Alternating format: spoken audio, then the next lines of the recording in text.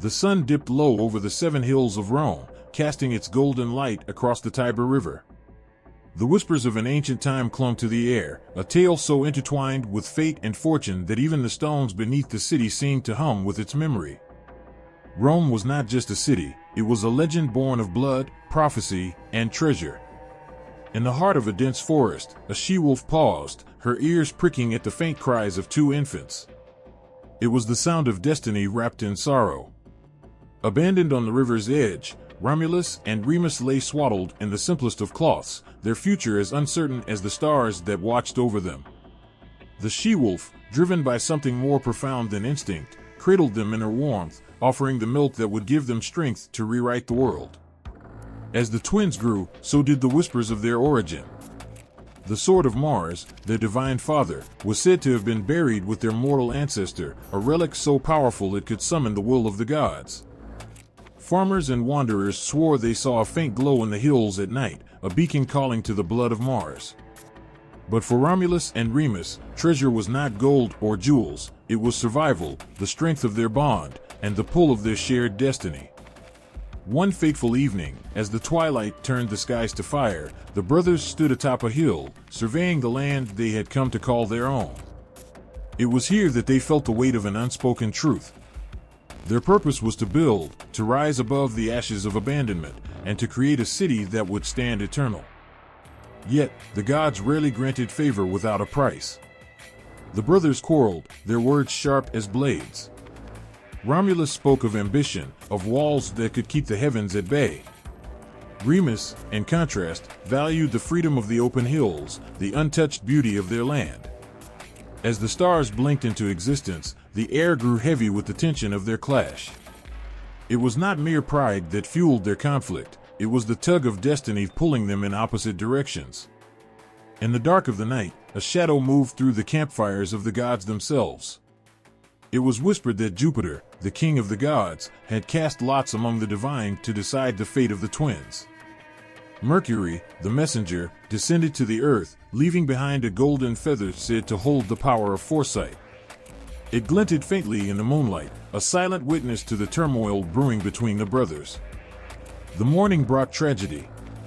Romulus, in a fit of rage and determination, struck his brother down. The hills echoed with the cries of Remus, a sound that would haunt Rome for centuries. Yet, as his blood mingled with the earth, it was said that the land itself trembled. Treasure, for Rome, was born from sacrifice. It was the life of Remus that sealed the bond between the people and their city. With the foundation laid, Rome began to grow, its walls rising like prayers to the heavens. Romulus, crowned by fate, became its first king. But his reign was not without shadow. Stories emerged of a hidden altar beneath the city, an offering to appease the restless spirit of his twin. Some claimed Romulus himself wept at night, his tears turning to pearls that vanished with the dawn. These pearls, rumored to be scattered across the hills, were said to grant visions of the city's future to those pure of heart. Rome's first treasures were not of earthly riches but relics imbued with the power of its myths. Farmers unearthed strange coins inscribed with symbols unknown, said to have been left by Saturn during his reign on Earth. Others spoke of a chalice, lost in the fields, that turned water to wine when held by those of Roman blood. The most haunting of these tales told of a golden chain, gifted by Venus, which could bind the wills of men and gods alike. It was said to have vanished the day Romulus disappeared into the stormy skies, taken by Mars to join the heavens. Centuries passed, but the spirit of the twins lived on in every stone of the city. Treasure hunters combed the hills, their eyes scanning the horizon for a glint of gold or the faint glow of the relics whispered about in hushed tones. Yet, it was not merely greed that drove them, it was the hope of connecting with the city's divine origin, to hold a fragment of the tale that gave life to the eternal city. The wind carried the voices of the past, a melody of gods and mortals intertwined. Beneath the bustling streets, beneath the towering arches and temples, Rome's treasures waited. Some were hidden by design, others lost to time, but all carried the weight of a story that refused to fade. A child knelt beside the Tiber, his small hands scooping mud as he searched for something that shimmered under the surface. He was no more than 7, his tunic tattered and smeared with dirt, but his heart raced with excitement. His grandfather had spoken of coins lost to the river long ago, coins stamped with the faces of gods and heroes. To hold such a thing, even for a moment, felt like grasping the spirit of Rome itself. The concept of treasure in ancient Rome was far more than gold or silver. It was anything that carried the weight of meaning, power, or memory. The child by the river wasn't chasing wealth, he was chasing a fragment of a story, a connection to something larger than himself. That was treasure in Rome, a tie to the divine, the past, and the legacy of the eternal city. In the shadow of the Great Forum, where senators debated and traders haggled, another kind of treasure was hidden. Statues of marble and bronze lined the pathways, their forms carved with such skill that they seemed almost alive. These were not mere decorations, they were embodiments of Rome's glory. A statue of Jupiter, with his stern gaze and thunderbolt in hand, was said to contain the god's blessing for those who honored him. Every time a general passed before it on his way to war, he would pause and place his hand upon its base, whispering a silent prayer. For the Romans, these statues were treasures as sacred as the gods they represented. But not all treasures were out in the open. In the depths of the city, beneath layers of stone and soil, lay artifacts shrouded in mystery. Farmers plowing their fields sometimes struck metal that glinted like fire. There were shields engraved with the names of warriors who had fought for the Republic, their edges still bearing the dents of battle. Swords, once gripped by heroes, seemed to hum with the echoes of victory and loss. These objects were not just tools of war, they were carriers of stories, each scratch and scar a chapter written in blood and honor. The temples, too, were overflowing with treasures. In the heart of the Temple of Vesta, where the sacred flame burned eternal, there was said to be a chalice crafted by Vulcan himself. It was kept hidden from all but the Vestal virgins, a relic so holy that even the emperor dared not lay his eyes upon it. Priests guarded their altars with devotion, offering sacrifices to ensure the god's favor. Golden bowls, ivory carvings, and jewel-encrusted goblets filled the sanctuaries. These were treasures not for display but for devotion, their worth measured not in coins but in blessings. There were also treasures that belonged not to gods or warriors but to the everyday people. A merchant might carry a small bronze coin in his pouch, its surface worn smooth from years of use. To anyone else, it was just another coin. But to him, it was the first payment he had ever received, a symbol of his hard work and survival in a city of ambition. A mother might keep a necklace made of humble beads, a gift from her child who had gathered them from the hills. These simple items, cherished beyond their material value, reminded Romans that treasure was often found in the bonds they held dear. Then there were the treasures that spoke of Rome's reach across the world. After a victorious campaign, a general would return with spoils so grand they defied belief. Gilded chariots from Egypt, silk from the east, and glittering jewels from the Gauls paraded through the streets in triumphal processions. The people would cheer, their voices rising in waves, as they marveled at the wealth of their empire. Yet, as magnificent as these spoils were, they were fleeting. Gold could be spent, jewels could be lost, but the glory they symbolized, that was the real treasure, one that no thief could steal. But perhaps the most haunting treasures were those tied to prophecy. The Sibylline books, guarded with utmost secrecy, were said to hold the fate of Rome within their pages. When disaster loomed or uncertainty gripped the city, the Senate would consult these ancient texts, hoping to find guidance. No one knew who had written them, only that they came at a great cost. It was said that when the first copies were offered to the king, he refused their exorbitant price. The seller, undeterred, burned several books before offering the remainder at the original price. Terrified by the thought of losing such knowledge, the king agreed, and the books were preserved, until they, too, vanished in the fires of history. Sometimes, treasure was hidden in the most unexpected places. A man digging a well might uncover a mosaic tile, its intricate design hinting at a villa lost to time. A soldier camping near the border might stumble upon a clay jar, sealed and forgotten, its contents glittering in the moonlight.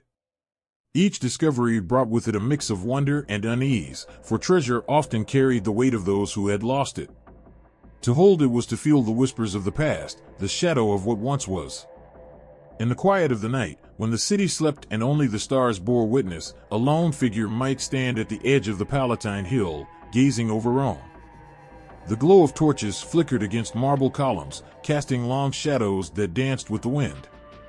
That figure, whether a farmer, a senator, or a soldier, would feel the heartbeat of the city, a rhythm pulsing with stories, sacrifices, and treasures both seen and unseen. And in that moment, they would understand, treasure was not just what one could hold. It was what one could feel, what one could remember, and what one could believe. The night air was thick with the scent of pine and the hum of cicadas. In the stillness of the forest, a lone shepherd froze mid-step, his torch casting flickering shadows over the dense foliage. His ears caught the faintest of sounds, a whisper, a sigh carried on the wind. It was not human, yet it beckoned him deeper into the woods. There, beneath the sprawling branches of an ancient oak, he stumbled upon a sight that stole his breath. Resting on the roots, as if cradled by the earth itself, lay a battered bronze shield. Its surface shimmered faintly, as though it held the glow of the moon within its battered edges. The shepherd did not know it then, but this was no ordinary shield. It was said to have belonged to Romulus, the first king of Rome, forged in the flames of Mars himself. The stories whispered that the shield had guided Romulus in his battles, its glow illuminating the path to victory. Some claimed it would hum softly when danger approached, as if it bore a fragment of the god's own awareness. Yet how had it come to be forgotten here, in the embrace of the forest? And why did the air around it feel so heavy, so alive? The treasures of Romulus and Remus were not merely items of wealth or power. They were relics steeped in the myths of the city's foundation, each carrying the weight of destiny and sacrifice. The twins were born under extraordinary circumstances, their story etched into the fabric of Rome's soul. The treasures tied to them were more than objects, they were symbols of Rome's eternal spirit. The golden spear of Mars was said to have been given to Romulus on the night he founded the city. Legend spoke of its appearance during the darkest hour, when the skies thundered and the earth itself seemed to shudder. The spear was not made for war but for judgment, its sharp point used to mark the sacred boundary of the city. Romulus stood with it in his hand, its golden tip glinting as he drew the line in the soil. This was the Pomerium, the sacred border of Rome, and no one dared cross it without his blessing. The spear disappeared after Romulus ascended to the heavens, but whispers lingered that it was hidden beneath the city, waiting for the day Rome would need its protection once more. Remus, though his tale ended in tragedy, was also tied to treasures shrouded in mystery. The cloak of the twin stars was a humble piece of fabric he wore during his wanderings with Romulus. Stitched by their foster mother, the cloak bore 2 stars embroidered in silver thread. It was said that as long as Remus wore it, the brothers could always find each other, no matter the distance. On the night of his death, the stars on the cloak were said to have dimmed, their light fading as Remus took his final breath. The cloak vanished soon after, but some believed it still existed, hidden in the ruins of the first huts on the Palatine Hill. Another treasure, whispered about but never seen, was the cup of Albalonga. This chalice, passed down through their bloodline, was said to be a gift from the gods themselves, meant to seal alliances and offer blessings. When the twins drank from it as boys, they dreamed of wolves running alongside them, their eyes blazing with purpose. After the foundation of Rome, the cup was used to bless the city, the wine poured from it soaking into the soil as an offering to Jupiter. Then, like so many relics of the past, it vanished, leaving only stories behind. But perhaps the most haunting of all was the wolfstone. It was said to have been found by the she-wolf that nursed the twins, buried near the spot where they were left to die. Smooth and black as the night, it bore markings that no one could decipher. Some claimed it was a gift from Diana, the goddess of the wild, to protect the innocent. Others believed it was an omen of the twins' destiny, a sign that their lives would be touched by the divine. The stone was kept by the twins as a talisman, passed between them as a symbol of their bond. After Remus's death, Romulus was said to have thrown it into the Tiber, unable to bear its weight. Yet the river, ever loyal to Rome, is said to have carried it to a secret resting place, where it waits for the city's next great need. The stories of these treasures were not told openly. They lived in hushed whispers, passed from one generation to the next. To speak of them too loudly was to invite the gods' attention, and the gods were not always kind. Yet, on quiet nights, when the city's hum softened and the stars burned bright above, the people of Rome could feel their presence. It was as if the treasures themselves were watching, waiting, guarding the city they had helped create. In the shadows of the eternal city, where myths walked hand in hand with history, these treasures lingered. They were more than relics. They were reminders of a time when Rome's very survival depended on the courage of two brothers, a she-wolf's kindness, and the will of the gods. Their glow, faint but enduring, could still be felt by those who believed. The capital was cloaked in silence, the kind that stretched beyond the edges of sound, heavy and sacred. The moon hung low, casting its silver gaze over the ancient hill where the heart of Rome pulsed unseen. A figure moved through the shadows, their steps hesitant yet purposeful. They were drawn by something they couldn't name, a pull that seemed to rise from the stones beneath their feet. In the stillness, they felt it, a presence, timeless and untamed, watching from the darkness. At the heart of Rome's divine legacy was a treasure whispered about but never seen, the golden wolf. It was said to be no mere statue, but a creation born of both divine will and human hands. The legends told of a time when the gods themselves blessed the fledgling city, offering it this golden effigy as a symbol of protection and power. Forged from celestial metal and shaped with breathtaking precision, the wolf stood poised, its golden fur catching light like fire. Its eyes, two radiant emeralds, seemed to see into the souls of those who gazed upon it. The golden wolf was more than a work of art. It was alive in a way that defied understanding. The ancient tales whispered that on stormy nights, when lightning cleaved the sky, the wolf's emerald eyes would glow, its form pulsing with an energy not of this world. Some swore they had heard its growl echo through the capital during times of great peril, a sound that sent shivers through the bravest of men. Its origins were as mysterious as the gods themselves. The stories began with Mars, the god of war and father of Romulus and Remus. When the twins were saved by the she-wolf, Mars was said to have been moved by her act of compassion. Though his heart was forged in battle, the sight of the wolf cradling his sons stirred something ancient and protective within him. As an eternal reminder of this moment, Mars summoned the divine forge, calling upon Vulcan, the master craftsman of the gods, to create the golden wolf. It was meant to embody the courage and loyalty of the she-wolf, standing as a guardian over Rome for all eternity. When the golden wolf was first brought to the capital, the air seemed to hum with a strange, almost sacred energy. Crowds gathered, their voices hushed in awe as they beheld the magnificent effigy. It was placed atop the temple of Jupiter Optimus Maximus, where it gleamed like a beacon, visible from every corner of the city. Under its watchful gaze, Rome prospered. Victories in battle were attributed to its blessing, and in times of peace, it was a symbol of unity, reminding the people of their divine origins. But prosperity breeds envy, and power invites shadows. One fateful night, during a time of political upheaval, the golden wolf disappeared. No one saw it taken, and no one confessed to its theft. It was as if the earth itself had swallowed it whole. The city awoke to find the capital bare, its guardian gone. Panic rippled through the streets. People whispered of curses, of gods turning their backs on Rome. The air was thick with fear, and for the first time, the eternal city felt fragile. The loss of the golden wolf became the stuff of legend. Some claimed it had been stolen by rival cities, smuggled away to weaken Rome. Others believed it had been hidden by priests, buried deep beneath the capital to protect it from those who sought to exploit its power. There were even those who whispered that it had returned to the gods, its purpose fulfilled, leaving behind only its memory. Yet there were signs, fleeting, inexplicable glimpses, that the golden wolf had not left Rome entirely. During moments of crisis, some swore they had seen a golden glimmer in the shadows of the capital, a fleeting flash of emerald light. On stormy nights, when thunder roared and the Tiber swelled with fury, faint growls were said to echo through the city, as though the wolf's spirit still lingered, watching over its people. These tales were passed down through generations, a source of hope for a city that refused to be broken. Centuries later, the golden wolf remains an enigma. Scholars and treasure hunters have scoured ancient texts and dug beneath the capital, desperate to uncover its resting place.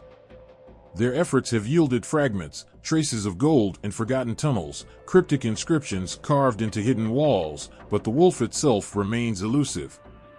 It is as though the earth guards it fiercely, unwilling to reveal its secrets to those who seek it for selfish gain.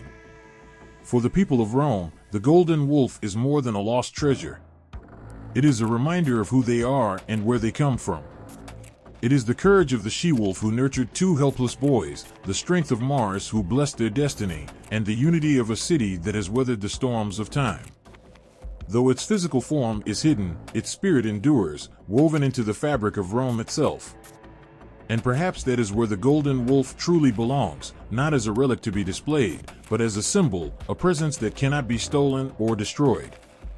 For in the heart of every Roman, the wolf still stands, its golden fur gleaming, its emerald eyes blazing with the fire of the gods. It watches, it guards, and it waits, forever a part of the eternal city. The air was thick with the scent of damp earth as the workers dug deeper into the hillside. Each shovelful of soil felt heavier than the last, not just with weight, but with the weight of something unknown. Then came the sound, a dull clang of metal against something solid. All motion stopped. The silence seemed to stretch forever as the foreman leaned down, brushing away the dirt with trembling fingers. What emerged wasn't a rock or root but a gleaming fragment of gold, etched with swirling, ancient patterns. It wasn't Roman. It was something older, something that breathed of a world long lost. The Etruscans. Their name alone carries an air of mystery, a whisper of a people who flourished in the land that would become Rome, but whose legacy remains shrouded in shadow. The Romans were conquerors, yes, but they were also inheritors. Much of what Rome became, its architecture, its religious rites, its artistry, had roots in Etruscan soil. And in that soil, even now, lies a wealth of treasures that speak of a civilization as enigmatic as the gods they worshipped. The artifacts left behind by the Etruscans are like whispers from another time, their meaning often just out of reach. Take, for instance, the gold fibulae, delicate brooches crafted with impossible intricacy. These weren't mere adornments, they were symbols, each curve and line holding a story. When unearthed, their golden surface catches the light as if they've been waiting centuries to breathe again. It's said that one such brooch, found near an ancient burial site, bore the figure of a lion so lifelike it seemed to prowl beneath the touch. Who wore it? A warrior? A priestess? Or someone whose name was lost to history, but whose essence lingers in the curves of that golden beast? And then there are the urns. Made of terracotta and adorned with hauntingly detailed faces, they held the ashes of the dead. But these weren't mere containers, they were portraits, each one bearing the features of the person within. Some smiled serenely, while others seemed to carry the weight of unfinished stories. One urn, found in a hidden chamber near Tarquinia, showed a woman with eyes so piercing they seemed alive. Those who saw it swore they felt her gaze follow them, as if she were guarding not just her own spirit, but something far greater. But it wasn't just the craftsmanship that set Etruscan treasures apart, it was the mystery. The Etruscans worshipped gods older than Jupiter, darker and wilder, gods who demanded rituals steeped in blood and shadow. Their artifacts often bore inscriptions in an alphabet that defies full translation to this day. What did those symbols mean? Were they prayers? Curses? Maps to something more?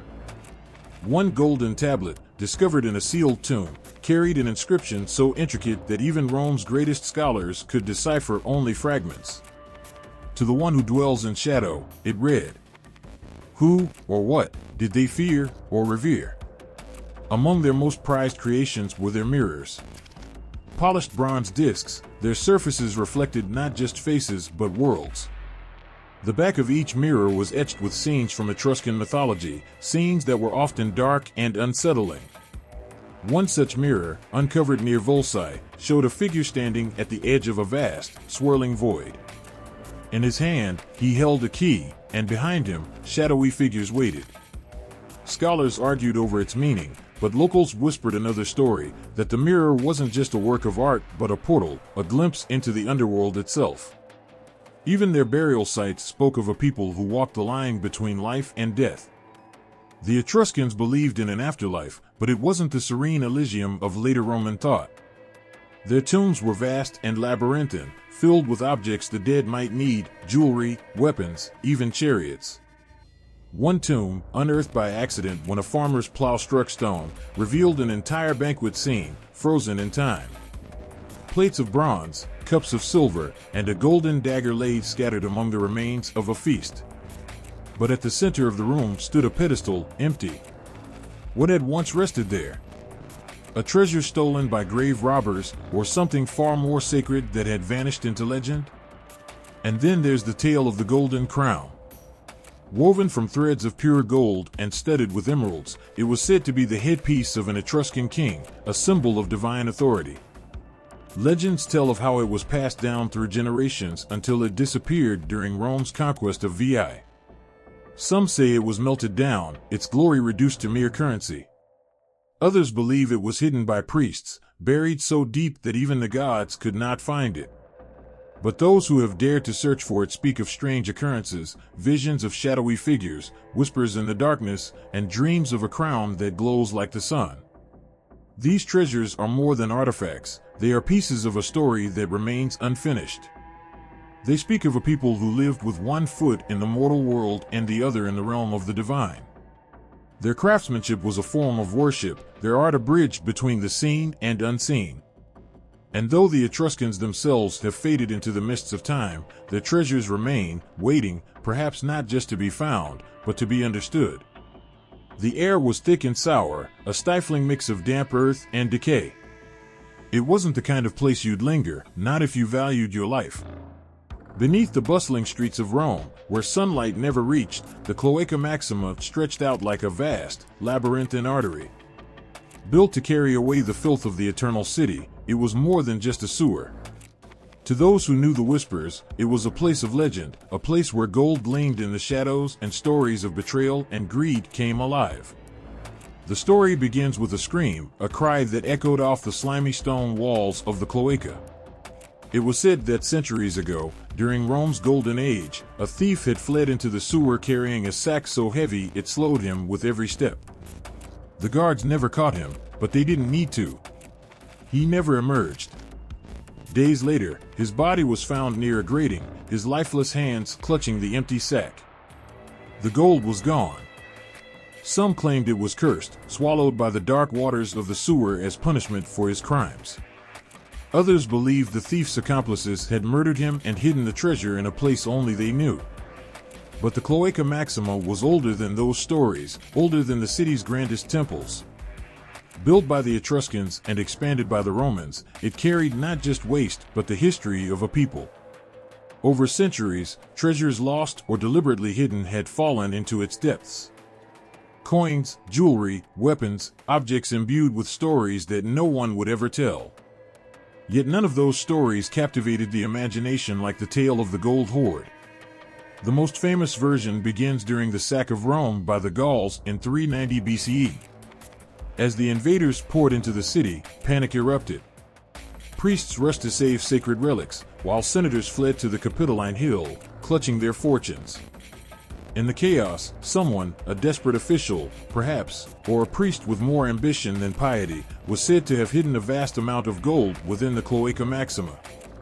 When the Gauls were finally driven out, the treasure was nowhere to be found. Some claimed it was buried beneath centuries of silt. Others whispered that the sewer had a will of its own, pulling the gold deeper into its labyrinthine depths. Over the centuries, people tried to find it. There were the daring and the foolish, who waded into the sewer with torches and ropes, only to return empty-handed or not at all. There was the scavenger who emerged pale and shaking, his torch extinguished, claiming he'd seen a shadow move against the flow of the water. And then there was the scholar, a man who believed the treasure was not just gold, but something far more precious, a collection of scrolls and artifacts, hidden to preserve Rome's ancient knowledge.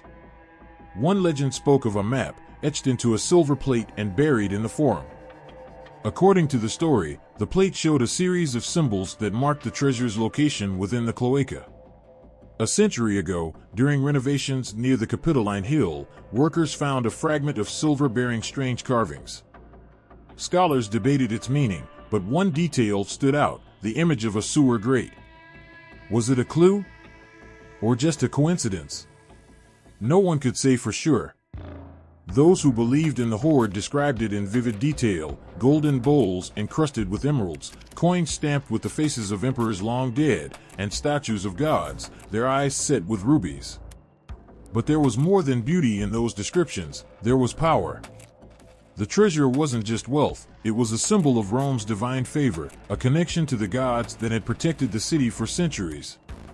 To possess it, some said, was to hold the fate of Rome in your hands. The most chilling tale comes from the 17th century. A group of treasure hunters, armed with maps and crude tools, descended into the Cloaca Maxima on a moonless night.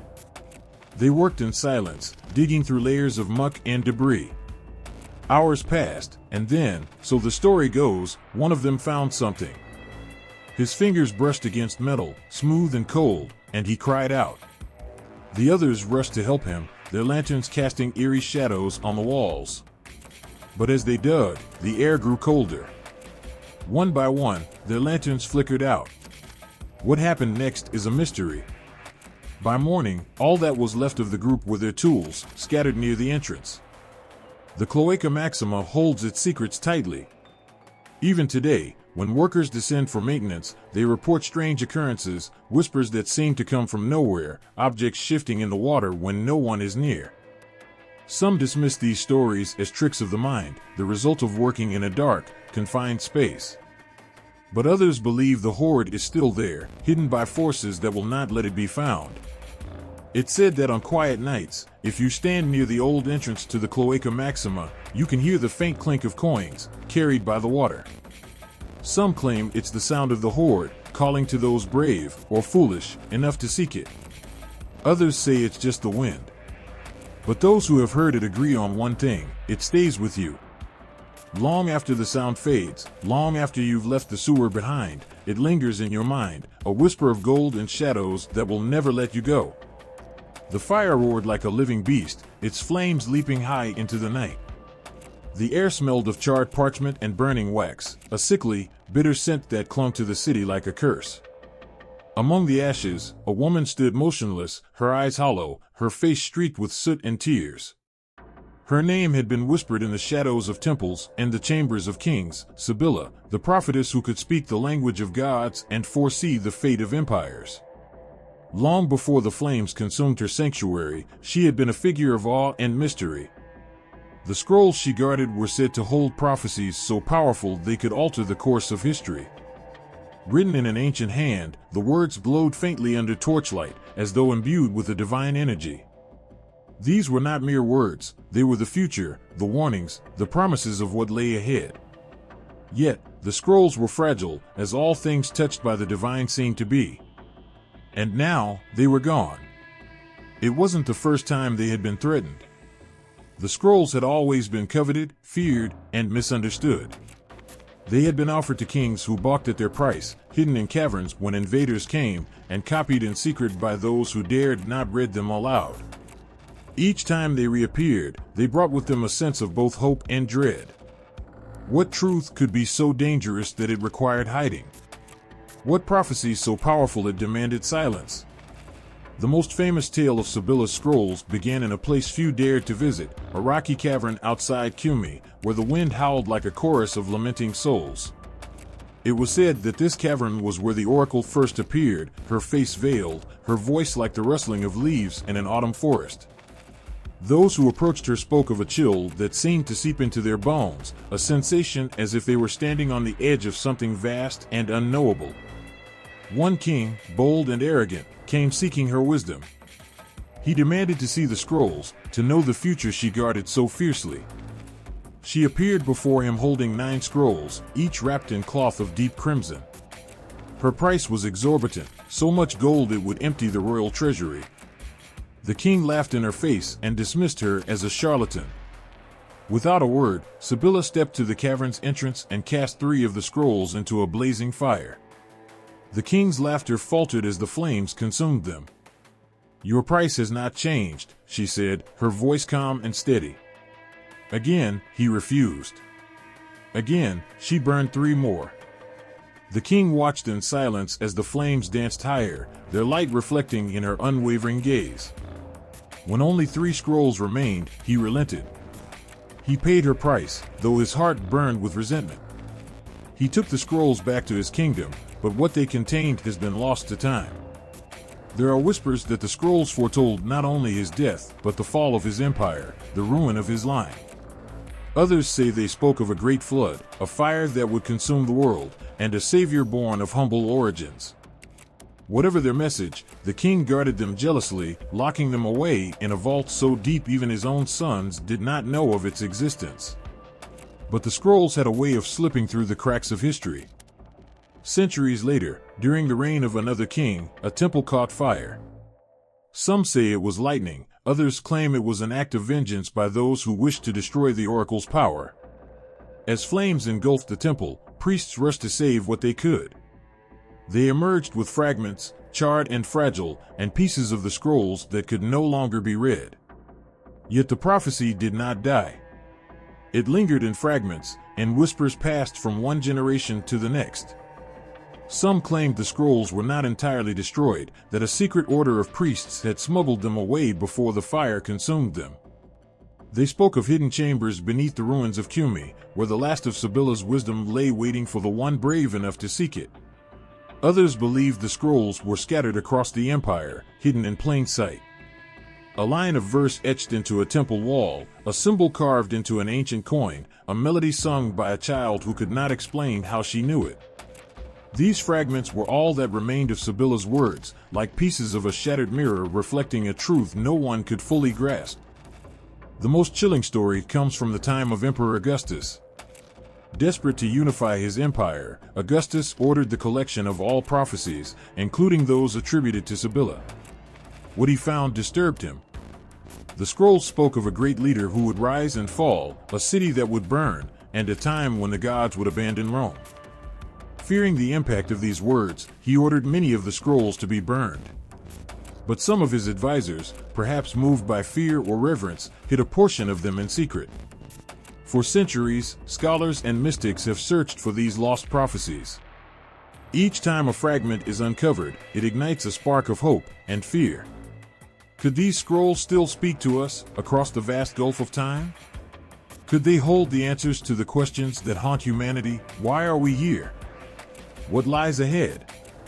And can we change the future if we understand the past? The scrolls of Sibylla are more than parchment and ink. They are the echoes of a voice that spoke for the gods, a voice that once trembled through the corridors of power and the hearts of kings.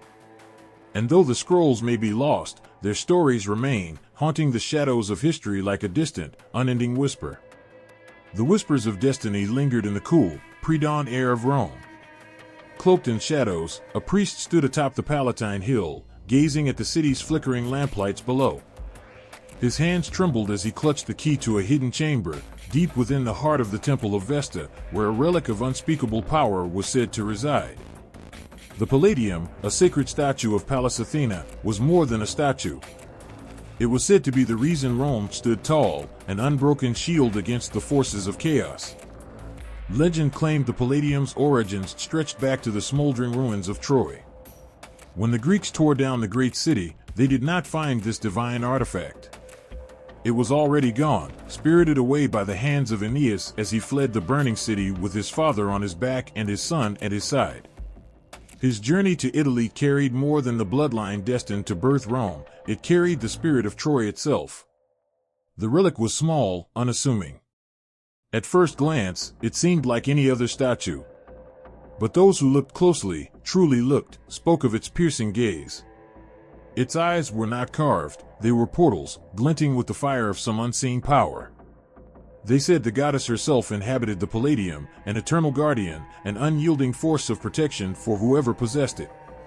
The priest descended the hill, his every step heavy with the weight of what lay beneath the temple.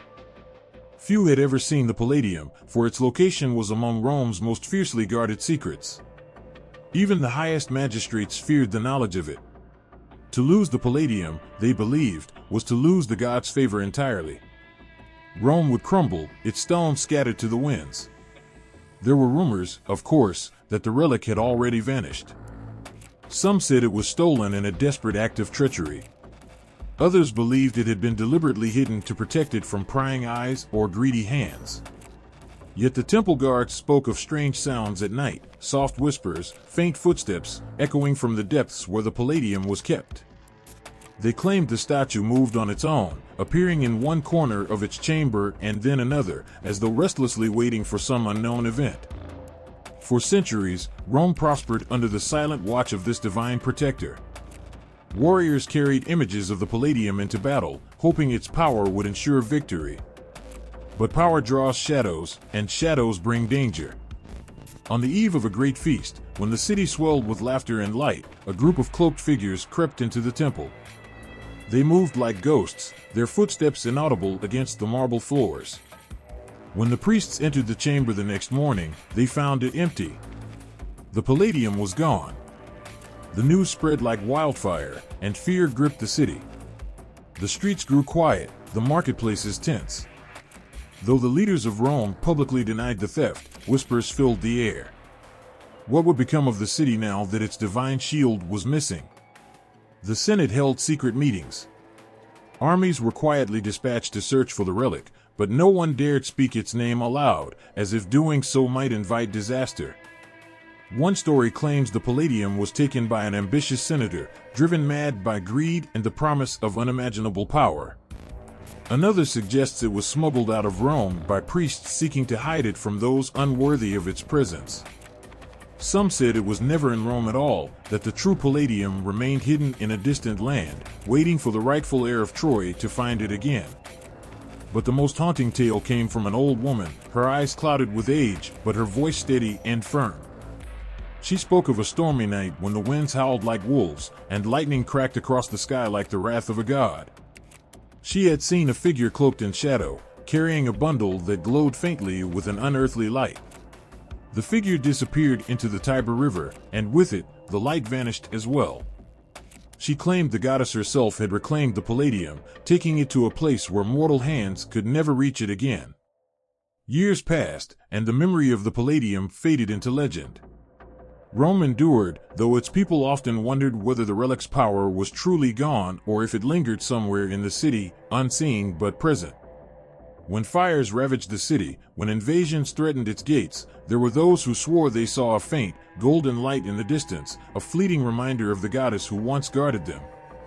Even now, in the hushed corners of ancient ruins, seekers come in search of the Palladium.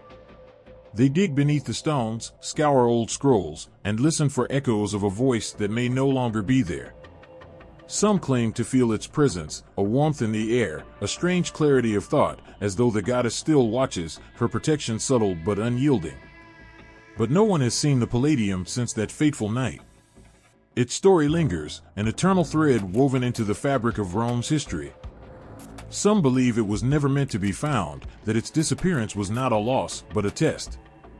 For as long as Rome remembers the Palladium, as long as its people carry the courage and resilience it once symbolized, perhaps the city will endure.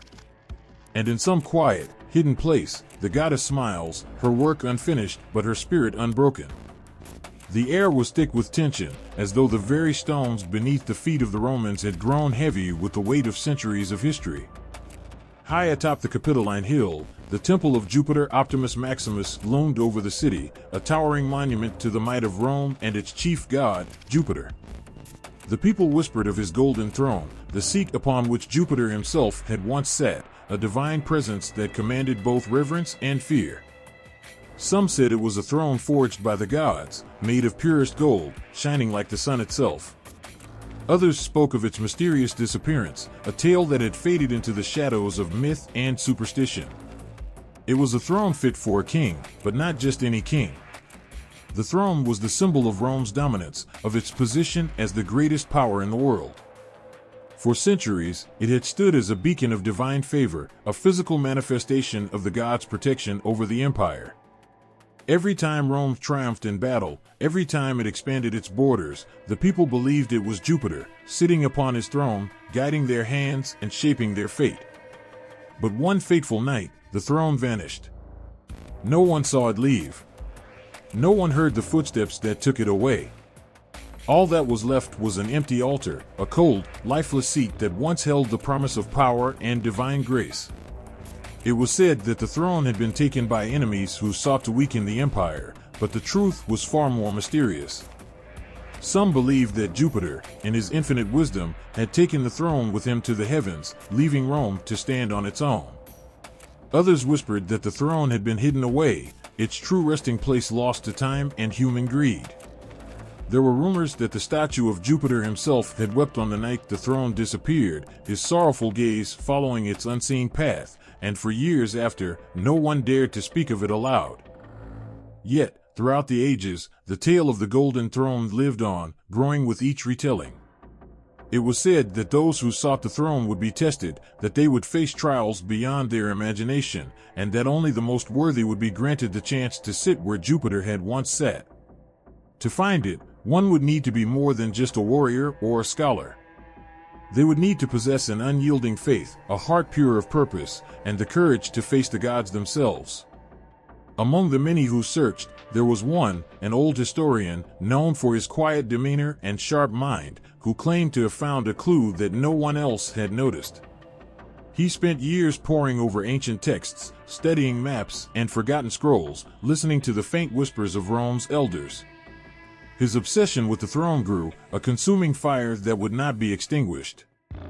As the years passed, his health began to fail, but he refused to give up his search. One cold, moonless night, as he pored over a faded manuscript in a dimly lit room, he found it, a mention of a hidden chamber beneath the temple of Jupiter Optimus Maximus. The text was incomplete, broken in places, but there was no mistaking the significance of the words. It spoke of a golden throne, the same throne that had once belonged to Jupiter, hidden in a secret vault beneath the earth. The historian's heart raced. Could it be? Was the throne still there, buried beneath the city, waiting for someone to claim it?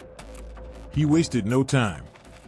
He gathered what little he had, an ancient map, a few tools, and made his way to the ruins of the old temple. The journey was perilous, the ruins now a labyrinth of crumbling walls and forgotten paths. But the historian pressed on, guided by his obsession and the whispers of the past.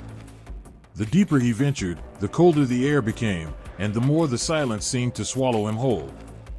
There was no sound but the soft echo of his footsteps, and yet, he felt an overwhelming presence around him, an invisible weight that pressed down on his chest. Finally, after what felt like an eternity, he found it, a hidden entrance, concealed by years of dust and decay. He knelt before it, his hands trembling as he cleared the debris, revealing the ancient stone steps leading down into the darkness. The air smelled stale, and the flickering light from his torch cast eerie shadows on the walls as he descended.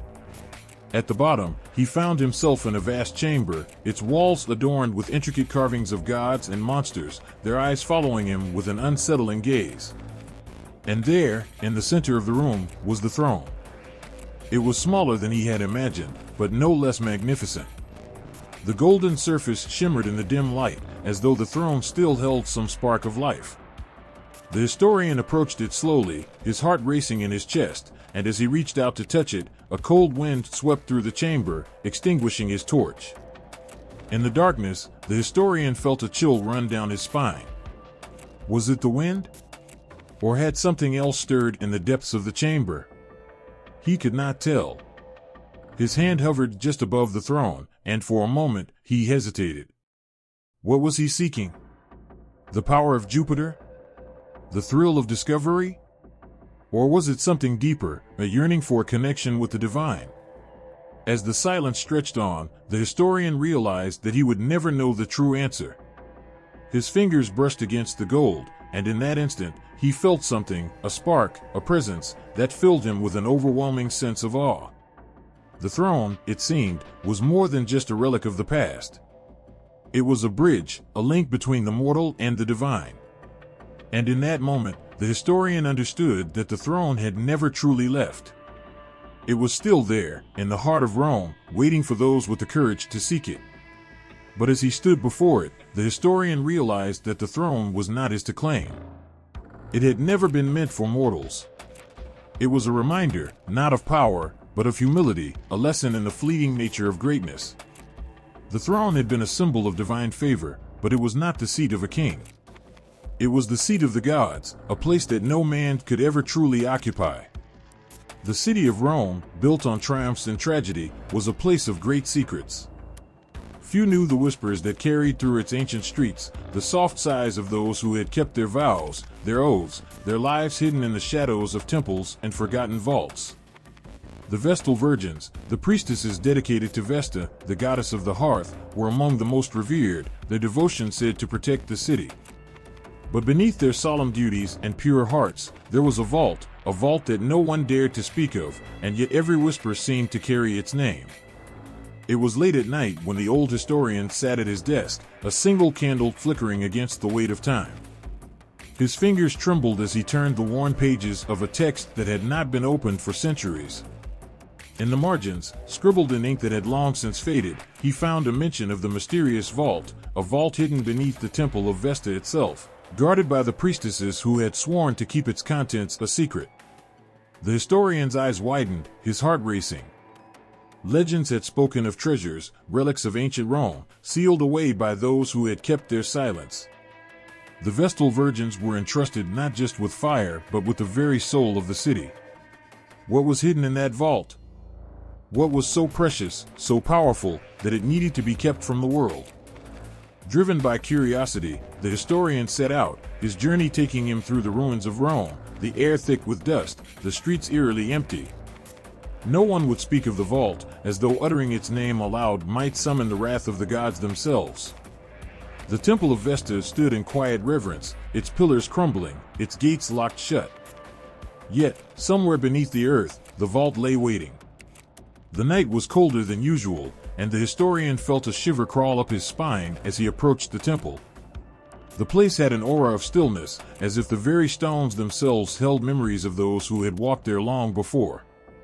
He reached the base of the temple, his breath steady but his heart pounding in his chest.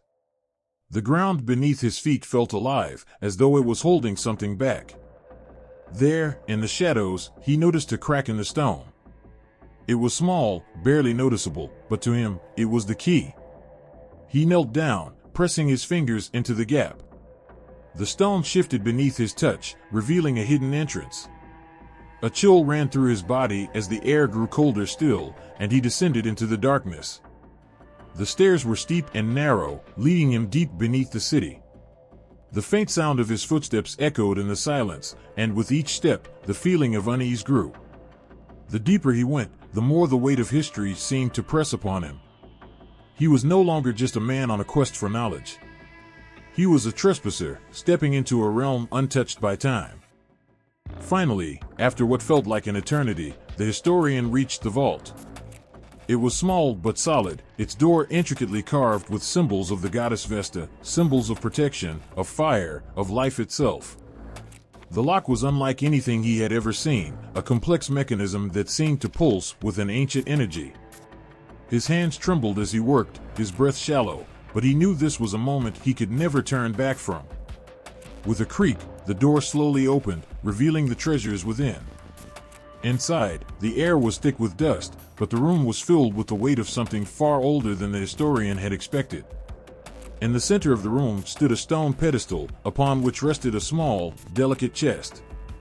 It was made of gold, the surface tarnished by the passage of time, but still glimmering faintly in the dim light.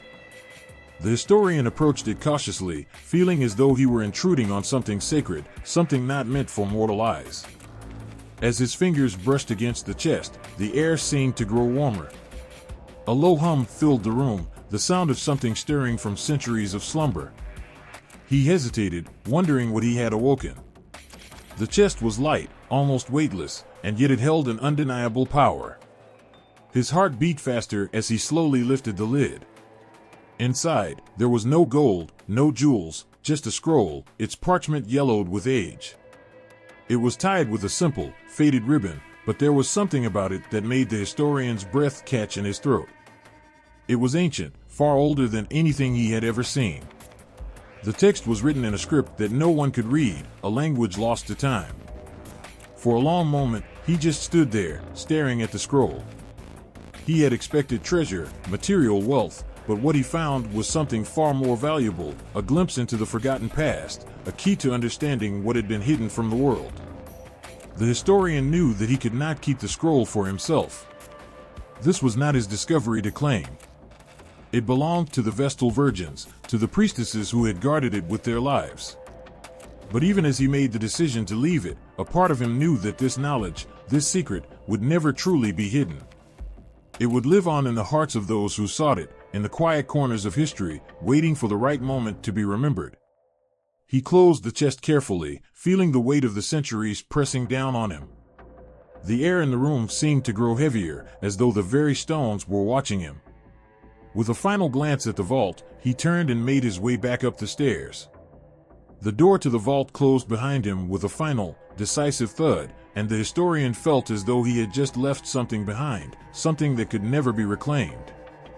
As he stood in the silent darkness, he could almost hear the soft, echoing voices of the Vestal Virgins, their prayers and vows still lingering in the air.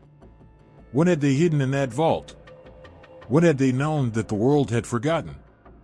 And perhaps, more importantly, what had they left behind that no one would ever truly be able to understand? There was a time, long ago, when the streets of Rome roared with the sounds of legions marching, of senators plotting, and of the endless tides of power crashing against each other. But in the midst of all this, one name stood above the rest: Julius Caesar. A man who rose from nothing to claim the title of Rome's first dictator, who shaped the destiny of an empire, and whose wealth was said to be so vast it could rival the very gods themselves. But in the final days of his life, a mystery lingered in the shadows, hidden treasure, buried deep, untouched by time. The legend was simple, but haunting. Julius Caesar, the man who had conquered nations, amassed riches beyond measure, had hidden his wealth before his untimely death. No one knew where it was, but the whispers grew louder. His enemies had no idea of the extent of his fortune, and his allies, well, they were too focused on the rise of the empire to notice the treasures slipping away. Caesar had been an ambitious man, his eyes fixed on the future. He knew that to secure his place in history, he needed more than just power. He needed something that would outlive him, something that would last for eternity. But as the Ides of March approached, and the knives were drawn against him by those he trusted, Caesar's plans took a dark turn. The day he was assassinated in the Senate was the day Rome lost its greatest leader, but also, perhaps, its greatest secret. His fortune, whispered to be spread across the empire, from Egypt to Gaul, had vanished. The people who stood to inherit it, his family and closest allies, searched for it in vain, but it was nowhere to be found. It was as if Caesar had slipped away, leaving nothing but shadows. But the rumors didn't stop. They said Caesar had hidden his wealth in plain sight, in the very heart of Rome. They said he had planned for a day when the empire might crumble, when his enemies would try to wipe out his legacy, and in that moment, the wealth he'd secured would rise from the depths, just as he had from obscurity. The story of Caesar's hidden wealth passed from mouth to mouth, from generation to generation. Some believed it was buried beneath the temple of Jupiter Optimus Maximus, hidden within the very foundation of Rome's greatest temple. Others whispered it had been secreted away into the labyrinthine tunnels beneath the city, guarded by traps and curses. Some even said it was buried in the sands of Egypt, deep within Cleopatra's tomb, a treasure beyond imagining, waiting for the right moment to be unearthed. A man named Lucius, an unremarkable historian by the standards of Rome, had spent years following these rumors, each thread pulling him deeper into the mystery. His heart raced as he pored over old texts, deciphering ancient maps and scrolls. Each clue seemed to lead him closer, but the truth, what had become of Caesar's fortune, remained ever elusive. One evening, Lucius sat alone in the dim light of his study, his fingers tracing the lines of a forgotten manuscript. It spoke of a hidden vault beneath the city, a place so secret, even the bravest soldiers had been told to stay away.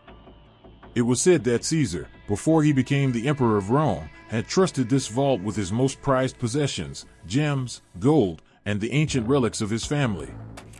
But when the betrayal came, when the assassin struck, the vault was sealed, its location lost to history. Lucius knew then that this vault, wherever it was, held the key to the wealth Caesar had hidden. The historian's pulse quickened. He had spent years collecting the fragments of the story, piecing them together like a puzzle, but now, at long last, he felt as though the pieces were falling into place.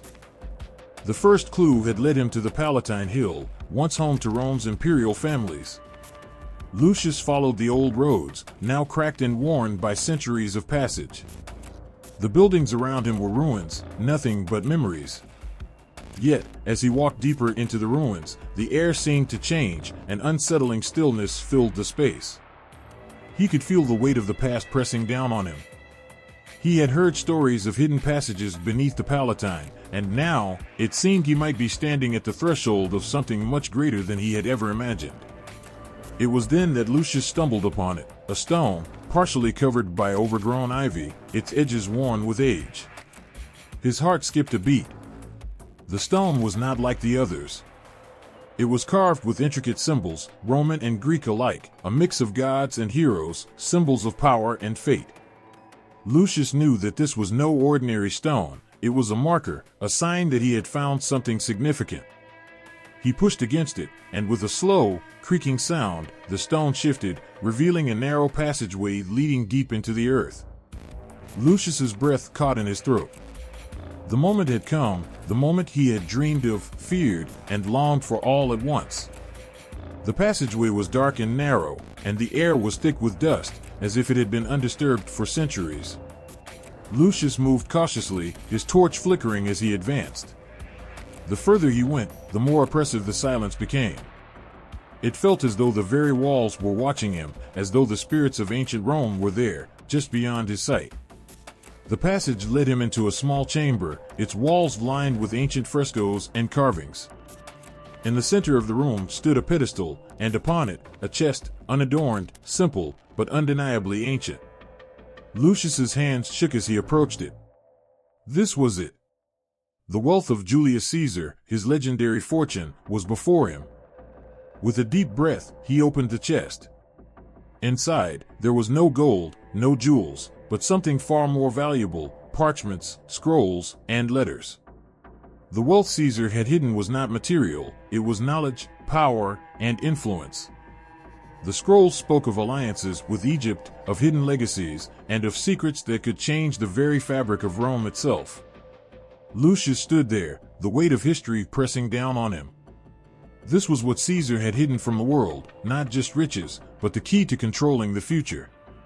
The chest may not have contained the gold Lucius had imagined, but it contained something far greater, the power to shape the destiny of Rome. For a moment, he stood there, lost in thought, overwhelmed by the significance of what he had found. Julius Caesar, the greatest of them all, had not only hidden his wealth, he had woven his legacy into the fabric of time itself. And now, it was in his hands. The winds of the Mediterranean were hot with the promise of battle, but not just any battle. It was the kind that would shape the future of the world. Mark Antony, once a mighty Roman general, now an enigma, stood on the shores of Alexandria, his eyes fixed on the woman he loved, Cleopatra. Her beauty had captivated not only his heart but his empire, and together they had stirred the hearts of nations. But their love was not just one of passion, it was a love bound by treasure, by power, and by destiny itself. It was said that Cleopatra, the queen of Egypt, had something far more valuable than jewels or gold. She had Mark Antony. And for a time, that seemed enough. Together, they dreamed of an empire that stretched from the shores of Egypt to the heart of Rome. Their love was intoxicating, a whirlwind that no one could stop, not even fate. But love, as it often does, led them into treacherous waters. Antony, once a trusted ally of Rome, had been drawn into Cleopatra's world, and the two had become inseparable. Yet, with each passing day, Rome grew more suspicious. Their enemies watched, biding their time, waiting for their moment. What neither Cleopatra nor Antony could see was the storm that was brewing, a storm that would not only destroy their love, but also their wealth, the treasure they had amassed together. It was whispered in the darkest corners of the empire that Cleopatra had hidden vast amounts of Roman gold, treasures that Antony had sent her as gifts, as tokens of their love. gold that came not from Egypt, but from the very coffers of Rome. These treasures, which should have belonged to the empire, were lost to time, hidden away by the queen and her lover. Some said the gold was buried in Alexandria, hidden beneath the sands where no one could find it. Others said it was stashed in the palaces of Egypt and secret chambers, waiting for a day when Antony and Cleopatra's reign would rise again. But as the years passed, their enemies closed in. Rome, led by Octavian, Antony's former ally and rival, was now poised to take everything from them. The fateful Battle of Actium loomed on the horizon, and the tides of fortune shifted against them. Mark Antony, desperate to hold on to what he had fought for, led his forces against Rome, but the battle was lost. Cleopatra, ever the queen, watched from her palace, knowing that the end was near. In the final moments, as their armies fell apart, there was a sense of finality in the air. Cleopatra's eyes were filled with sorrow, but also with resolve. She knew that what they had built, what they had fought for, was slipping through their fingers like sand. And with that, the treasures they had hidden, the treasures that were their lifeline, were gone. But before they could be captured by their enemies, Cleopatra had a plan. She sent her most trusted servants, those who had sworn to protect her, to take the gold and hide it once more. It was said that Cleopatra's last words to her servants were simple: hide it where no one will ever find it. And so, the treasures of Mark Antony and Cleopatra, once part of their dream, were buried, hidden from the world. The riches of Rome, the gold of the empire, became the stuff of legends, lost to time. The love story that had begun with passion, with ambition, ended in tragedy, but the treasure, the gold they had once shared, endured, hidden beneath the earth, locked away forever. Years passed. Cleopatra died, her heart broken by the loss of Antony, and Octavian became the emperor of Rome. The empire moved on, but the whispers of treasure, of lost gold, continued to spread. Those who had once been close to Antony and Cleopatra died, but the legend lived on.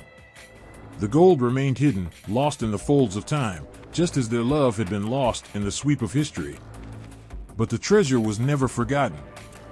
The stories grew. Some said it was hidden beneath Cleopatra's tomb, others said it was hidden in the deserts of Egypt, buried under layers of sand and stone. Some even whispered that the treasures were taken aboard a ship, never to be seen again, lost somewhere in the vastness of the Mediterranean. The legends grew wilder as the years went on. Some believed the treasure was still hidden in the ruins of Alexandria, a city that had once been the jewel of the ancient world. Others believed it lay beneath the very foundations of the palace, where Cleopatra had once sat, surrounded by luxury and power. Some believed the gold had been cursed, that it had been lost for a reason, because no one should ever be allowed to possess the wealth of a fallen empire. Mark Antony and Cleopatra's story was one of love and loss, of power and betrayal, of dreams that never came true. But through it all, the treasure remained, a symbol of their ill-fated love, a love that had burned too brightly, too fast. The gold they had amassed, the fortune they had gathered, was now more than just a lost treasure. It was a symbol of the greatness they had once achieved and the downfall they had suffered. Perhaps, in some forgotten corner of the earth, the gold remains, waiting to be discovered by someone brave enough to seek it. Or perhaps it will remain lost forever, a treasure buried by the sands of time, intertwined with a love story that was never meant to last. But one thing is certain: Mark Antony and Cleopatra's lost Roman gold will never be forgotten. It will live on, not just in the history books, but in the hearts of those who dream of finding it, of uncovering the riches of the past. A treasure lost in time, hidden by love, and waiting for the right person to find it. The emperor's treasury was more than a collection of gold and jewels. It was the embodiment of Rome's power, its greatness, its future. Augustus, the first emperor, built an empire on the bones of those who came before him, and within the heart of that empire, he hid a fortune that would make the world tremble. The streets of Rome were bustling with the life of the empire, but within the quiet chambers of Augustus's palace, behind locked doors, treasures were stacked higher than any building. These were not just coins and precious metals, but the very riches that symbolized the rise of an empire, the wealth of a nation that had conquered much of the known world. Augustus, with his shrewd mind and iron grip on power, had assembled these treasures with the foresight of a man who understood the value of legacy. But even emperors are not immune to fate. As Augustus grew older, the whispers of his fading health began to echo through the halls of his palace. His empire had flourished, yet his grip on power would soon loosen. The treasures that he had worked so tirelessly to accumulate became something more than just material wealth. They became symbols of his immortality. He had always been the master of Rome's destiny, but now, as death loomed nearer, the question became, what would become of his treasure? Augustus's final years were filled with a quiet, unsettling tension. Those closest to him, his family and trusted generals, knew that his death was inevitable, but the knowledge of what would happen afterward was less certain. Who would claim the treasure of Augustus? Would it be left to the people, a symbol of Rome's enduring might? Or would it disappear, swallowed by time, hidden in a way no one could ever fathom? The last moments of Augustus were spent not on the battlefield or at the head of his empire, but within the confines of his palace, surrounded by walls that had witnessed his rise. The emperor's death, when it came, was not the thunderous event that history books often tell. Instead, it was a quiet slipping away, his empire left to those who would inherit the mantle, but his wealth, the imperial treasury, was something different entirely. No one knew where it went, or who took it. Some say that it was hidden away by Augustus himself, as a final act of protection against the instability that followed his reign. Perhaps, in his final moments, he understood that the riches he had amassed could not be trusted to those who would follow. If the treasure was buried, hidden in a secret chamber, or taken far from Rome, it was not for want of greed, it was an act of preservation. Augustus had spent his life building a city, a nation, a legacy, but he knew, in the depths of his soul, that the greatest treasure he had was the one no one could touch. After his death, as the empire mourned, a shadow of suspicion began to fall over the imperial palace. Rumors spread, whispers about missing gold, jewels, and scrolls, treasures said to have been secreted away in the darkest corners of the empire. Those closest to Augustus were questioned, but none could offer an explanation. The wealth that had been so carefully collected had vanished without a trace. And with the loss of the treasure came a loss of trust. What had happened to Augustus's riches? Had they been stolen by those closest to him? Or had the emperor himself hidden them as a precaution against the chaos that followed his death? In the centuries that followed, as Rome rose and fell, the story of the missing imperial treasury became a ghost, an enigma wrapped in secrecy. The treasure, which had once been a testament to the greatness of the Roman Empire, became nothing more than a legend. The stories grew wilder over time. Some said that the treasure had been buried deep beneath the Colosseum, the great amphitheater that Augustus had never seen finished. Others swore that it lay hidden in the vaults beneath the Palatine Hill, the sacred ground where Rome's emperors were born. Some believed that it was lost at sea, taken on a ship that sank somewhere along the Mediterranean coast. But no matter how many different stories were told, none could confirm what had really happened to the riches of Augustus. The legacy of Augustus lived on, of course, in the power of Rome itself. The empire continued to flourish, reaching new heights under the rule of emperors who succeeded him. But the treasure, this symbol of Rome's grandeur, its very essence, remained lost. In its absence, a void was left behind, a gap in the history that would never be filled. As time went on, even the once vibrant city of Rome began to fade. The buildings that had been filled with life were reduced to ruins, the treasures hidden away became the stuff of myth and dreams. Still, there were those who searched, hoping to uncover the lost wealth of Augustus. Adventurers, scholars, treasure hunters, they all came, drawn by the allure of a fortune that could change everything. The imperial treasury of Augustus remained just that, imperial. Not a thing to be owned, but a symbol that belonged to the city itself. It was the pulse of Rome, the beating heart of an empire that once ruled the world. But now, it was nothing more than a memory, one that would slip further away as the years went by. The riches of Augustus were no longer about gold or jewels, but about what was lost when the empire crumbled, and what had been left behind in the silence of time. The disappearance of the imperial treasury is not just a story about missing gold, it is a reflection of the transience of power. How easily wealth, even that amassed by the greatest ruler of Rome, can vanish. And so, the treasure of Augustus remains an echo, a forgotten promise in the wind, a testament to the fleeting nature of all things, no matter how mighty. The air was thick with smoke, the streets of Rome choked under the weight of excess. Nero, the emperor, reveled in his power, surrounded by treasures that were so vast, so beautiful, that they seemed to breathe with a life of their own. His reign was one of opulence, and yet, for all the grand displays, there was a deeper hunger, a hunger for more. It was the hunger of a man who would stop at nothing to be remembered, to leave behind not just a legacy, but a mountain of riches. Nero's reign was one of indulgence, but also of cruelty. His every whim was met with the resources of an empire, servants, soldiers, slaves, all at his beck and call. He lived in a palace filled with gold, jewels, and precious silks, but none of it was enough. It was as if the more he had, the more he needed. The treasures he amassed were not just for show, they were his symbol of control, of the empire he held in his hands. But as with all things touched by greed, the gold came at a price.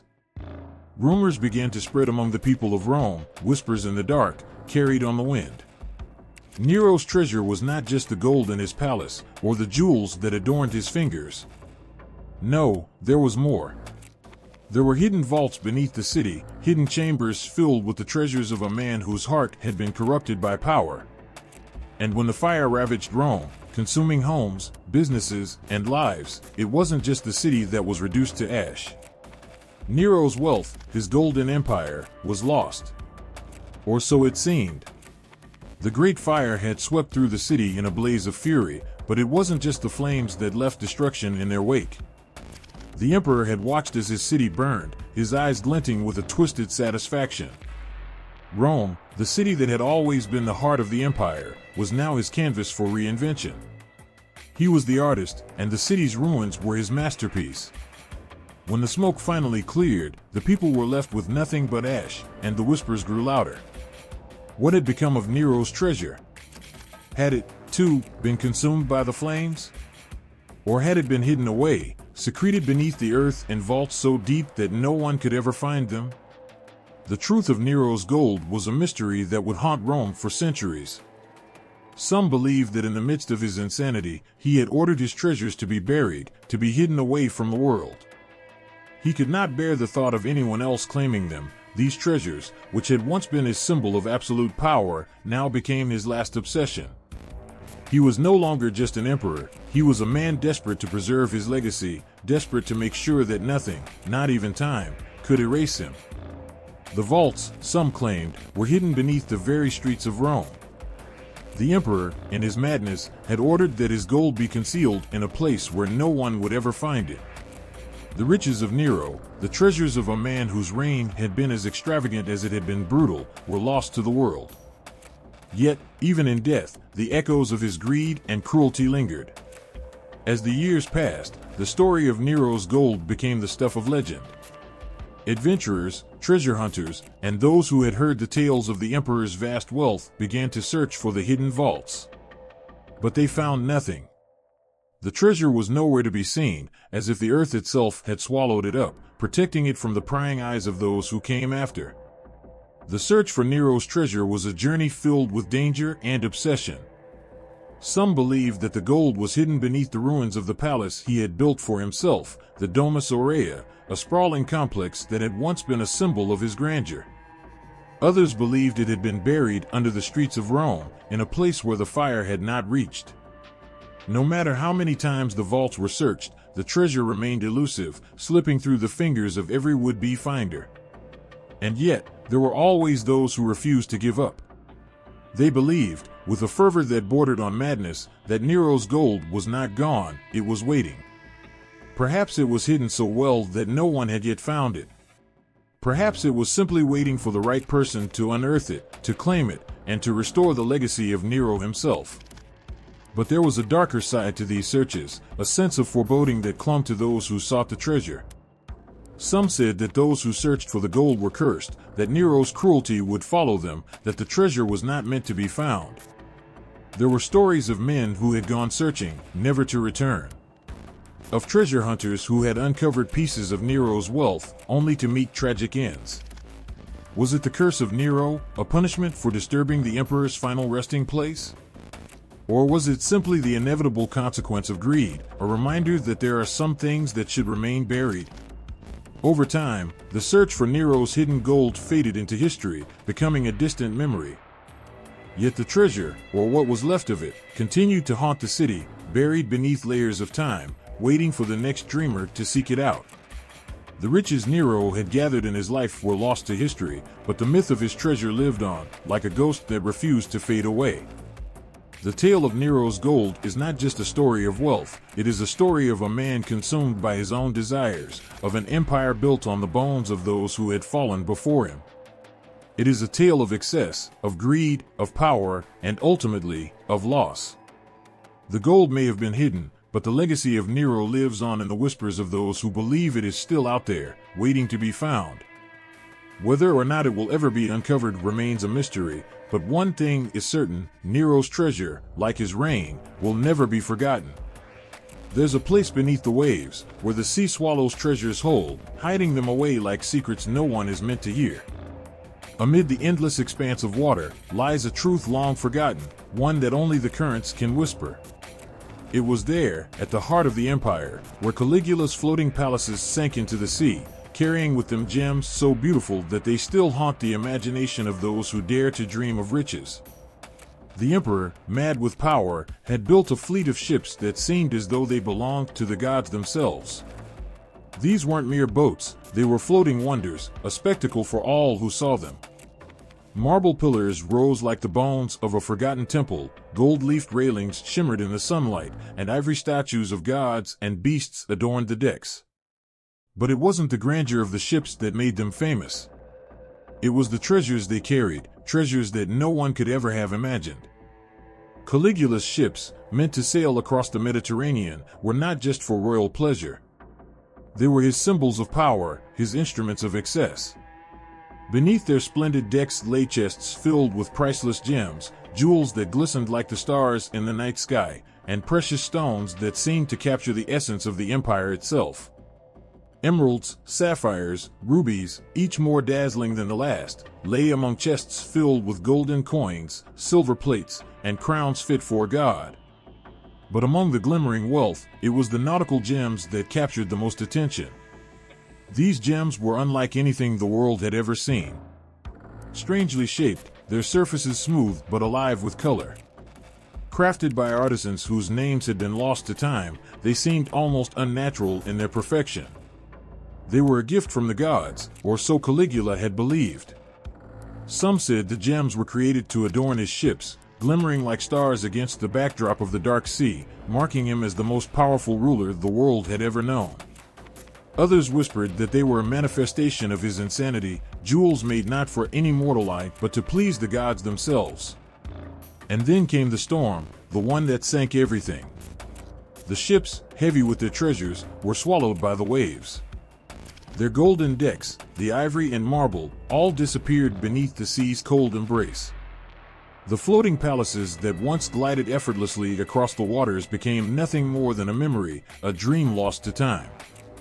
The gems, so beautiful and so rare, sank into the depths, hidden by the very force of nature Caligula had once ruled. They became the sea's secret. But it wasn't just the treasures that disappeared. Caligula himself, who had once sailed with such arrogance, vanished from history in a storm of betrayal, his reign ended by those who had grown tired of his madness. In the end, it was his treasure, buried beneath the waves, that became the final mark of his reign, a symbol of a power lost and a man's dreams drowned beneath the fury of the ocean. For centuries, the sea kept its secret.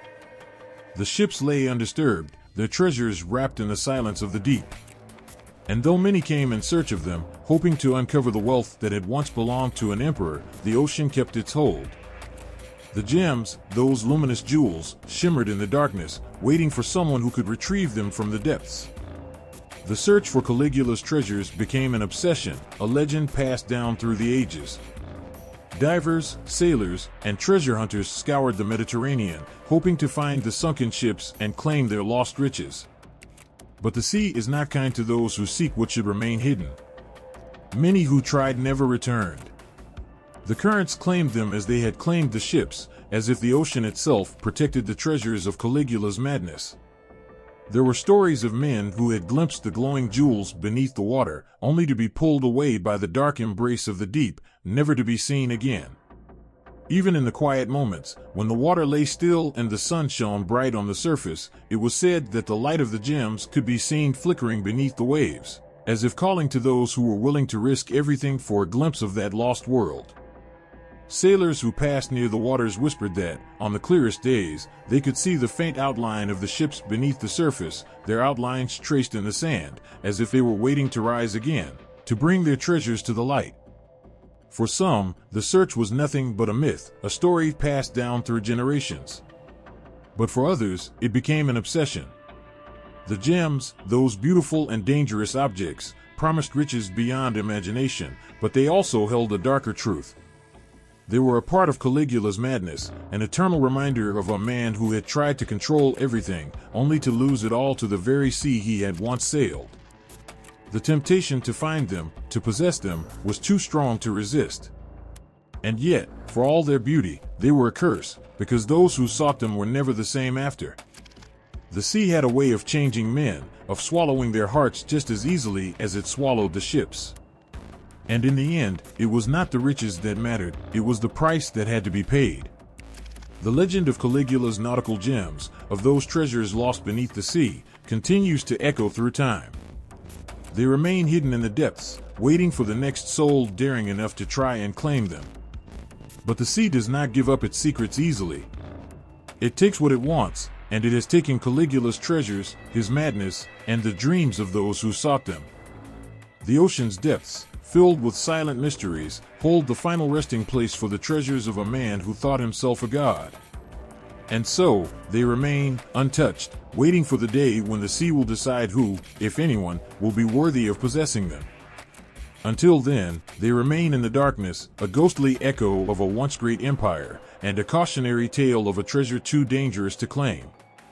The night was quiet, but there was something in the air, an unspoken tension that seemed to press against the walls of the palace.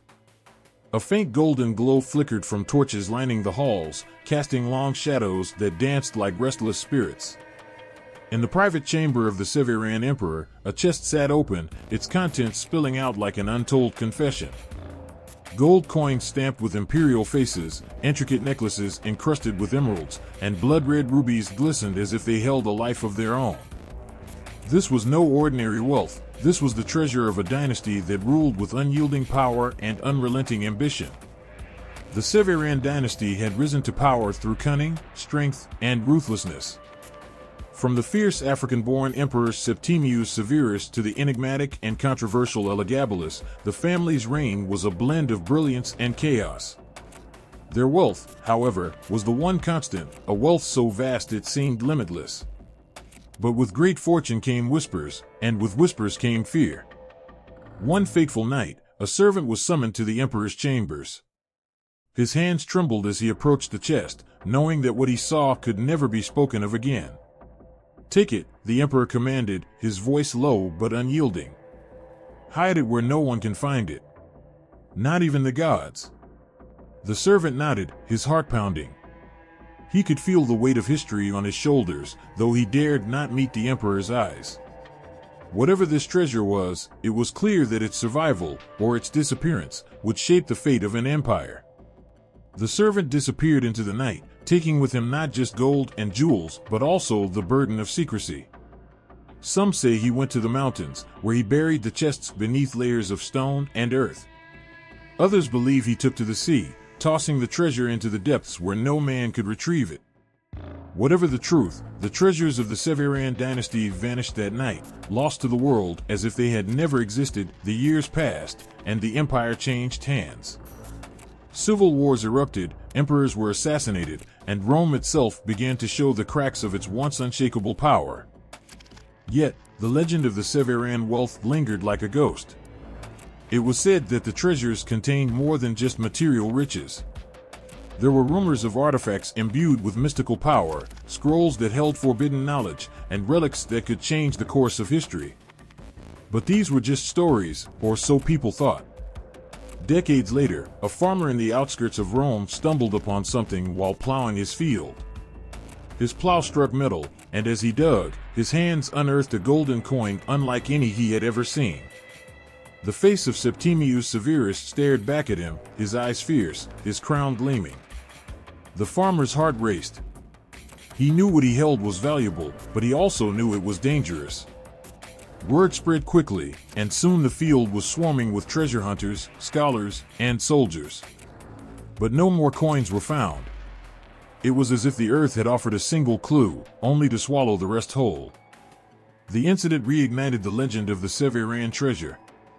Adventurers from far and wide began searching for it, their minds filled with visions of untold riches.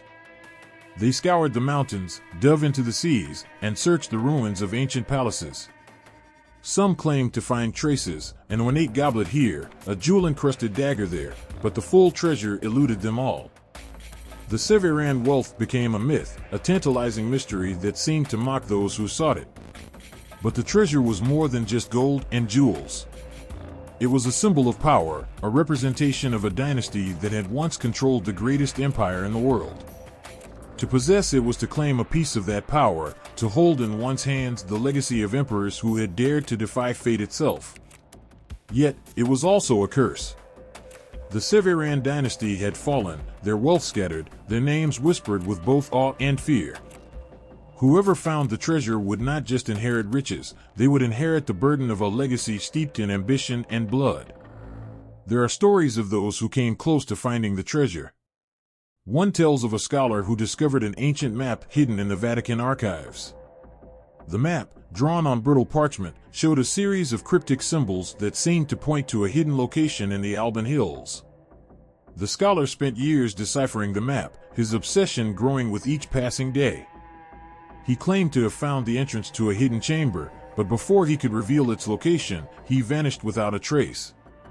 Some say he was silenced by those who wanted the treasure for themselves. Others believe he found the wealth and was consumed by its curse. Another tale speaks of a young soldier during the reign of Constantine who stumbled upon a cave filled with gold. He took a single coin as proof and returned to the city, his mind racing with the possibilities. But when he returned to the cave with a group of companions, the entrance was gone. The cave had vanished as if it had never existed, leaving the soldier with nothing but the coin, and the knowledge that he had been so close, only to lose it all. The Severan treasure remains one of history's greatest mysteries. Its beauty, its power, its danger, they all linger in the imagination like a half-remembered dream. And though centuries have passed, the story continues to capture the hearts of those who dare to believe that somewhere, hidden beneath layers of earth and time, lies the fabled wealth of Rome's most powerful imperial family. A wealth that waits, silent and still, for the one who will find it, or for the one brave enough to try. A shadow of grandeur lingered in the whispers of the wind that swept across the ruins. The sun's dying light bathed the crumbling stones in hues of gold and crimson, casting long, mournful shadows on the ground. This was no ordinary ruin. It was a place where history had bled its brilliance into the earth, leaving behind echoes of a past that refused to be forgotten.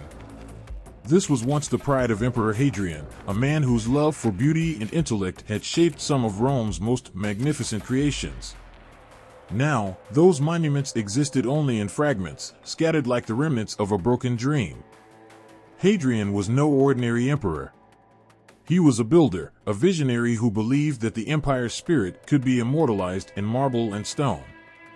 His creations were not merely structures, they were declarations of power, culture, and the boundless human imagination. The world marveled at his villa in Tivoli, a sprawling masterpiece that brought the wonders of the empire together in one place. It was said that walking through its gardens and halls was like traveling through the greatest cities of Rome's dominion. But what truly captivated the hearts of the people were the monuments that bore his name, each one a testament to his ambition and his heart. The bridge in Pons Aelius, the theater that echoed with applause, and the temples that soared toward the heavens, they were more than stone and mortar. They were Hadrian's soul, etched into the fabric of the empire. Yet, as with all things, time and greed began their slow, relentless erosion. Wars swept through, emperors rose and fell, and Rome's enemies sought to carve out their own pieces of glory. The monuments that had once stood as beacons of unity were plundered, their treasures stolen, their stones repurposed for other ambitions. In the dead of night, the moon cast its pale light on the ruins of a temple believed to have been dedicated to Antinous, Hadrian's beloved companion. The air was heavy with a strange kind of sorrow, as if the stones themselves wept for what had been lost. Local villagers spoke of strange sounds, soft whispers, and fleeting shadows that seemed to dance among the columns. Some claimed it was the spirit of Antinous, still tethered to the place where his memory had been immortalized. Others believed it was the restless soul of Hadrian himself, searching for the monuments that had been taken from him. One such treasure was said to have been a colossal statue of Hadrian, standing over 20 feet tall, carved from pure white marble. It had once graced the center of a grand forum, its eyes gazing down with a mixture of wisdom and authority. But during the chaotic invasions of the empire, it disappeared. Some whispered that it had been broken apart by barbarians, its pieces scattered like the empire itself.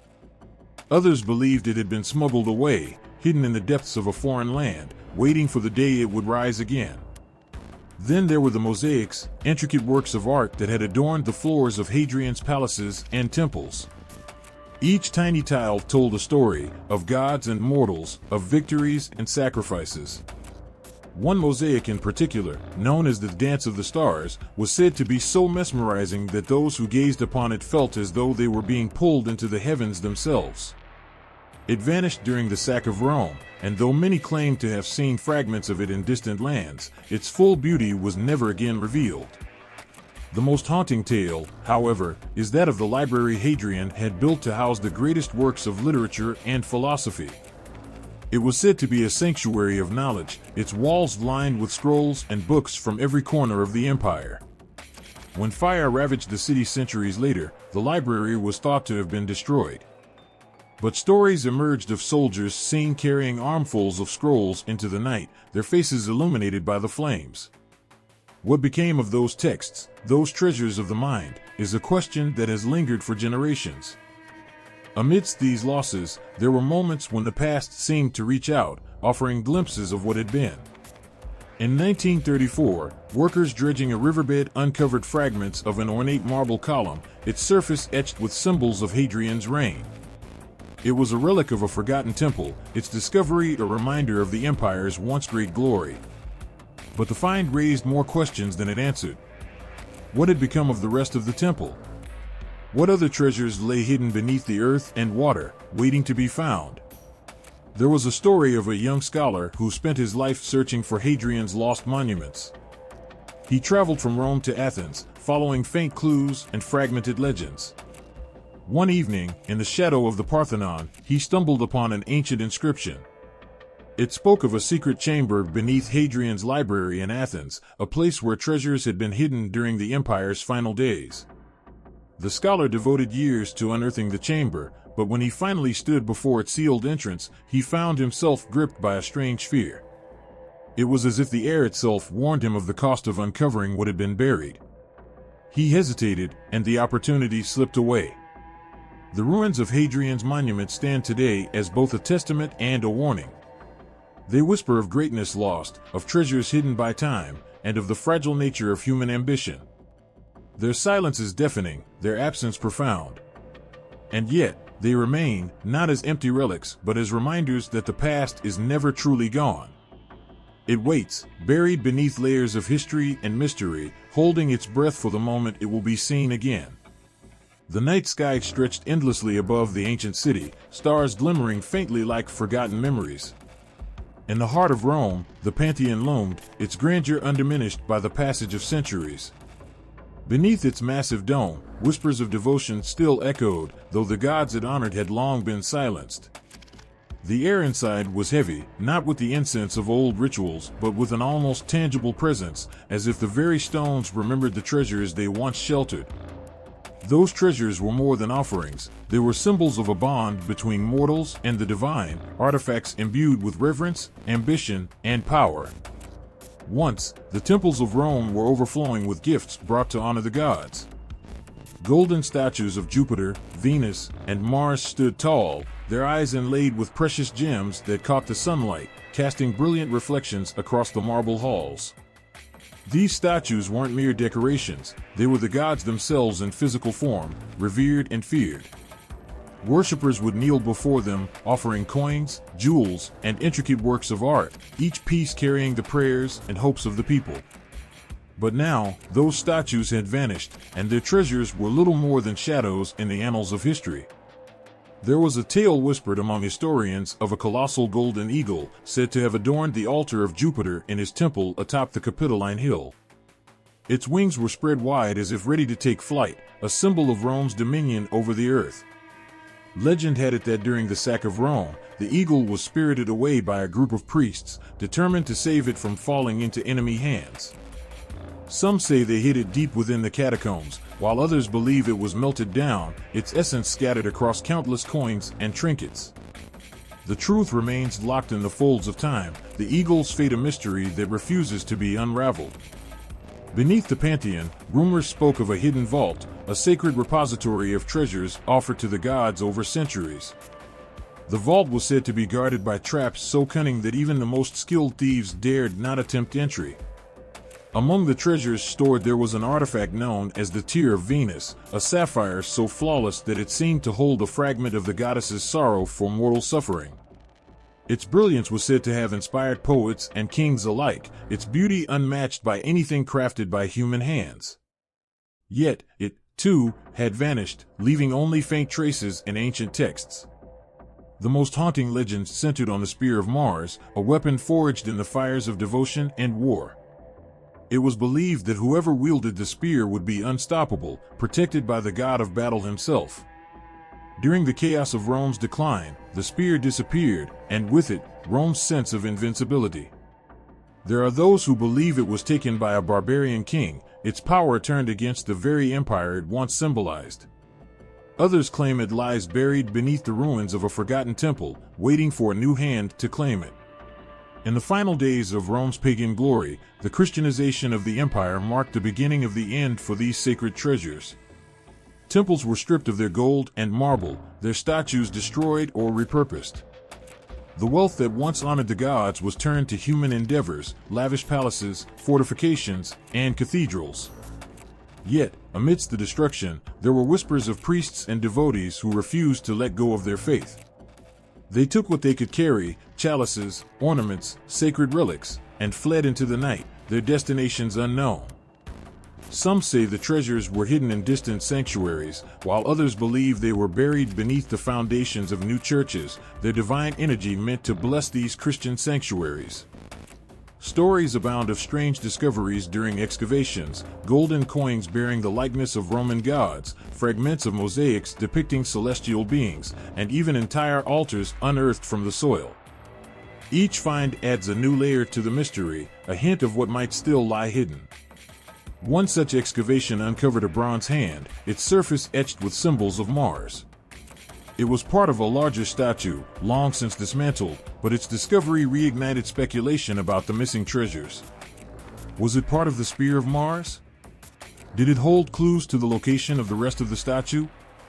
Scholars and treasure hunters alike descended upon the site, each hoping to be the one to uncover the truth. But the earth kept its secrets, yielding only fragments, never the whole. There is a quiet, persistent belief among some that the gods themselves took their treasures back, unwilling to let them fall into mortal hands. They imagine Venus reclaiming her sapphire, Jupiter summoning his eagle to the heavens, and Mars burying his spear in the heart of a mountain. Such stories, though fanciful, speak to a deeper truth. The treasures of the Pantheon were never just material wealth. They were symbols of a relationship between the mortal and the divine, a bridge between worlds that has since crumbled. As the stars twinkle faintly above the Pantheon, it's easy to feel the weight of what's been lost. Somewhere, beneath the earth or in the hands of time itself, the treasures of Rome's gods remain, silent, waiting, watching. The golden eagle glimmered under the sun, its wings spread wide as if it might take flight at any moment. Soldiers stood at attention, their armor catching the light, their eyes fixed on the standard. To them, it was more than a symbol, it was Rome itself. It embodied the unbreakable strength of the empire, the unity of its legions, and the divine favor of Jupiter. To lose it was unthinkable. And yet, the unthinkable happened. The ambush came suddenly, a violent storm of arrows raining down from the tree line. The soldiers barely had time to draw their weapons before chaos erupted. Cries of pain and the clash of steel filled the air as the disciplined Roman formation began to falter. The standard-bearer, a young man with fire in his eyes, clutched the eagle tightly, determined to protect it with his life. But the enemy surged forward, overwhelming the legionaries, and the golden eagle was torn from its place of honor. When the dust settled, the battlefield was eerily silent. Bodies lay strewn across the ground, Roman shields shattered, and the once proud eagle was gone. News of the loss traveled quickly, spreading shame and anger through the empire. The legion had been defeated, but it was the capture of the eagle that stung the most. It was a humiliation that could not be ignored, a wound to Rome's very soul. The enemy, knowing the eagle's significance, paraded it through their camps. Warriors danced and sang, mocking the empire that had once seemed invincible. For the victors, the eagle was more than a trophy, it was a symbol of their triumph over the greatest power in the world. They placed it in a temple, an offering to their own gods, as if to show that Rome's favor had been stolen. Back in Rome, the loss of the golden eagle was met with a mixture of grief and fury. Senators debated late into the night, their voices rising as they argued over how such a disaster could have occurred. The emperor himself, his face a mask of controlled rage, swore that the eagle would be returned. It was not just a matter of pride, it was a matter of divine favor. To leave the eagle in enemy hands was to risk the wrath of the gods. Legends speak of a general who led a daring mission to recover the eagle. He was a man of unshakable loyalty, his heart burning with a desire to restore Rome's honor. Disguised as a merchant, he infiltrated the enemy's territory, his every step fraught with danger. By night, he gathered intelligence, listening to the whispers of locals and bribing guards for information. By day, he plotted his next move, his mind racing with possibilities. The moment came during a festival when the enemy was distracted by feasting and celebration. The general and his men slipped into the temple, their breaths shallow as they crept through the shadows. There, in the flickering light of the torches, stood the eagle, its golden feathers shimmering as if alive. The general's heart pounded as he reached for it, his hand steady despite the weight of the moment. But just as his fingers closed around the pole, a shout rang out, and the temple was suddenly filled with enemies. What followed was a fight that would be sung of for generations. The Romans, though outnumbered, fought with a ferocity born of desperation and honor. The general himself carried the eagle, its weight a reminder of what was at stake. By some miracle, or perhaps divine intervention, they escaped, their enemies left bewildered and enraged. When the eagle was brought back to Rome, the city erupted in celebration. Crowds filled the streets, cheering as the general paraded the standard through the city, its golden feathers catching the light once more. But not all eagles were so lucky. Some were never recovered, their fate shrouded in mystery. One was said to have been buried with a barbarian king, its golden glow illuminating his tomb. Another was rumored to have been melted down, its metal reshaped into coins that carried a curse. Still, others were believed to have been hidden, their locations guarded by secretive cults who worshipped them as divine relics.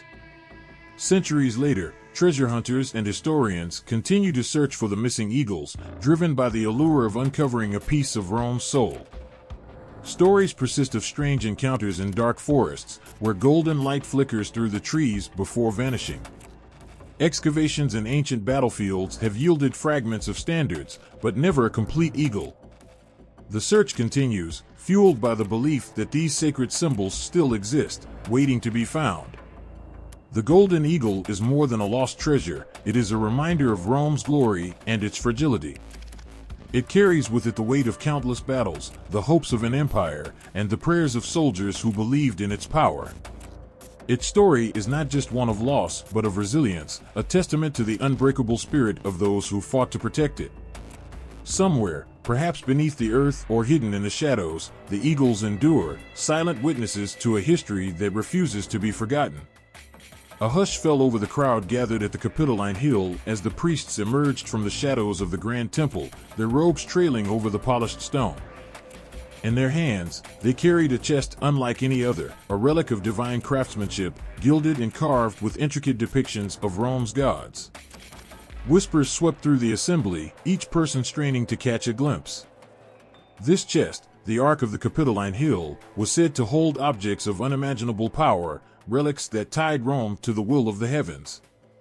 It was sacred, untouchable, and guarded with a devotion bordering on fear. For centuries, it sat in the heart of Rome, its presence a source of both pride and awe.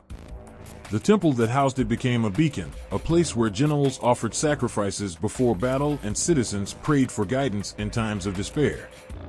The Ark was more than a symbol, it was a connection to the divine, a vessel that bridged the mortal world and the gods. But even the most sacred treasures can be lost. The night it vanished was one of chaos. Rome was under siege, flames licking at its grand monuments as invaders stormed the city. The streets were a labyrinth of smoke and screams, and in the confusion, the temple's defenders fell. The priests, who had sworn their lives to protect the Ark, were cut down where they stood, their cries drowned out by the clash of swords. By morning, the temple lay in ruins, its treasures looted, its sanctity violated. And the Ark was gone. Some say it was taken by the invaders, carried off as a spoil of war. Others believe it was hidden by the priests before they met their end, buried beneath the rubble to keep it out of enemy hands. There are whispers of a secret passage beneath the temple, a labyrinthine network of tunnels that led to hidden chambers. Did the Ark find refuge there, waiting to be uncovered by those worthy of its power? Or was it spirited away, lost to the sands of time? Over the years, rumors spread like wildfire. There were tales of soldiers who spoke of a chest glowing with an unearthly light, of strange happenings in the camps of those who had touched it. One account tells of a general who sought to open the Ark, driven by greed and curiosity. As the lid was lifted, a blinding light filled the air, and those present were struck down by an unseen force. Whether it was divine wrath or a natural phenomenon, the tale served as a warning: the Ark was not to be disturbed. Centuries passed, and the Ark became the stuff of legend. Treasure hunters and scholars alike sought its traces, combing through ancient texts and ruins for clues. Each new lead brought a fresh wave of hope, only to end in frustration. A fragment of gold found in a forgotten crypt, a map hinting at hidden vaults beneath the city, a carving on a stone wall, each discovery added to the mystery but brought no answers. There is a story of a monk who claimed to have seen the Ark in a vision. He described it resting in a chamber lit by torches that never burned out, surrounded by statues of Rome's gods. He spoke of a voice, neither male nor female, warning him to turn back. When he awoke, his hands bore strange marks, as if scorched by invisible flames. Though many dismissed his tale as the ravings of a madman, others believed he had glimpsed the truth. Another tale speaks of a Roman noble who discovered a hidden passage beneath the Capitoline Hill. He descended into the darkness, his torch flickering against walls covered in ancient symbols. In the depths, he found a chamber unlike any he had ever seen, its air thick with the scent of incense. At its center stood a chest, its gold gleaming in the torchlight. As he reached for it, a shadow moved, and he fled in terror, leaving the Ark untouched. The Ark's influence seems to linger, as if it refuses to be forgotten. Some claim that those who seek it are cursed, their lives plagued by misfortune and their dreams haunted by visions of fire and light. Others believe it still protects Rome in its own way, its power lying dormant until the city is once again in need. Whatever the truth, its absence is a wound that has never healed, a loss felt by a city that once held the world in its grasp. Even now, as the ruins of the Capitoline Hill stand in silent witness to history, there are those who search. They dig beneath the stones, their hearts racing with the hope that they might be the ones to find it.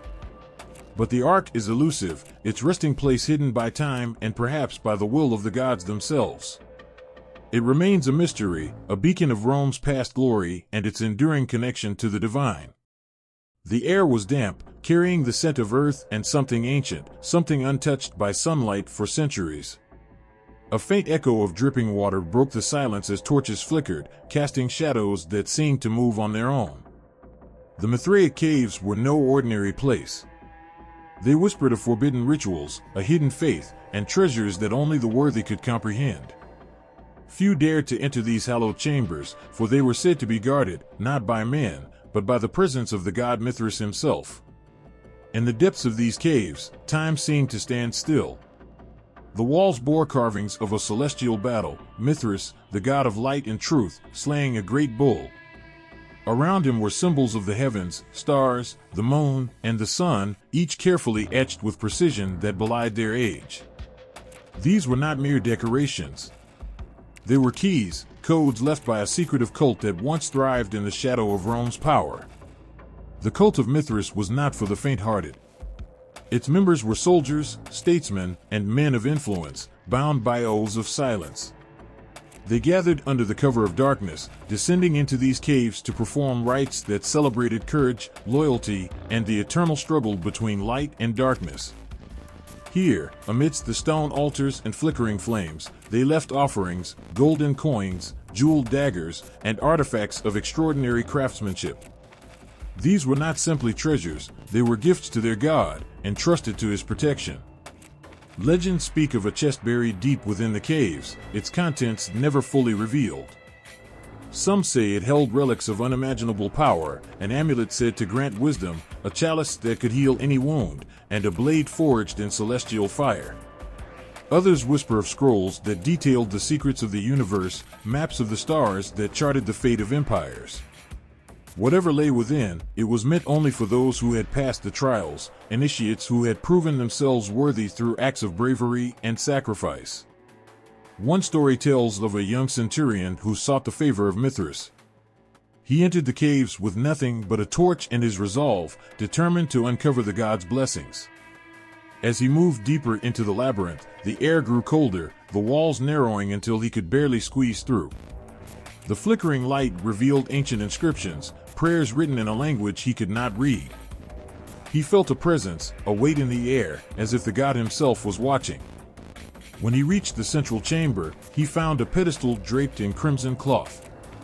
On it rested a golden mask, its hollow eye staring back at him. It is said he placed it on his face and was never seen again, his spirit bound to the caves for eternity.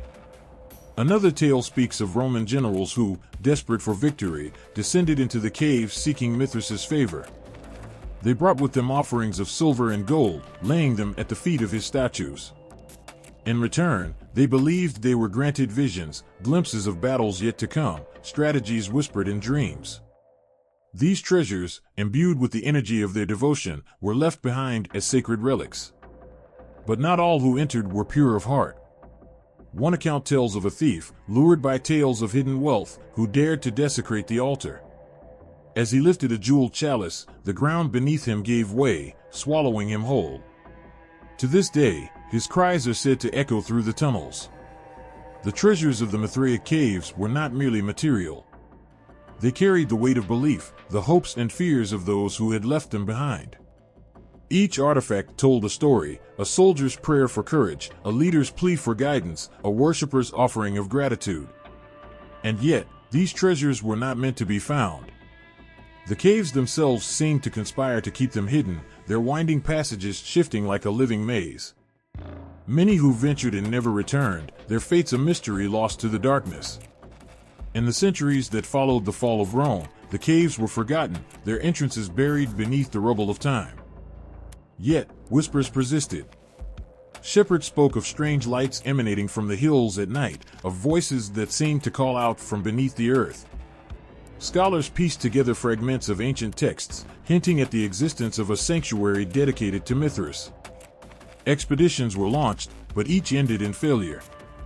The caves resisted intrusion, their secrets refusing to be unearthed. There is a haunting tale of an archaeologist in the 19th century who claimed to have found the entrance. He wrote of descending into the darkness, guided by an unexplainable pull. His journal described altars encrusted with jewels, statues of Mithras bathed in an otherworldly glow. But as he reached for a golden scepter, a voice echoed through the chamber, low and commanding. "Leave. The next entry in his journal was scrawled hastily, the words barely legible. The god watches. I must not return. He abandoned his work and disappeared, his findings never shared. Even now, the Mithraic caves remain a mystery. They are a reminder of a faith that thrived in secrecy, a people who believed in the power of light over darkness. Their treasures, if they exist, lie untouched, guarded by the shadows of time and the watchful gaze of a forgotten god. The air around them feels alive, as if the caves themselves are waiting, their purpose not yet fulfilled. And so, they remain, a place of wonder and fear, their stories etched in stone, their treasures lost to all but those brave enough to seek them, and wise enough to heed their warnings. The flames of rebellion had barely cooled when whispers began to circulate about the Temple of Saturn. In the heart of Rome, the ancient temple stood like a sentinel, its towering columns bathed in moonlight, hiding secrets that were never meant to see the light of day. This was no ordinary temple. Beneath its marble floors lay a vault, a treasury filled with the wealth of an empire, a treasure so vast that it could buy armies, silence kings, and change the course of history. The temple itself, a monument to Saturn, god of abundance and time, had always held a special place in Roman life. It wasn't just a place of worship, it was the guardian of the state's riches. Gold, silver, and jewels poured into its coffers, contributions from conquests, taxes, and offerings. For centuries, the Roman people believed that as long as Saturn's temple stood, their wealth was protected. But trust, as history often shows, is a fragile thing. On a night when the stars seemed to hide behind clouds, a band of men moved silently through the streets of Rome. They were soldiers, once loyal to the Republic but now pawns in the chaos that engulfed the city. The leader, a man with cold eyes and a scar that cut across his cheek, carried a single torch. Its flame flickered as he approached the massive bronze doors of the temple. There were no prayers, no hesitation. With a signal, his men smashed through the entrance, their steps echoing like thunder through the sacred hall. Inside, the vault awaited. It was said to be impenetrable, a fortress within a fortress. Yet, these men were desperate, driven by greed and a promise of power. They worked tirelessly, breaking through layers of stone and iron. When the final barrier fell, the sight before them left them breathless. Gold coins spilled out like rivers of fire, their glow illuminating the dark chamber. Precious artifacts, encrusted with emeralds and sapphires, lay scattered like forgotten toys. Statues of deities, carved from pure silver, seemed to watch with lifeless eyes as the invaders claimed what was never theirs. But it wasn't just the wealth that gave pause. Hidden among the treasure were scrolls, ancient and brittle, containing secrets too dangerous to be spoken aloud. These were the records of Rome, accounts of debts, agreements with foreign powers, and the names of those who had betrayed the Republic for personal gain. The scarred leader paused as he held one of the scrolls, his expression shifting from greed to something darker. This was more than treasure. It was leverage, power that could destroy lives and topple empires. The looting of the Temple of Saturn marked a turning point. What was once a symbol of trust and unity became a bitter reminder of Rome's vulnerability. As word of the theft spread, the city erupted in anger and fear. Who had stolen their future? Who had dared to desecrate the gods' sacred ground? Fingers pointed in every direction, politicians, generals, foreign spies. The truth, however, remained buried beneath lies and accusations. Years later, rumors began to surface about the stolen wealth. Some said it had been smuggled out of Rome, hidden in distant lands far from the reach of imperial forces. Others believed it had been divided among the looters, cursed gold that brought ruin to every hand it touched.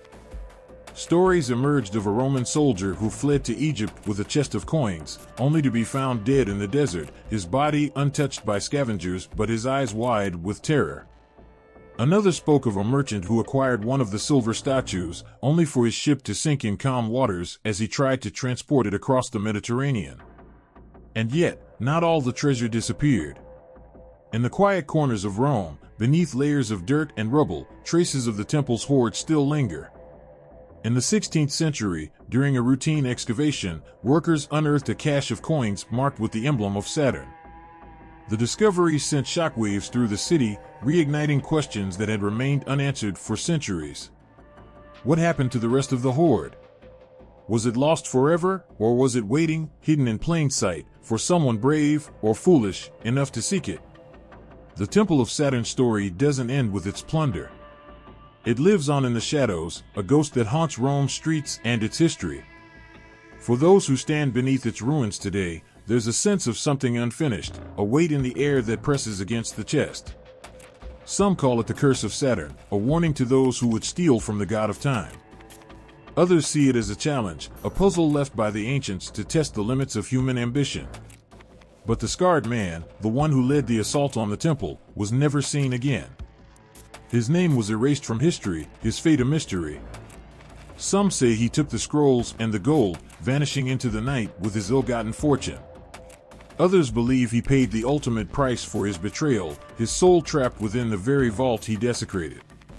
Whatever the truth, one thing is certain: the Temple of Saturn's hidden hoard remains one of history's greatest enigmas, a story of greed, betrayal, and the unyielding power of time. The flames stretched toward the sky, a ravenous red inferno devouring the city of Carthage. The crackle of burning timber and the crash of collapsing walls blended with the cries of its people, a symphony of destruction orchestrated by the conquering Romans. Amid the chaos, the victors sifted through the ruins like vultures, their eyes gleaming at the wealth that lay before them. For years, Carthage had been Rome's most formidable rival, and now, its treasures would serve as proof of Rome's unmatched power. From gold statues to finely wrought jewelry, the riches of Carthage were unlike anything the Roman soldiers had seen. But it wasn't just the glitter of wealth that captured their attention. Hidden deep within the great city were relics of immense cultural and spiritual significance, scrolls inscribed with the ancient wisdom of Phoenician traders, sacred artifacts dedicated to gods older than Rome itself, and intricate mosaics that shimmered as if alive. These weren't just spoils of war, they were pieces of a civilization, taken as trophies to signify Carthage's defeat and Rome's ascension. The most prized artifact was said to be the golden veil of Tanit, the sacred cloth of Carthage's chief goddess. Woven with threads of gold and adorned with symbols that even the most learned scholars could not decipher, the veil was more than an object of worship, it was a symbol of Carthaginian identity. To possess it was to claim the soul of the city itself. When the Roman general held it aloft before his troops, the cheers were deafening. Carthage was no more, and its spirit now belonged to Rome. The treasures were carefully packed into ships bound for Rome. Chests filled with coins were piled high alongside statues and artifacts, their weight nearly sinking the vessels. The city's libraries, once filled with the knowledge of 1,000 years, were stripped bare. It was said that even the ash of the sacred Carthaginian altars was collected, a chilling testament to Rome's complete domination. When the convoy arrived in Rome, the treasures were paraded through the streets in a grand triumph. The people marveled at the bounty, their eyes wide as they beheld the splendor of Carthage's riches. The golden veil was draped over the shoulders of the victorious general, a cloak of glory for a man who had brought one of the ancient world's greatest cities to its knees. The treasures were then distributed. Some were offered to the gods in Rome's temples, a gesture to honor the divine for granting victory. Others were gifted to powerful senators and families, their homes transformed into museums of stolen grandeur. A portion was stored in the city's treasuries, a reserve of wealth that would finance Rome's ever-expanding empire. But as time passed, the memory of Carthage began to fade. The artifacts, once paraded with pride, were scattered across the empire. Scrolls that held the secrets of Carthaginian navigation were lost in forgotten archives. Statues were melted down for their gold, their forms erased to fund wars and bribes. The golden veil, so proudly displayed during the triumph, vanished from the records. Some whispered that it had been hidden by priests loyal to Tanit, smuggled out of Rome in defiance of the conquerors. Others claimed it was stolen by thieves who saw not its sacredness but its value. Centuries later, traces of the treasures began to reappear in the most unexpected places. A Carthaginian amulet was unearthed in a farmer's field near Naples, its intricate carvings untouched by time. A scroll detailing the rituals of Baal was found in the library of a Byzantine monastery, its ink faded but its words still legible. Each discovery was a whisper from the past, a reminder of what had been taken and what had been lost. But the veil, the most enigmatic of all the spoils, remained elusive. Stories of its whereabouts became the stuff of legend. Some said it was hidden beneath the foundations of the Colosseum, buried as a curse against the empire that had destroyed its home. Others believed it lay at the bottom of the Mediterranean, trapped in the hold of a sunken ship. There were those who swore it had been smuggled back to Africa, where it was kept in a secret temple guarded by descendants of Carthaginian priests. One tale tells of a Roman senator who, after acquiring the veil, became consumed by nightmares. He claimed to see Tanit herself, her eyes burning with rage, demanding the return of what was hers. In his desperation, the senator tried to destroy the veil, but each attempt failed. Fire would not scorch it, blades could not cut it, and even the strongest acid left it untouched. Terrified, he buried it beneath his villa and fled Rome, his mind shattered by the goddess's wrath. To this day, the treasures of Carthage are a haunting memory, a reminder of a city that once rivaled Rome in wealth and power.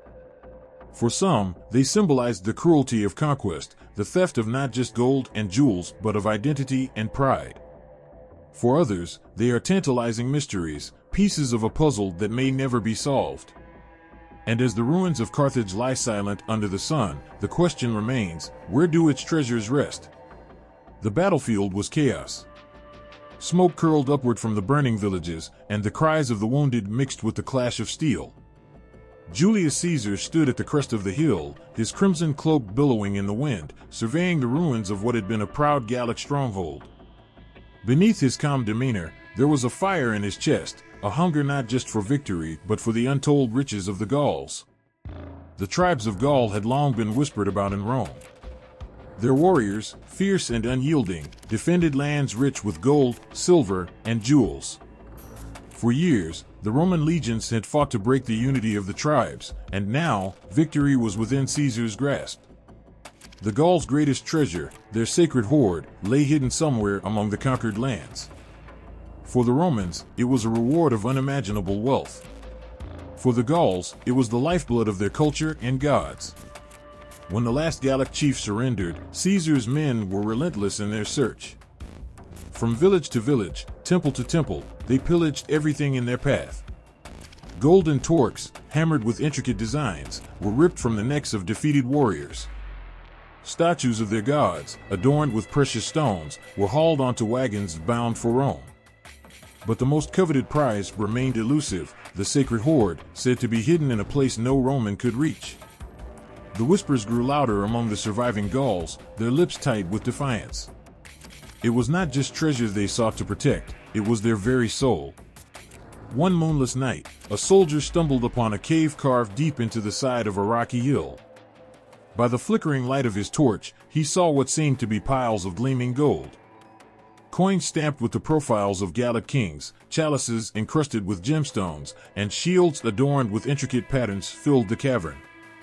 The air was thick, almost suffocating, as though the gods themselves were watching. The soldier's trembling hands reached out, but as his fingers brushed a golden idol, the flame of his torch flickered and died. Panic gripped him, and he fled, leaving the riches untouched. The discovery ignited a frenzy. Caesar ordered his best men to secure the treasure, but when they returned to the cave, it was empty. The gold, the jewels, even the strange carvings on the walls, all gone.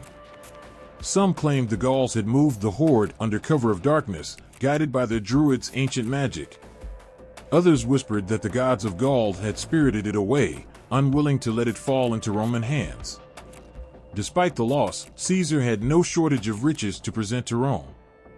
When he returned, his triumph was marked by wagons overflowing with spoils, enough to dazzle the citizens and secure his power. But among the glittering displays, a shadow lingered. Those who had fought in Gaul knew there was more, that the greatest prize had slipped through their fingers. Years passed, and rumors began to surface. Traders spoke of golden coins bearing Gallic symbols appearing in distant markets. A Roman merchant claimed to have purchased a necklace made of strange, ancient gold from a Gallic woman who vanished soon after. A farmer in Hispania unearthed a chest filled with jeweled daggers, its origin unknown. Each clue was a thread in the tangled web of the missing treasure, drawing the curious and the desperate alike. Legends grew around the missing hoard. Some said it was hidden deep in the forests of Gaul, guarded by druids who would curse any who sought it. Others believed it had been buried in the River Seine, its resting place marked by a single stone carved with the likeness of a Gallic warrior. A darker tale suggested it had been taken to the underworld, offered as tribute to the gods in exchange for the strength to resist Rome. One story spoke of a Roman centurion who, years after the conquest, sought the treasure for himself. Consumed by greed, he ventured into the heart of the Gallic wilderness. His letters, found long after his death, described a journey filled with strange sights, trees that seemed to whisper in the wind, shadows that moved without a source, and the haunting sound of unseen flutes. He claimed to have found a golden altar in a clearing, its surface etched with symbols that glowed in the moonlight. But when he touched it, the ground beneath him trembled, and the altar sank into the earth, taking the treasure with it. The centurion's body was discovered days later, his eyes wide with terror and his hands clutching empty air. Even in Rome, the shadow of the missing hoard loomed. Senators who had funded Caesar's campaigns demanded to know why such a vast treasure had gone unaccounted for. Some accused him of hiding it for his own gain, a claim that followed him to his death. Others believed the treasure was cursed, its loss a punishment for Rome's desecration of Gallic lands and gods. To this day, the fate of the Gallic hoard remains a mystery. Its story is told not just as a tale of conquest, but as a reminder of the price of greed. The golden coins, the jeweled relics, the sacred treasures of a proud people, all vanished into the mists of time, leaving behind only whispers of what might have been. The sun was setting over the blood-stained plains of Dacia, casting long shadows across the ruins of a once proud kingdom. Emperor Trajan stood on a hilltop, his armor gleaming with the last light of day. His men, victorious and weary, had just driven the final blow to the Dacian defenses. The warriors who had fought so fiercely against the Roman legions were now either dead or scattered, their lands laid bare. What had once been a realm of mystery and legend was now open to the hands of Rome. But for Trajan, this was more than just a conquest. It was a treasure, one beyond his wildest dreams. As his soldiers began their grim task of looting, he stood still, contemplating the riches that awaited them. The Dacians had been hoarding wealth for centuries, gold and silver mined from their rugged mountains, intricate weapons forged in secret for their gods, treasures plundered from distant lands. The loot would be immense, a fortune beyond belief. One soldier, bloodied and exhausted, returned to Trajan's side, his hands shaking as he held a golden helmet encrusted with emeralds. It was a symbol of Dacian royalty, and Trajan's heart beat faster as he realized the enormity of the prize. "This, my emperor," the soldier gasped, "was found in the tomb of their king." Trajan's eyes gleamed as he took the helmet into his hands. It was a work of art, each jewel carefully placed, each curve polished to perfection. But this was only the beginning. The Dacians had hidden more treasures in their mountain fortresses, more in their sacred temples, and even more beneath the earth. And now, with their last resistance broken, it was all within his reach. The soldiers fanned out across the land, uncovering piles of treasure hidden in forgotten caves and buried beneath the foundations of ancient cities. Some of the loot was practical, coins of gold and silver, stacked high in chests. But much of it was far more magnificent. Roman soldiers stumbled upon ornate weapons, bronze shields etched with symbols of gods, helmets crowned with feathers and precious stones. There were intricate necklaces, each link a story of a tribe's proud heritage. And there were artifacts imbued with mystery, idol figures with eyes made of gemstones, as if watching all who dared approach them. For weeks, the army scoured the land, uncovering treasures of every sort. The Dacians had guarded their wealth fiercely, but Trajan's legions were relentless, pulling riches from the very earth itself. In the heart of their sacred temple, a colossal statue of a Dacian god stood guard, its massive arms outstretched as though to protect something hidden behind it. When the soldiers finally broke through the marble walls, they found what they had come for, the hoard. Gold coins, some bearing the face of ancient kings, some minted with strange symbols unknown to Roman eyes. Silver vases, inlaid with pearls, that would fetch a fortune in the markets of Rome. And there, at the heart of it all, a golden chest so finely crafted it seemed as if it had been forged by the gods themselves. Trajan knew that the Dacians' gods had not been kind to those who plundered their lands. But the empire needed this wealth. Rome was at war on all fronts, and its coffers were empty. The spoils of the Dacian wars would fill those coffers, and more. As the soldiers loaded the loot onto wagons, Trajan felt a deep satisfaction. The empire was vast, and its power was growing. But there was something haunting about the treasure, something that made his chest tighten when he thought of it too long. The Dacians had lived in the mountains, isolated from the world, their gods and legends steeped in mystery. Had they been chosen to guard such wealth for a reason? Was it meant to be used, or was it meant to be forgotten, hidden away where no one could reach it? Some of the men who had fought in the wars began to whisper about the treasures they had uncovered. They spoke of golden statues that seemed to glow with an eerie light, of jewels that burned with fire even in the dead of night.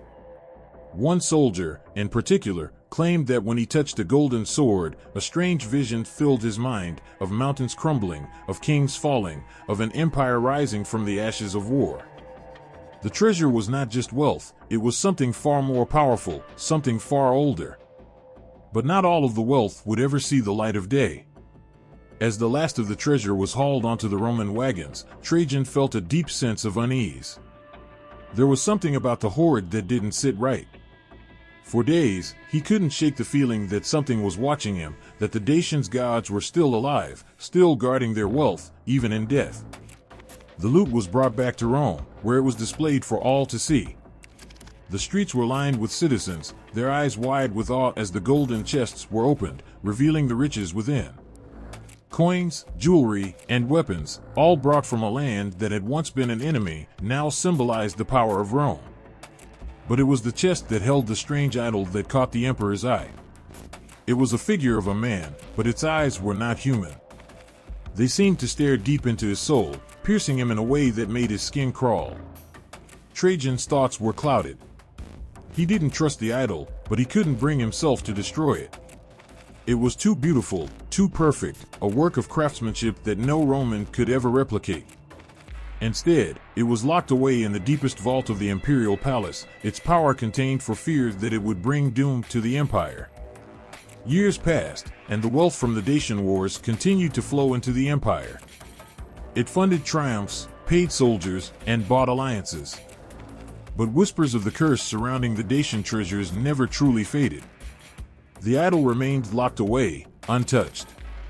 And the story of the treasure, the booty of the Dacian wars, became a tale told in hushed voices, of a wealth so vast that even the gods feared it. No one could deny the triumph of Rome, nor the wealth that Trajan had brought back from his conquest. But as the empire grew richer, so too did the whispers of a darker truth, of a treasure that had cost the Dacians everything, and would one day come to collect its price. It was a day that would haunt the Roman Empire for centuries, a day that began like any other, yet would end with a tragedy that rippled through history. Emperor Valerian, once proud and unshakable, sat upon his war horse, his soldiers around him, their shields gleaming under the blistering sun. He had marched his legions deep into Persian territory, ready to show the might of Rome once more. But what he could not have known was that fate had already decided his end. It came without warning. The Persians, led by their king Shapur, had been planning for months. They knew the Roman weaknesses, and they knew their moment would come. As Valerian's army advanced, it seemed as though nothing could stop the might of Rome. But the Persian forces, waiting in the shadows of the mountains, surged forward with a speed and ferocity that overwhelmed even the most seasoned Roman soldiers. The battle was swift. Blood soaked the earth as the Romans fought valiantly, but they were outnumbered, outflanked. Within hours, the once proud legion was defeated, and Valerian himself was captured.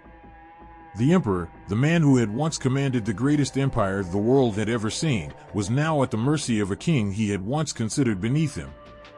For weeks, the Persians held him captive. Valerian's spirit, once unyielding, began to wither. His soldiers, his companions, his trusted generals, one by one they were lost to the Persian blades. The Roman Empire had lost its greatest leader, and its future seemed uncertain. But the true horror of Valerian's capture had yet to unfold.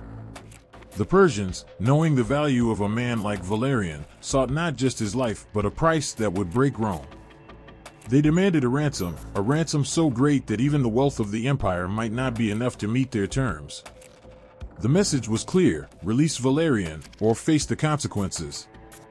Rome was to pay or lose its emperor forever. The ransom demanded was unimaginable. Gold, silver, precious stones, entire hoards of treasures that would fill the vaults of Rome and then some. But it was not just money the Persians wanted. They demanded sacred relics, treasures of Roman gods, statues of marble and gold, and the sacred spoils of previous wars. The heart of Rome itself would be offered to the Persians in exchange for Valerian's release. As the Roman Senate debated whether to accept the terms, Valerian's fate grew more uncertain. The emperor, once adored by his people, now lay shackled in the Persian desert, his once pristine armor tarnished by the harsh conditions of captivity. His body, weakened by the weight of chains, became a shell of the man he had once been. But it was not just his body that had been broken. In the darkness of his prison, Valerian's spirit had also cracked. He had once been a man of power, of authority, a ruler whose name was spoken in reverence throughout the empire. Yet now, in the dust and heat of Persia, he was nothing more than a bargaining chip.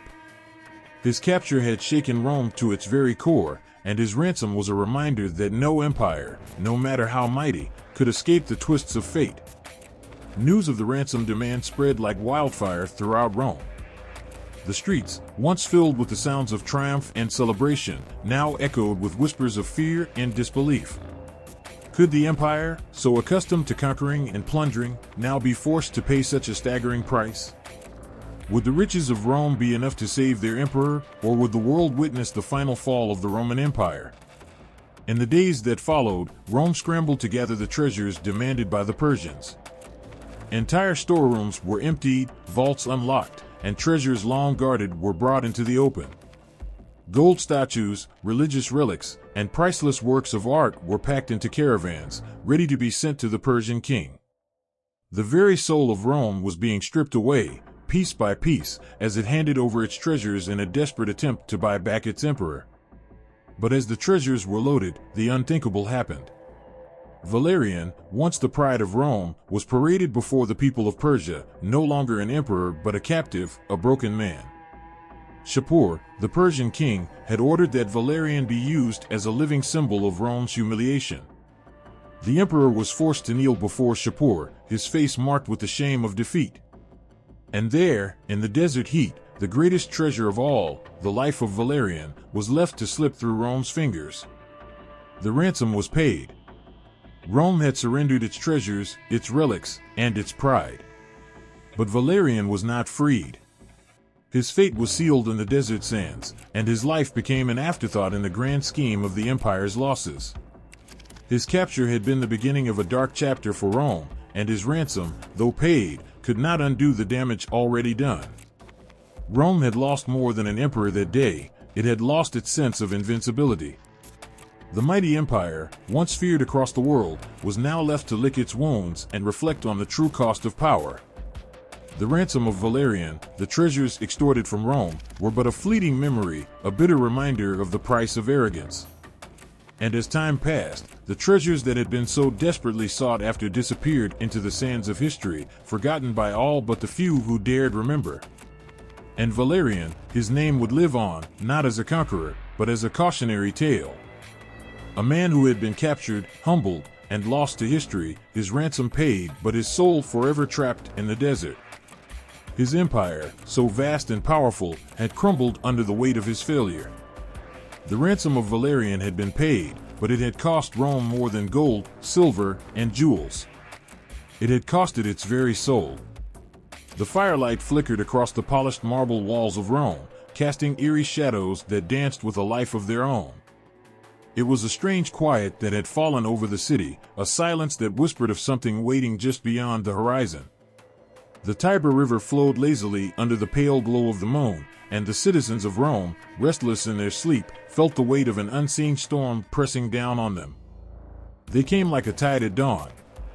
Thousands of them, marching with a terrible purpose, their banners snapping in the wind. The Vandals, led by their king, Genseric, moved swiftly and without mercy. Word spread like wildfire through the city. Rome, the eternal city, was about to be breached once more. This time, there would be no salvation, no rallying cry to protect its ancient walls. The Vandals were not just an invading force, they were a reckoning. When the gates were opened, it was not with a triumphant clash of swords, but with a cold resignation. The citizens, desperate to save their lives, had pleaded for mercy. Genseric agreed, but his mercy came at a price. For 14 long days, the Vandals swept through Rome, their hands greedy and their eyes cold. The treasures of Rome, amassed over centuries, were stripped from palaces, temples, and homes. Golden statues, once the pride of the Forum, were ripped from their pedestals and melted down into ingots. Silver chalices, adorned with intricate carvings of Roman gods, were tossed carelessly into sacks alongside jewels that glittered like fallen stars. The Vandals even tore apart sacred relics, taking crosses, candlesticks, and the gilded decorations of Rome's churches. It was a systematic looting of the greatest city the world had ever known, and no corner was spared. The imperial palace, a symbol of Rome's power and splendor, became a treasure trove for the Vandals. Its halls, once filled with laughter and music, now echoed with the sound of boots on marble and the clinking of stolen treasures. Genseric himself walked through the palace, his dark eyes scanning the opulence around him. He paused before a massive golden statue of Jupiter, its stern face looking down at him as if in judgment. With a nod, he ordered it taken apart, piece by piece. But it wasn't just the material wealth that was plundered. The Vandals took the very heart of Rome. The spoils included relics so sacred that their loss would send shockwaves throughout the empire. Among them was the menorah, a symbol of the Jewish faith that had been brought to Rome centuries earlier after the sack of Jerusalem. The golden lampstand, with its 7 branches, was carried away alongside other treasures from the Temple of Solomon, their sacredness defiled by rough hands and greedy hearts. As the days of plunder stretched on, the streets of Rome were filled with cries of anguish and the clatter of wagons overloaded with treasure. Mothers clutched their children, watching helplessly as the Vandals ransacked their homes. Priests stood silent in the ruins of their temples, their gods abandoned and their prayers unanswered. And yet, for all the horror, there was a grim inevitability to it all. Rome, once invincible, had become a hollow shell, its glory tarnished and its soul laid bare. Genseric's men worked quickly, loading their ships with the spoils of the eternal city. The Vandals were not content to simply hoard the treasures, they sought to erase Rome's dominance from memory itself. The riches of emperors, the relics of saints, the very symbols of Roman power, all of it was taken across the sea, destined to adorn the courts of the Vandal kingdom in North Africa. On the final day, as the last of the treasures were carried through the city gates, a heavy rain began to fall. It washed away the blood in the streets and the ash from the fires, but it could not cleanse the grief etched into the faces of the Romans. Genseric stood aboard his flagship, watching as his fleet prepared to set sail. The treasure-laden ships swayed in the harbor, their hulls groaning under the weight of their stolen cargo. And then, they were gone. The fleet vanished into the horizon, taking with it the dreams and pride of an empire that had stood for 1,000 years. The menorah, the golden statues, the jeweled relics, all were swallowed by the sea and the sands of time. Some whispered that the gods had cursed the treasure, that it would bring ruin to anyone who dared to claim it. Others believed it was a punishment for Rome's hubris, a reminder that no empire, no matter how mighty, could stand forever. The lost treasures of the Vandals became the stuff of legend. Stories spread of shipwrecks carrying gold to the ocean floor, of secret hoards buried in the deserts of Africa, of relics hidden in forgotten temples. But no one truly knew what became of the riches taken from Rome that fateful summer. They had disappeared as completely as the empire that once claimed them.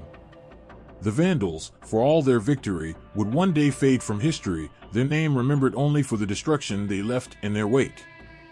But the treasures they stole, the wealth of an empire, would live on in the whispers of those who dared to wonder. What became of the menorah, of the golden statues, of the sacred relics torn from the heart of Rome? Did they bring fortune to their new masters, or did they carry a curse as heavy as the chains that once bound Rome's captives? The answers, like the treasures themselves, were lost. Only the echoes of that dark time remained, haunting the ruins of a city that had once been eternal. The waves roared like an angry chorus, crashing against the sturdy hulls of the Roman fleet as storm clouds gathered overhead. The sea, once calm and inviting, now churned with a terrifying power that seemed intent on swallowing everything in its path. Sailors shouted orders to one another, their voices straining to rise above the howl of the wind. Lightning split the sky, illuminating their faces, faces etched with fear and desperation. Somewhere amidst the chaos, treasure chests filled with gold, silver, and rare artifacts lay hidden within the ships, as helpless as the men who guarded them. This was no ordinary fleet. These were treasure ships, carrying the wealth of Rome's conquests. Coins stamped with the visages of emperors, glittering gemstones pried from the crowns of vanquished kings, and relics of immeasurable value all sat within their wooden holds. These treasures had been bound for Rome itself, a testament to the empire's dominance and a reward for its never-ending wars. But now, they were at the mercy of the sea, their fate no longer in human hands. The flagship, towering above the rest, groaned as the waves slammed into it. Its captain, a seasoned veteran of countless battles, gripped the railing with white-knuckled hands. He could read the sea like a book, and what he saw on its dark, frothing surface filled him with dread. "Hold the line," he bellowed, his voice barely audible over the storm. But the line could not be held. The sea had decided its prey, and the fleet was powerless against its wrath. The storm struck with a fury that no man could have foreseen. Waves as tall as fortresses crashed down upon the ships, shattering masts and tearing sails to shreds. The treasures, so carefully secured, became liabilities as they shifted with each violent roll of the hulls. Chests broke open, spilling gold coins that clattered across the decks, mingling with the seawater that flooded in from every side. Sailors scrambled to save what they could, but their efforts were futile. The sea wanted it all. One by one, the ships began to disappear. Some capsized, their hulls splitting like fragile eggshells as they were pulled into the depths. Others were swallowed whole, vanishing beneath the waves with hardly a trace. The men aboard them screamed prayers to gods both Roman and foreign, but the gods were silent. Only the wind and the thunder answered. On the flagship, the captain stood unmoving, his face a mask of grim determination. He knew his ship was doomed, but he refused to abandon it. Around him, his crew fought to keep the vessel afloat, their hands bloodied from the ropes and their bodies battered by the relentless spray.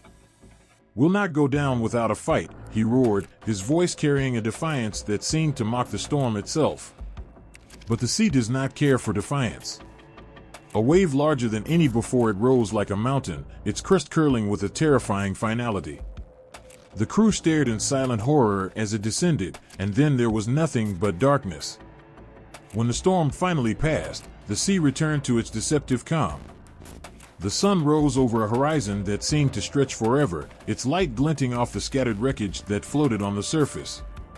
Pieces of wood, torn sails, and the occasional body bobbed gently in the waves, the last remnants of what had been an armada. But of the treasure, there was no sign. It had been claimed by the depths, hidden in an underwater world that no man could reach. Stories of the lost fleet spread quickly. Fishermen spoke of glimpsing ghostly ships beneath the waves, their decks still laden with gold. Sailors whispered of cursed waters where compasses spun wildly and strange lights danced in the depths. Treasure hunters, drawn by the promise of untold riches, braved the seas in search of the missing ships, but none returned with more than tales of near misses and mysterious shadows.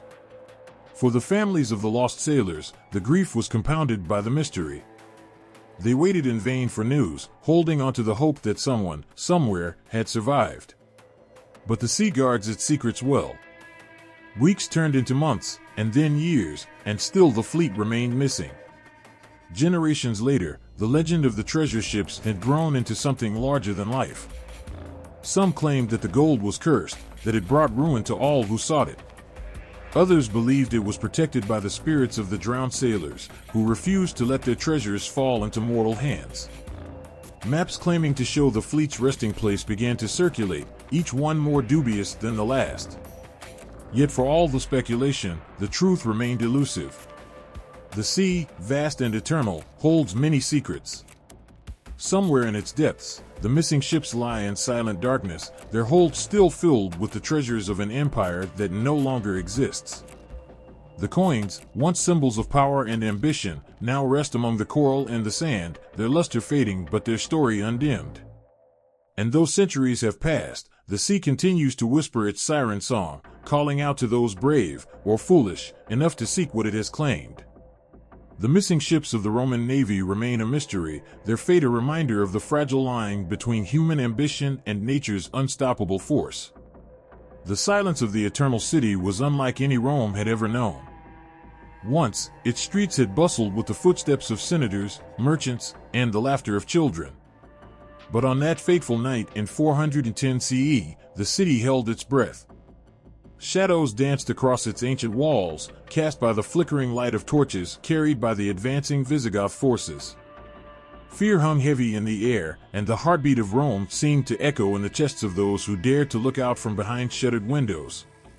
Alaric, the Visigoth king, stood at the gates, his eyes fixed on the prize that had eluded generations of warriors before him. Rome, the jewel of the world, was his for the taking. His soldiers, restless and hungry for glory, awaited the signal. When it came, it was not a shout or a cry of war, but the low, resonant groan of gates being forced open, a sound that carried both doom and destiny. The invasion began like a storm breaking over a calm sea. Waves of Visigoth warriors flooded into the city, their footsteps pounding against the cobblestones. They carried swords and axes, but it was not blood they sought. They wanted treasures, symbols of Roman power and wealth that had been amassed over centuries. Gold, silver, jewels, and sacred relics that spoke of gods and emperors. Rome was a treasury unlike any other, and now it lay exposed. In the temples, priests whispered prayers to unhearing gods as the Visigoths shattered marble statues and pried gold from altars. They tore through the forum, looting coin caches that had been hidden beneath stone floors. The cries of Rome's citizens mingled with the clang of metal and the crack of splintering wood. Families clung to their heirlooms, only to have them ripped away by hands that showed neither pity nor restraint. In the heart of the chaos, the Visigoths stumbled upon treasures that seemed almost otherworldly. There was the golden menorah, taken centuries earlier from the Temple of Jerusalem. Its intricate craftsmanship and weight of history seemed to radiate power, and yet it too was carried away, a prize among prizes. Scrolls from the great libraries, their parchment brittle with age, were bundled up with little regard for their knowledge. And then there were the statues, bronze and marble gods, toppled from their pedestals, dragged away to be melted down or traded as trophies of victory. The Palatine Hill, home to the grandest of Rome's palaces, became a battlefield of its own. Alaric's men marched through its halls, their boots grinding against mosaics that had taken decades to create. They stripped tapestries from walls, emptied goblets of their wine, and laughed as they donned the silken robes of emperors. Each piece of plunder told a story of power and decadence, and now those stories were being rewritten by hands that cared little for their origins. Amid the devastation, there were moments of eerie calm. A young Roman boy, no older than 10, clutched a simple wooden carving of a horse, his only toy, as he watched the invaders tear through his home. A Visigoth warrior, his face withered and scarred, paused for a moment. His gaze fell on the boy, and in that instant, something human flickered in his eyes. He knelt, placing a rough hand on the boy's shoulder, then stood and walked away, leaving the child untouched. But such moments were rare, swallowed quickly by the tide of greed and destruction. As the sun rose over the sacked city, Rome was unrecognizable. Fire smoldered in the forum, sending plumes of smoke into the sky. The treasures of an empire were loaded onto carts and carried away, destined to become part of the Visigothic legacy. Alaric, standing amidst the spoils, allowed himself a rare smile. He had achieved what few thought possible. He had humbled Rome.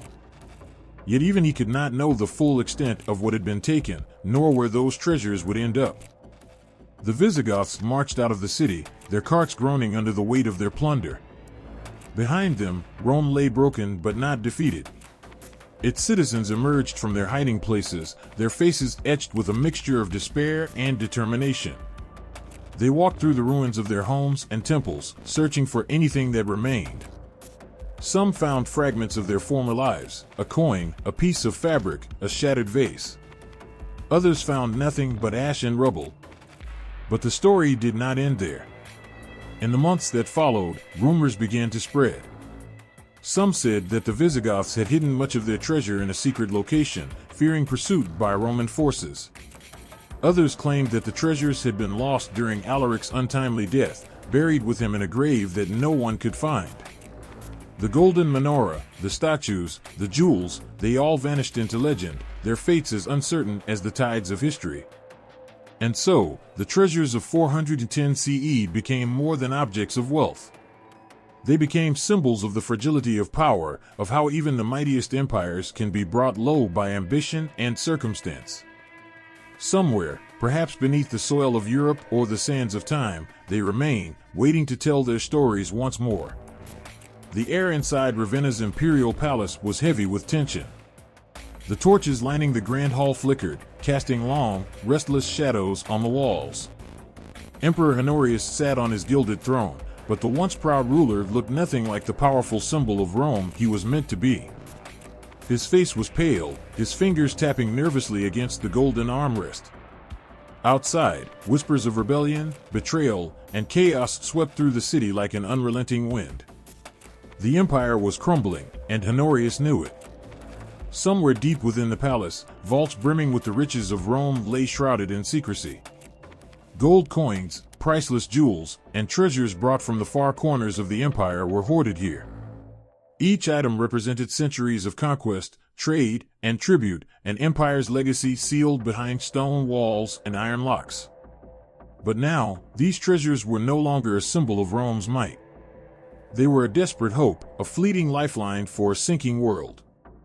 Honorius turned to his most trusted confidant, a wiry man with sharp eyes and a face etched with years of secrecy.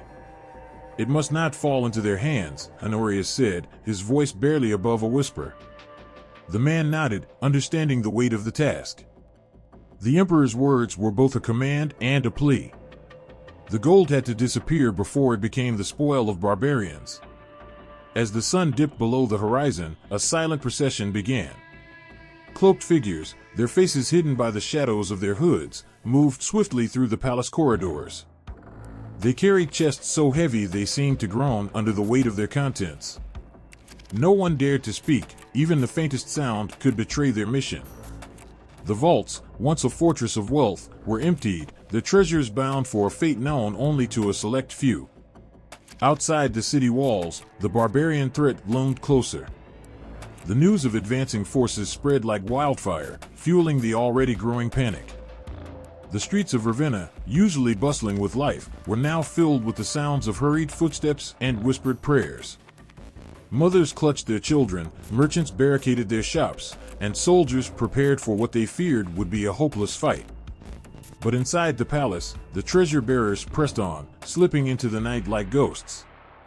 They moved toward the marshlands surrounding Ravenna, a labyrinth of waterways and shifting terrain that had protected the city for years. These treacherous marshes were both a shield and a trap, a place where secrets could be hidden forever, swallowed by the earth itself.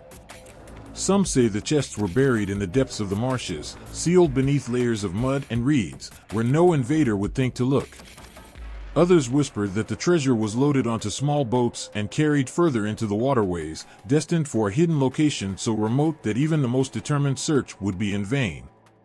Whatever the method, one thing was certain: the gold vanished that night, taking with it the hope of Rome's survival. As the days passed, the barbarians reached Ravenna.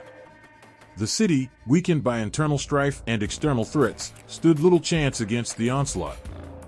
Honorius watched from a safe distance, his expression a mask of cold resignation. He had ensured his treasures were beyond the reach of his enemies, but at what cost?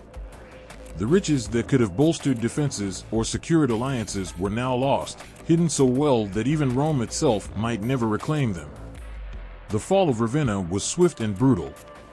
Fires consumed parts of the city, and the once proud streets were reduced to chaos. Honorius fled, his crown now a fragile shell of what it once symbolized. As he escaped, the thought of the hidden treasure gnawed at him. It was not just gold that had been concealed, but a piece of Rome's soul. Years turned into decades, and stories of the lost treasure began to circulate. Survivors whispered of the night the gold disappeared, each tale more fantastical than the last. Some claimed it had been cursed, its concealment an act of hubris that doomed the empire. Others believed it was guarded by spirits of the marsh, forever protecting it from those who sought to claim it. Treasure hunters, driven by greed and fascination, scoured the marshlands. They dug into the earth, waded through murky waters, and searched every shadowed corner of the labyrinthine waterways. But the marshes were relentless, offering no answers. Their shifting nature erased trails and concealed any evidence of human interference. The treasure, if it still existed, was buried under layers of time and myth. Among the most haunting tales is the story of a farmer who, centuries later, uncovered a single gold coin while digging near the marshes. The coin bore the insignia of Rome, its surface tarnished but its history unmistakable. The farmer, overcome by greed, sold the coin in secret, hoping to avoid the attention of authorities. But that night, his home was consumed by a fire of unknown origin, leaving nothing but ashes. Locals whispered that the gold was cursed, protected by the spirits of those who had hidden it. Despite the passing centuries, the mystery of Honorius's treasure endures. Scholars debate its fate, historians piece together fragments of records, and adventurers still dream of uncovering the lost wealth of an empire. But the marshlands remain silent, their secrets held tight beneath the water and earth. The gold, whether lost forever or waiting to be found, is more than a treasure. It is a reminder of an empire's fall, a symbol of the desperation and fear that marked Rome's final days. And as long as the marshes endure, so too does the legend of Honorius's hidden fortune. The sound of clanging metal echoed through the grand halls of the Basilica Aemilia. Merchants, scribes, and citizens once filled its space, their voices creating a lively symphony of trade and debate. Now, the air was thick with panic. Rome was under siege, and chaos had seeped into every corner of the city. A sudden crash broke the fragile tension. The ornate doors of the basilica burst open, and barbarian invaders stormed in, their eyes gleaming with the promise of plunder. The invaders tore through the structure, their boots crushing marble fragments beneath them as they searched for anything of value. Gold coins, kept in heavy chests near the basilica's trading stalls, became their immediate target. A woman, clutching her child, hid in a shadowed alcove, her heart pounding as she watched the scene unfold. A chest spilled open, and gold coins scattered across the floor, glinting in the faint light that filtered through the broken windows. The invaders pounced on the treasure, scooping up handfuls of coins while others shouted orders to hurry before reinforcements could arrive. The basilica, once a symbol of Roman order and wealth, became a battlefield of greed. Coins rolled under broken columns and vanished into cracks in the marble floor. Some fell into the underground drainage systems, disappearing into the labyrinth of tunnels beneath the city. The invaders, too preoccupied with gathering what they could see, paid no attention to the wealth slipping away into the shadows. Outside, the city burned. The air was thick with smoke and the cries of the desperate. Fires lit up the night sky, casting an eerie glow over the Tiber River. Refugees fled in every direction, clutching what little they could carry.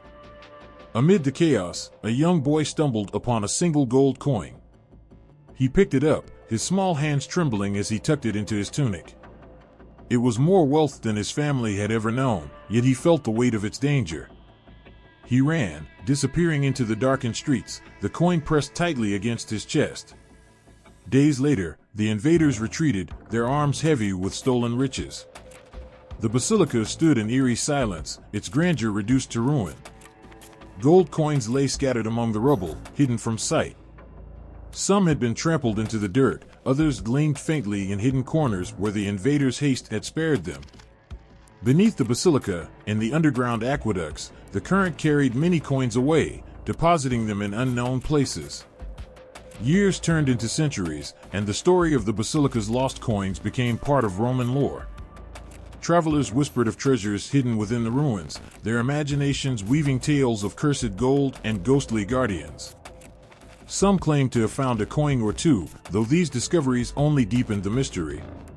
Each coin bore the mark of the Roman Republic, its inscriptions a testament to a time when Rome was the center of the world. One particularly chilling tale tells of a stonemason working to restore part of the ancient structure. As he chipped away at a damaged column, his chisel struck something metallic. He uncovered a small cache of coins, their surfaces dull with age but unmistakably Roman. That night, the mason, filled with dreams of wealth, hid the coins beneath his bed. But as the moon rose, he awoke to the sound of whispers. He searched the room, finding nothing but shadows, yet the whispers grew louder, echoing in languages he could not understand. By morning, the coins were gone, and the mason's hair had turned ghostly white. Treasure hunters arrived, their tools and ambitions in tow, hoping to uncover the basilica's hidden riches. They dug through the ruins, sifted through the rubble, and waded into the underground tunnels. But the land seemed unwilling to give up its secrets. The coins, scattered by fate and fire, had found their way into places no map could mark.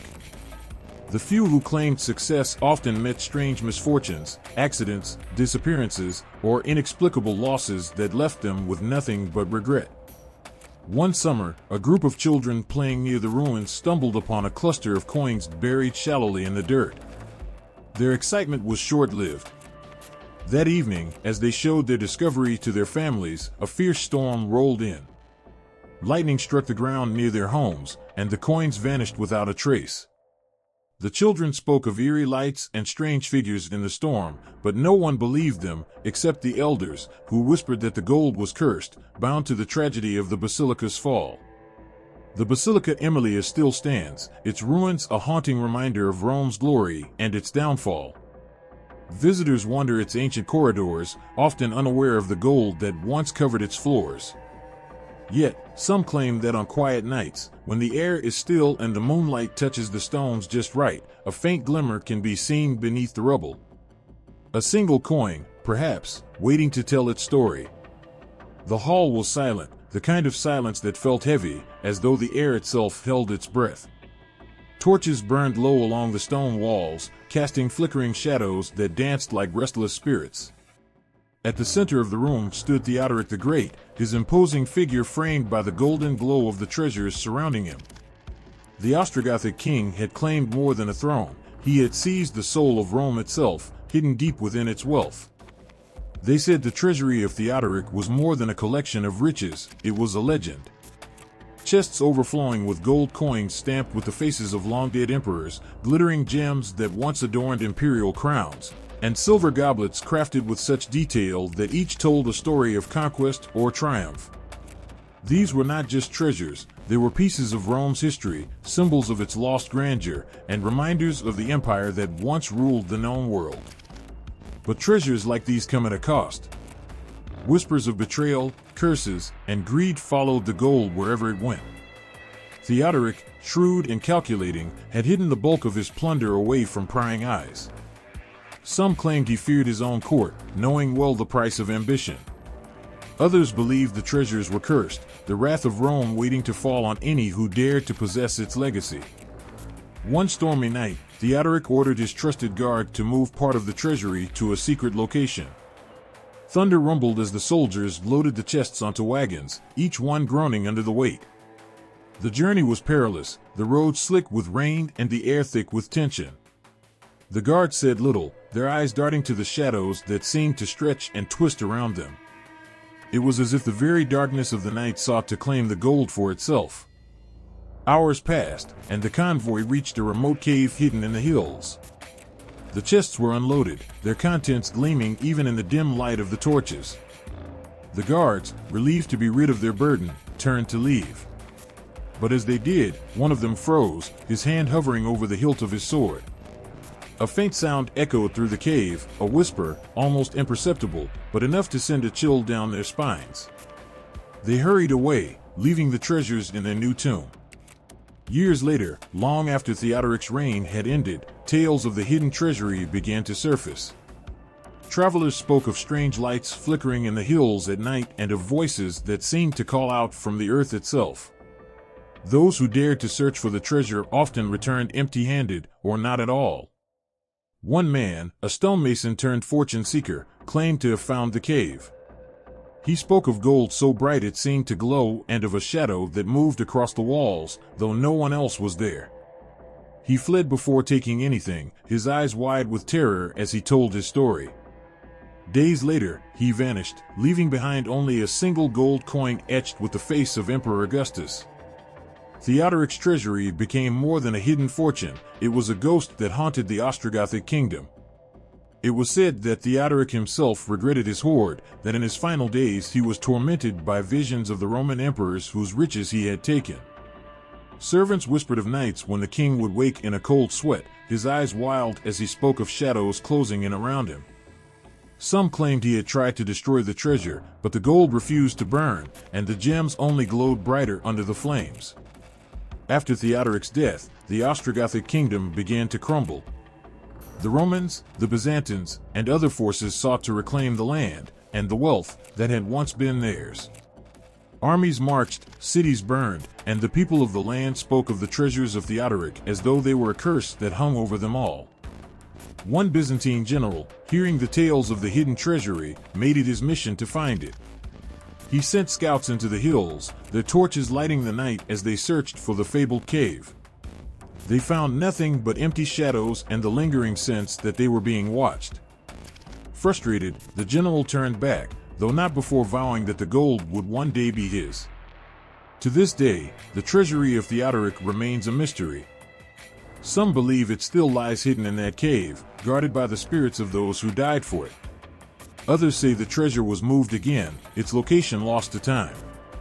And there are those who think it never existed at all, that the tales were nothing more than the dreams of a king who sought to hold on to Rome's glory, even as it slipped through his fingers.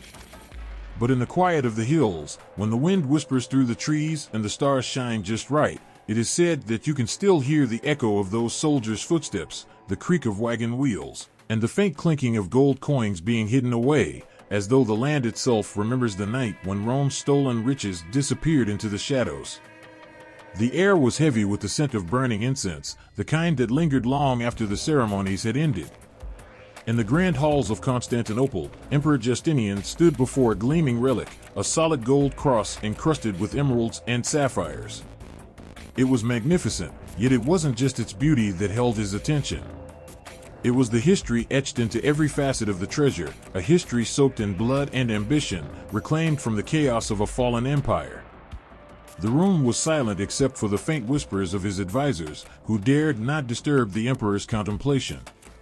This was not just a trophy. It was a symbol of something far greater, Rome's lost grandeur, now in the hands of Byzantium. Justinian had done what others before him could not. He had brought back what was stolen, scattered, or abandoned in the ruins of conquest and rebellion.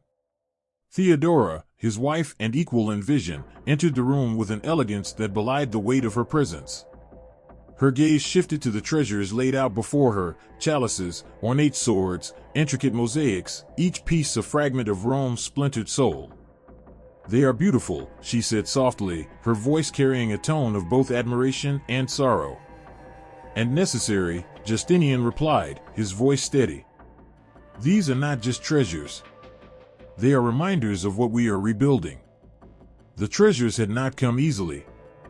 They had been scattered across the lands, buried in forgotten tombs, hidden in crumbling fortresses, and hoarded by those who sought to claim the spoils of empire for themselves. Justinian had sent out legions, not just of soldiers but of scholars, spies, and treasure seekers, to recover them. Each piece brought back to the capital had a story, and each story carried the weight of sacrifice. One such treasure was a golden chalice, said to have been used in the great banquets of Emperor Constantine himself.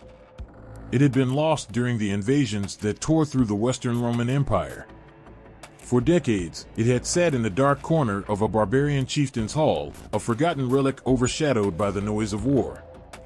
When Justinian's agents finally recovered it, they found it tarnished but intact, as though it had been waiting for its true place to be restored. Another prize was the Codex of Theodosius, a bound collection of imperial laws that had been scattered during the sack of Rome. It was said to be hidden in a monastery far to the west, where monks guarded it fiercely, unaware of its significance. Justinian's emissaries, skilled in negotiation and sometimes subterfuge, brought it back under the cover of night. When it arrived in Constantinople, the emperor himself held it aloft, declaring it a victory not just for Byzantium but for civilization itself. But not all treasures were meant to be displayed. Some bore secrets too dangerous to reveal. A ruby-encrusted diadem, once worn by Empress Helena, was among them. Legends whispered that it carried a curse, that whoever wore it would be consumed by their own ambition. Theodora insisted it be locked away, hidden where even the emperor's eyes would not find it. Yet, the most coveted of all treasures were the relics of faith, crosses, icons, and sacred vessels that carried the weight of the divine. During Justinian's reign, these relics became more than symbols, they became tools of unity, binding the fractured empire together under the banner of faith. In one dramatic moment, the emperor ordered a priceless relic, a fragment of the true cross, be carried through the streets of Constantinople. Crowds gathered in awe, their voices rising in hymns that echoed through the city. For a moment, the divisions of politics and war seemed to dissolve, replaced by the shared wonder of something greater. But treasures also had their price. Justinian's relentless pursuit of Rome's legacy drew both admiration and ire. His enemies whispered that he cared more for gold than for people, that he would sacrifice anything to rebuild his vision of the empire. Even within his court, there were those who questioned whether the treasures were worth the blood spilled to reclaim them. One night, as a storm raged over the city, Justinian found himself alone in the chapel where many of the recovered relics were kept. The flickering candlelight cast shadows on the walls, and the treasures seemed to glimmer with an otherworldly light. He knelt before a gilded icon of Christ, his hands trembling not with fear but with the weight of his own doubts. "Have I done enough?" he murmured, his voice barely audible above the howling wind outside. The silence that followed felt heavy, almost suffocating. And then, as if in answer, a single candle flared brighter, illuminating the room in a golden glow. Justinian took it as a sign, not of approval, but of purpose. The treasures were not his, they were a trust, a reminder that his reign was but a chapter in the story of an eternal empire. The next morning, he addressed his court with a renewed determination. The treasures would not sit idle in the halls of power. They would be used to inspire, to rebuild, and to remind the people of what they could achieve together. Churches were adorned with mosaics crafted from the recovered gold. Schools and libraries were built, their walls lined with artifacts that told the story of Rome's rise, fall, and resurgence. And yet, even as the empire thrived under Justinian's reign, the treasures remained shrouded in mystery. Some were displayed proudly, others hidden away for safekeeping. Stories circulated about secret vaults beneath the Hagia Sophia, where the most valuable and dangerous relics were said to be kept. Whether these tales were true, no one could say. But what was undeniable was the power these treasures held, not just in their material worth, but in the way they captured the imagination of a people. They were more than gold and jewels, they were fragments of a dream, glimmers of a past that refused to be forgotten, and promises of a future still waiting to be shaped. And as the years passed, their legends only grew, weaving themselves into the very fabric of the Byzantine Empire, where they would remain long after Justinian's time had passed. The air was heavy with heat, and the sky above Pompeii darkened, an unnatural shadow creeping across the city as if night had fallen hours too early. People looked to the looming Mount Vesuvius, its once peaceful peak now roaring with fury. The ground trembled beneath their feet. In the bustling streets, merchants shouted, children cried, and animals scattered in every direction. Fear gripped the city, yet even as the first ash began to fall, few could comprehend the scale of what was coming. In the chaos, a young woman named Livia clutched a small chest to her chest. The box was heavy, filled with her family's wealth, gold coins, delicate jewelry, and a carved emerald ring passed down for generations. Her father's voice echoed in her mind, urging her to safeguard their legacy. But where could she hide it? There was no time to flee, and no place seemed safe as the volcanic ash began to choke the air. She stumbled through the narrow streets, her sandals slipping on the cobblestones already dusted with the first layer of destruction. The house of a wealthy neighbor caught her eye, a grand villa with marble columns and painted walls. Its atrium, now eerily silent, held a fountain that once sparkled in the sunlight. Livia pushed open the heavy door, its bronze hinges creaking. Inside, the opulence was suffocating: golden statues, mosaics depicting mythical gods, and ivory furniture. But her eyes locked onto the corner of the room, where a loose tile near the hearth offered a small, hidden space. With trembling hands, she pried it open and placed the chest inside, covering it again as the air grew darker and the rumble of the mountain turned deafening. She whispered a prayer, not knowing if anyone would ever find it. As she fled, the villa began to shake, and she barely made it out before the walls crumbled behind her. Across town, a merchant named Marcus hurriedly gathered his wares, a lifetime of earnings packed into a leather pouch. His prized possession, a golden statue of Mercury, the god of commerce, gleamed in the dim light of his shop. He hesitated, torn between his treasures and his life. But survival instinct overpowered sentiment, and he buried the statue beneath the stone floor, marking the spot with a hurried scratch. "For my children," he muttered, though he knew in his heart they might never return to claim it. Herculaneum, a smaller town nearer the coast, faced its doom even faster. The first surge of pyroclastic flow hit with unimaginable force, burying the city in searing mud and ash. A wealthy patron named Publius had been hosting a banquet when the first tremors shook the ground. Guests screamed and fled, their fine robes trailing behind them. Publius, however, refused to leave without his most cherished possessions. His gold cups, encrusted with rubies, were quickly wrapped in cloth and hidden beneath the mosaic floor of his dining room. He promised himself he would return, but the roaring wall of superheated gas silenced such thoughts forever. As the hours passed, Pompeii and Herculaneum became unrecognizable. Ash rained down relentlessly, burying homes, streets, and temples under meters of gray desolation. Statues once admired for their beauty now stood frozen in eerie silence, surrounded by the remains of a world destroyed. The wealthy had hidden their treasures in haste, never imagining they would remain entombed for centuries. When the eruption finally ceased, silence blanketed the land, broken only by the hiss of cooling lava and the soft collapse of weakened structures. The cities were dead, their vibrant life replaced by a graveyard of ash. And beneath that gray shroud, the treasures slept: gold, gems, coins, and the personal artifacts of a society caught unprepared for its sudden end. Centuries later, when the buried cities were unearthed, these treasures began to tell their stories.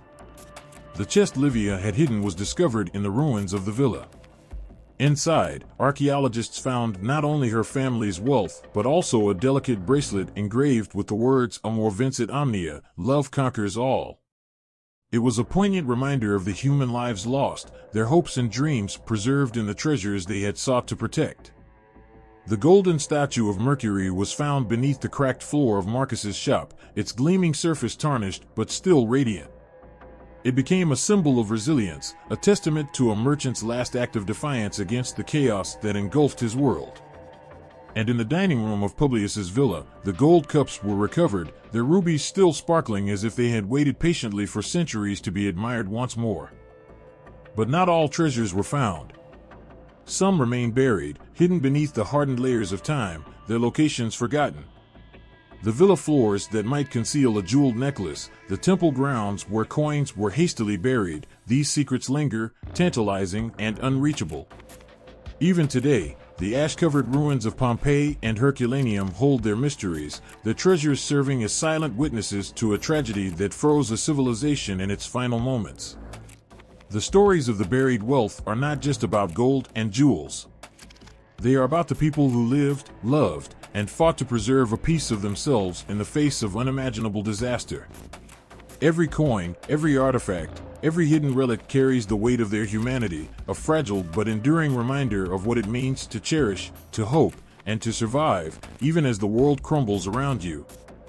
The room was dimly lit, a single candle flickering on a wooden desk cluttered with ink-stained parchments, quills, and the faint smell of aged leather. Pietro leaned forward, his heart pounding as his eyes scanned the faded lines of an ancient map.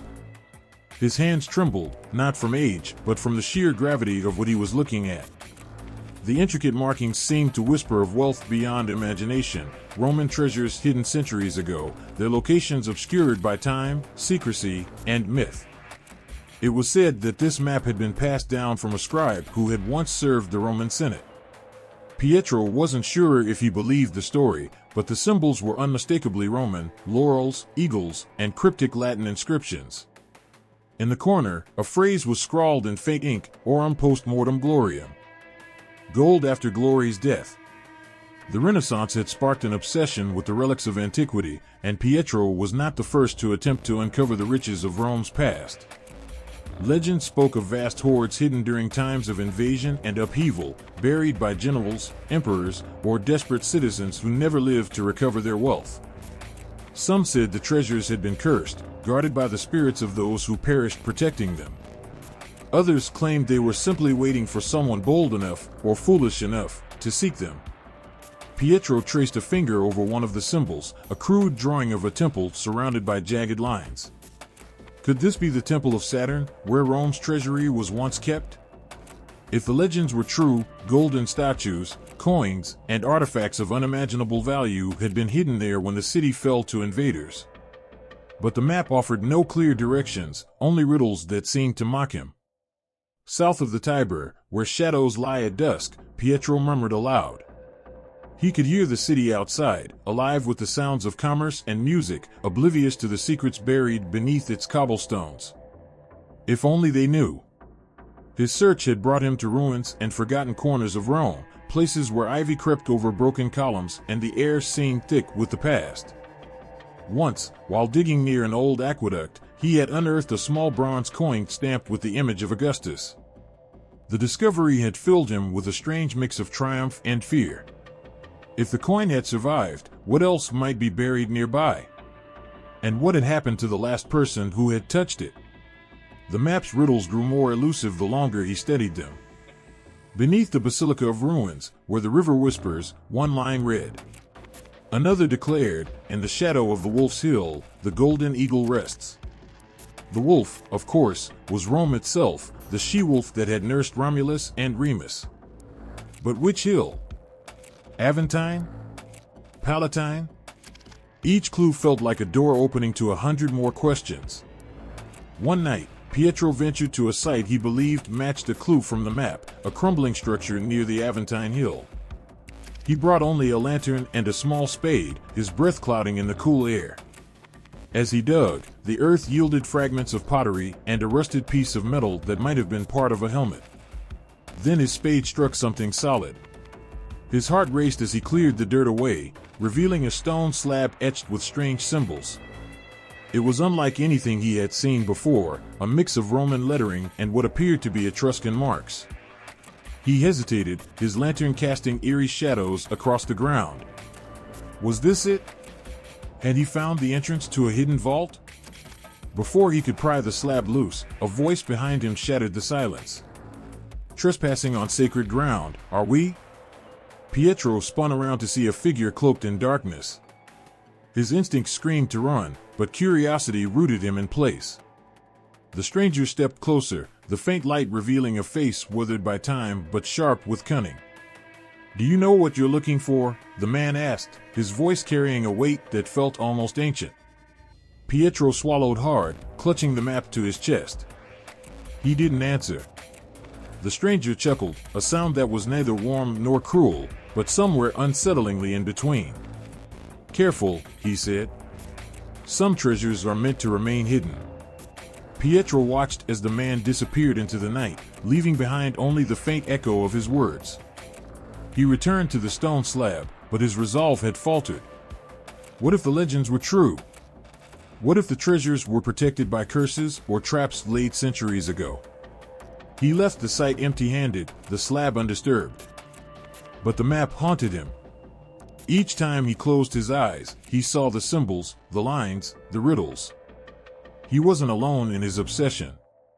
Others had followed similar maps, some vanishing without a trace. Tales spread of adventurers who had uncovered fragments of treasure, golden coins, a jeweled dagger, a chalice encrusted with pearls, only to meet untimely ends.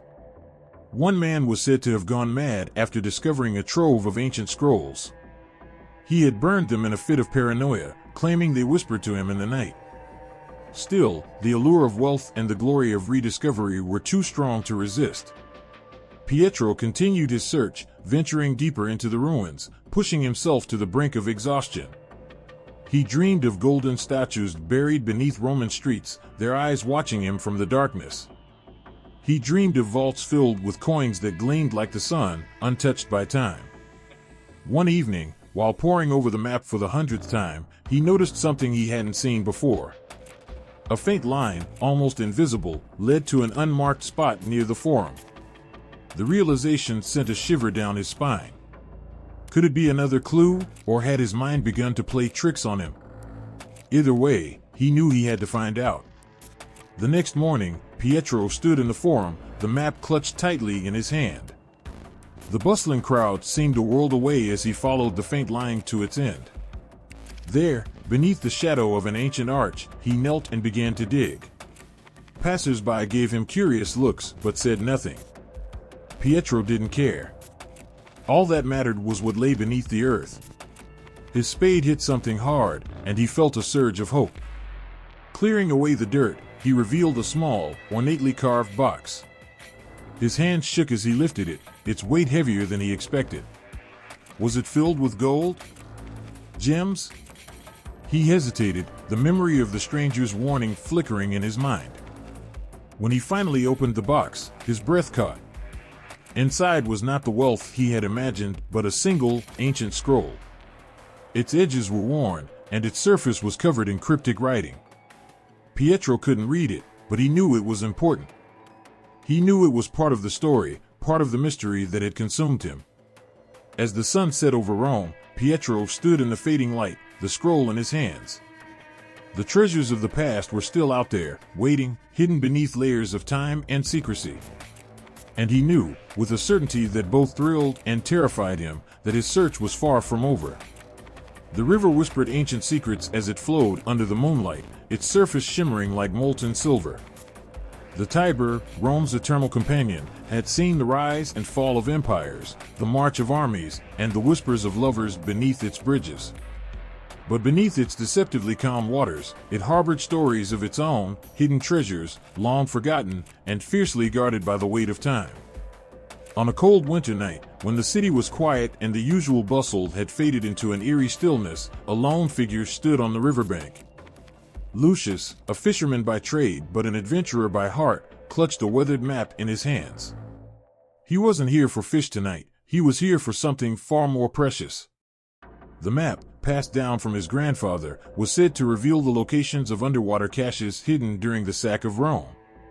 Legends told of Roman generals, their desperate attempts to save treasures from invaders, lowering chests filled with gold and jewels into the Tiber's embrace.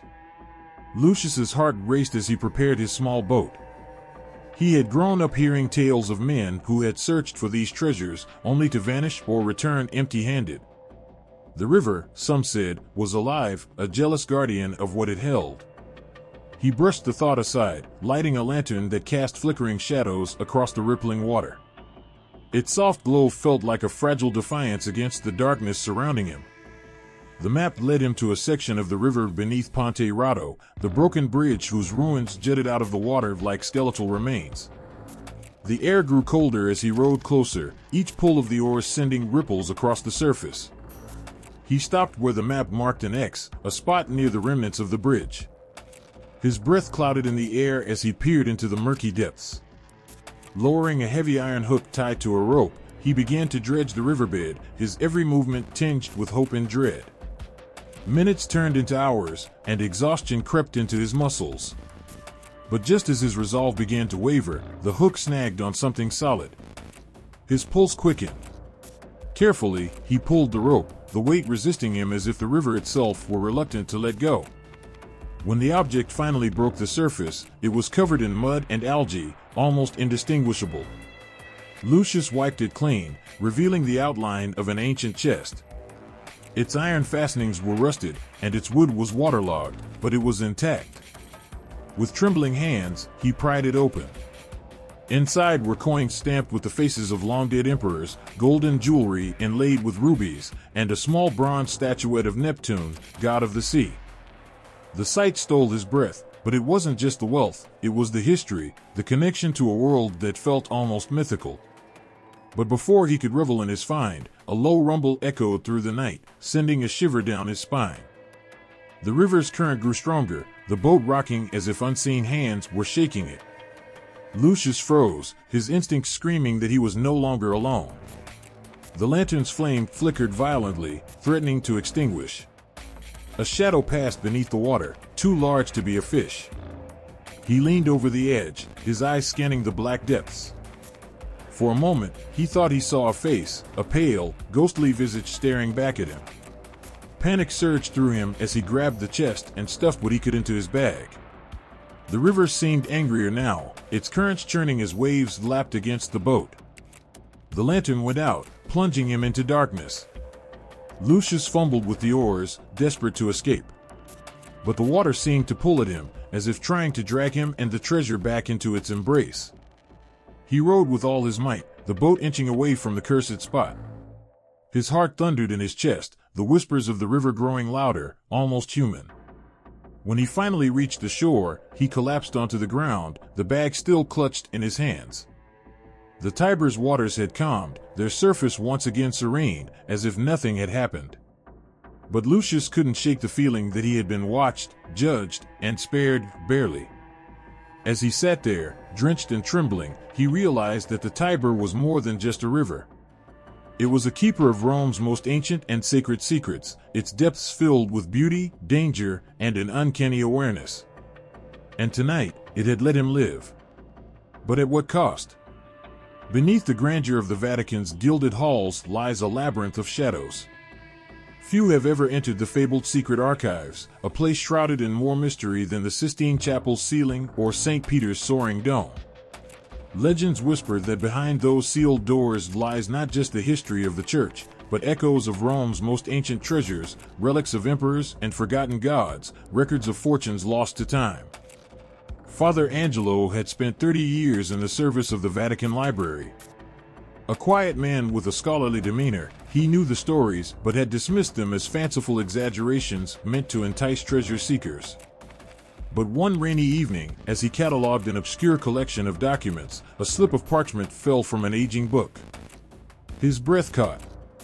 The text, written in a faded Latin script, spoke of an inventory during the 5th century, objects hidden by the church to protect them during the chaos of Rome's decline.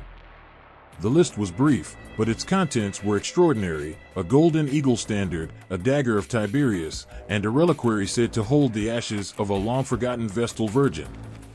The room felt colder as Angelo read. These items were not just relics, they were symbols of Rome's power, whispers of a pagan past the church had worked hard to erase. But why hide them? And more importantly, where were they now? The parchment hinted at a chamber beneath the watchful eye of St. Peter, a clue that set Angelo's heart racing. The next morning, Angelo requested access to the lower levels of the archives. Permission wasn't easily granted, but his decades of service earned him a rare indulgence. Armed with a flashlight and a small notebook, he descended into the cold, dimly lit corridors. The air grew heavier with each step, the silence broken only by the faint hum of distant electricity. He passed rows of locked cabinets and ancient tomes, their leather bindings cracked with age. Then he found it, a door unlike the others. Its iron surface was inscribed with intricate designs, almost Roman in style. Angelo's hands trembled as he pressed against it.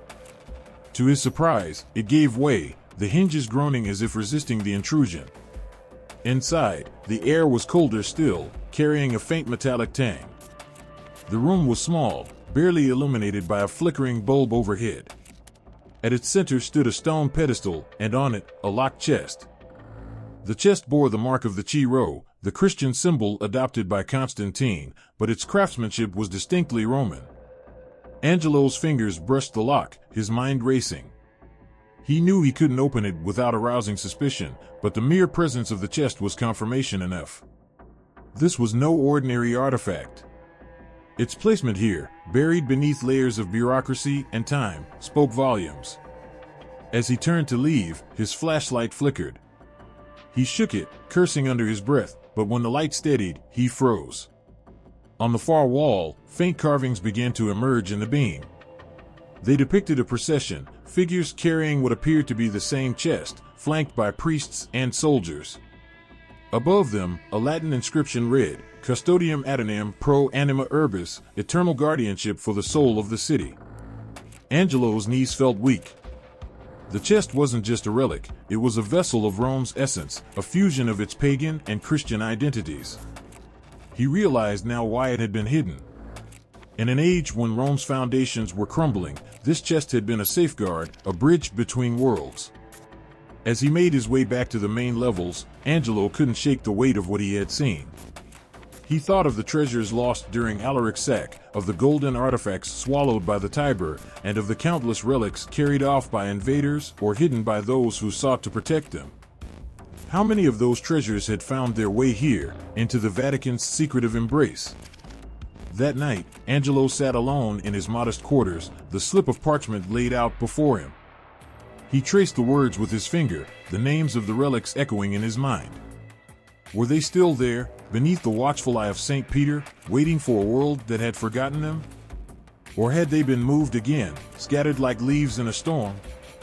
The answers lay in a place few dared to tread, in the shadows where history and faith entwined.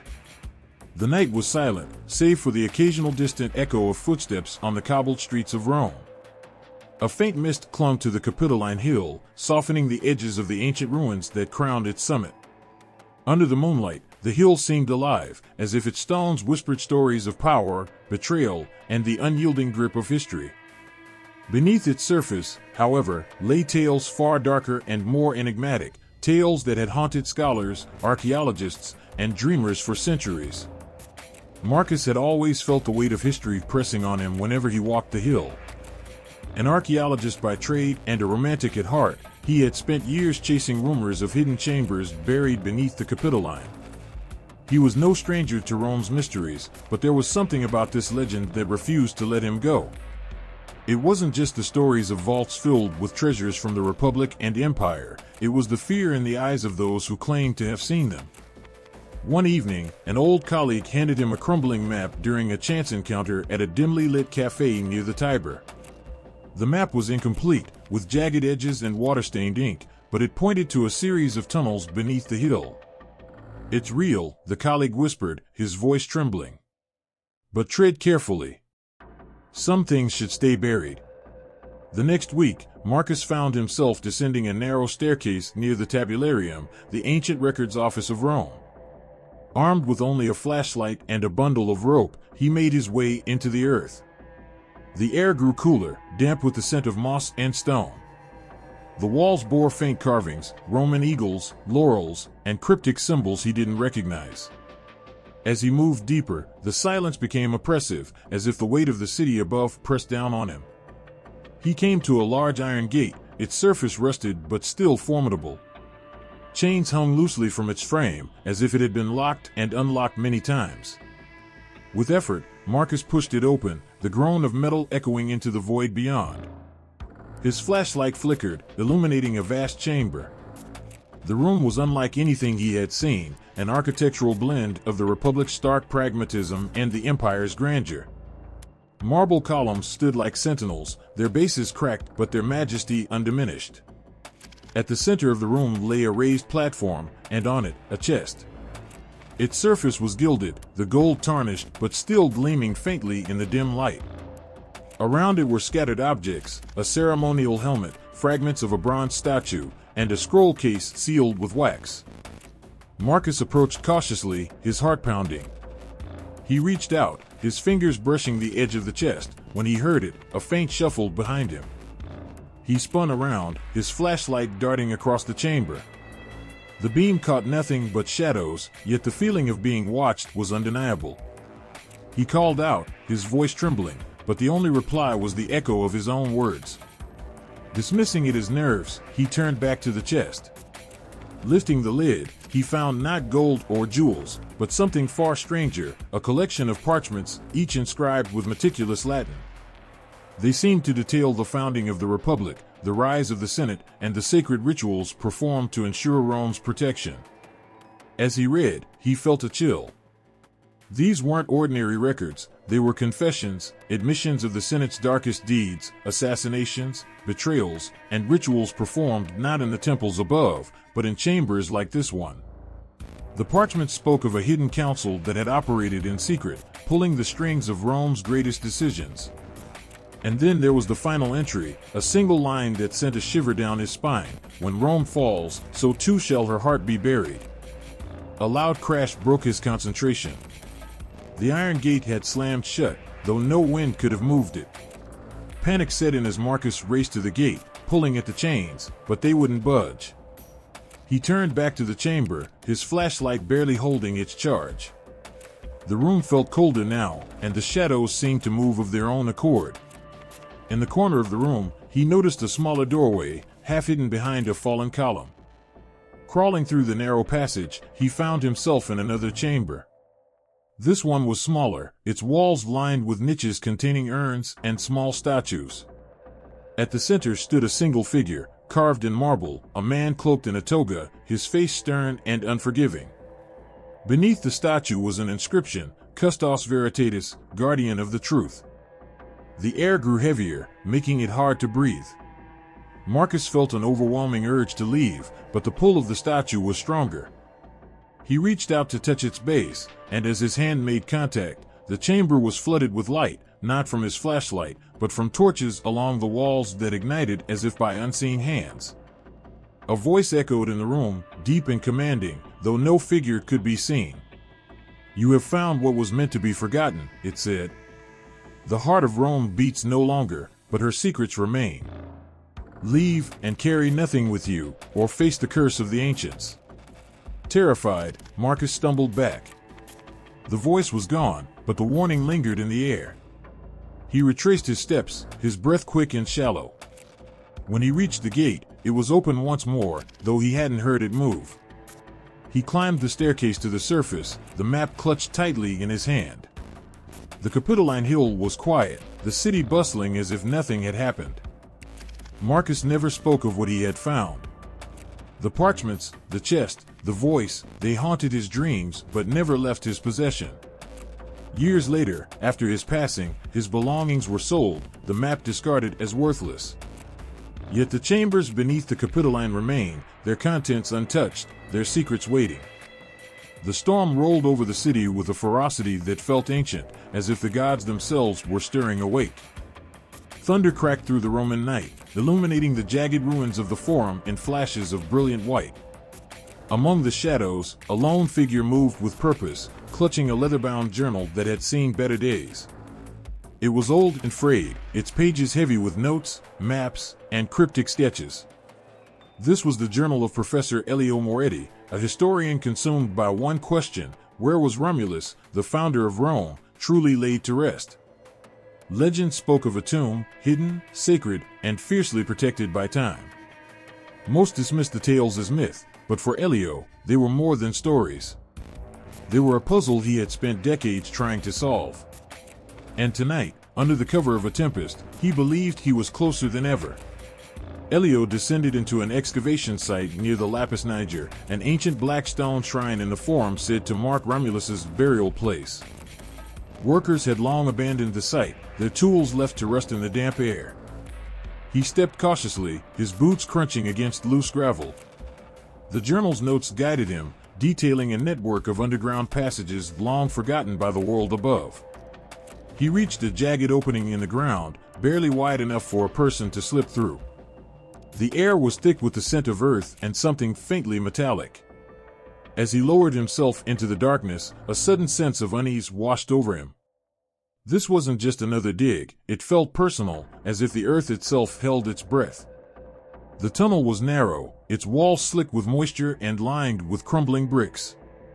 His flashlight flickered, casting long, distorted shadows. The deeper he went, the quieter the world became, until even the sound of the storm faded to nothing. Elio pressed on, driven by a mixture of obsession and fear.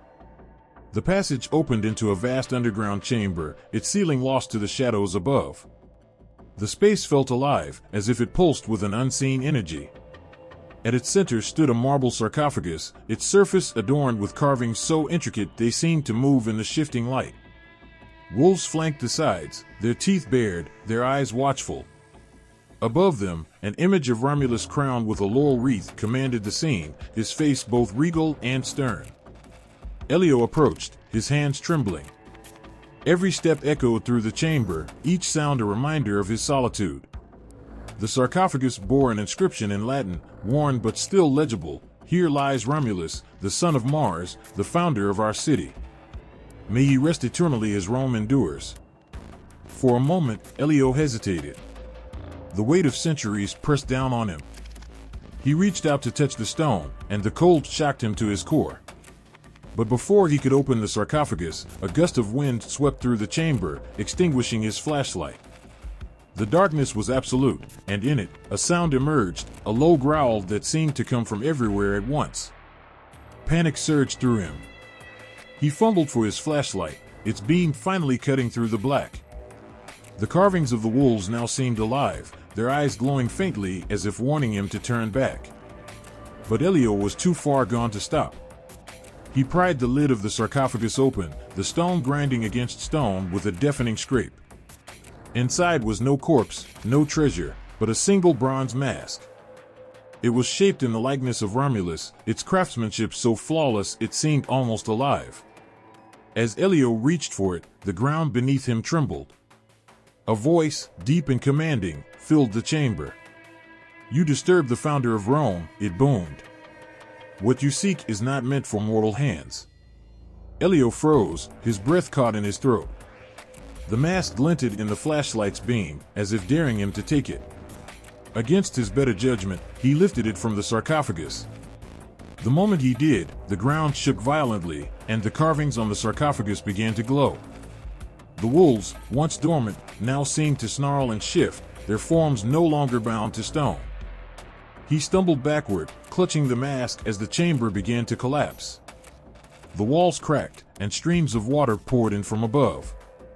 The tunnel that had brought him here was gone, replaced by rubble. Desperation overtook him as he searched for another way out. Then he saw it, a faint light emanating from the far side of the chamber. It wasn't the cold, artificial light of his flashlight, but something warmer, almost inviting. He ran toward it, the mask heavy in his hands.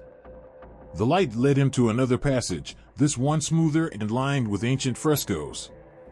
They depicted Romulus's life, his rise, his triumphs, and his ultimate disappearance.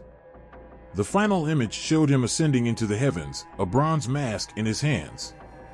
Elio's steps slowed as he realized the significance of what he held. This wasn't just a relic, it was a symbol of Rome's eternal power, a piece of its very soul. But as the frescoes continued, they took a darker turn.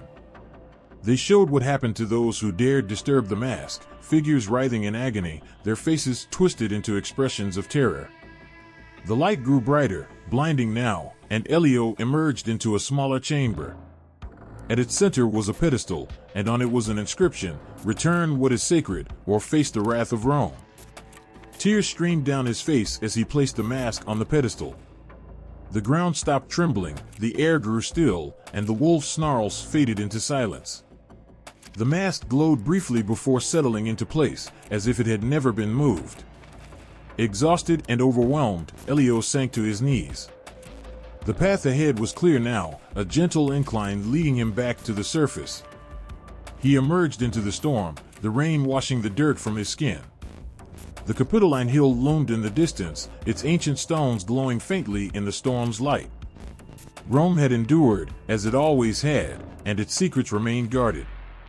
Rain fell in relentless sheets, soaking the cobblestones of Rome and muffling the hurried steps of Arturo Lombardi, a treasure hunter with a reputation for chasing myths. In his hands, he clutched a fragment of parchment, worn and stained, with an inscription that had haunted him for years: "The crown lies where the Empire's shadow meets the eternal flame." To many, it was just another cryptic phrase in the annals of Roman lore, but to Arturo, it was the key to a centuries-old legend, the lost imperial crown of Rome. The crown was no ordinary relic. Stories whispered of its creation in the era of Augustus, forged from the finest gold and adorned with gems said to symbolize Rome's eternal dominion. Emperors wore it not just as a symbol of power but as a bond to the gods themselves. And then, like so many treasures, it vanished, leaving behind only fragments of stories that hinted at its fate. Arturo had followed those fragments for years, combing through ancient libraries, bribing black market informants, and navigating the labyrinthine catacombs beneath Rome. But tonight, he was chasing a lead unlike any other, a map etched into the underside of a marble bust, hidden in the Vatican's private collection. A stolen photograph had revealed its secret, a crude depiction of the Roman Forum with a single marking near the Temple of Vesta, where the Vestal Virgins once guarded the sacred flame of Rome. The Forum was deserted when Arturo arrived, the storm keeping even the most determined tourists away. He moved quickly, his flashlight cutting through the downpour. The Temple of Vesta stood like a ghost, its circular columns slick with rain, its ancient stones whispering memories of rituals long abandoned. He circled the structure, his heart racing, until his light caught a faint engraving on the ground, a series of interlocking symbols that mirrored the map from the bust. Arturo dropped to his knees, tracing the lines with trembling fingers. The rain made it almost impossible to see, but as he pressed his hand against the stone, it shifted slightly.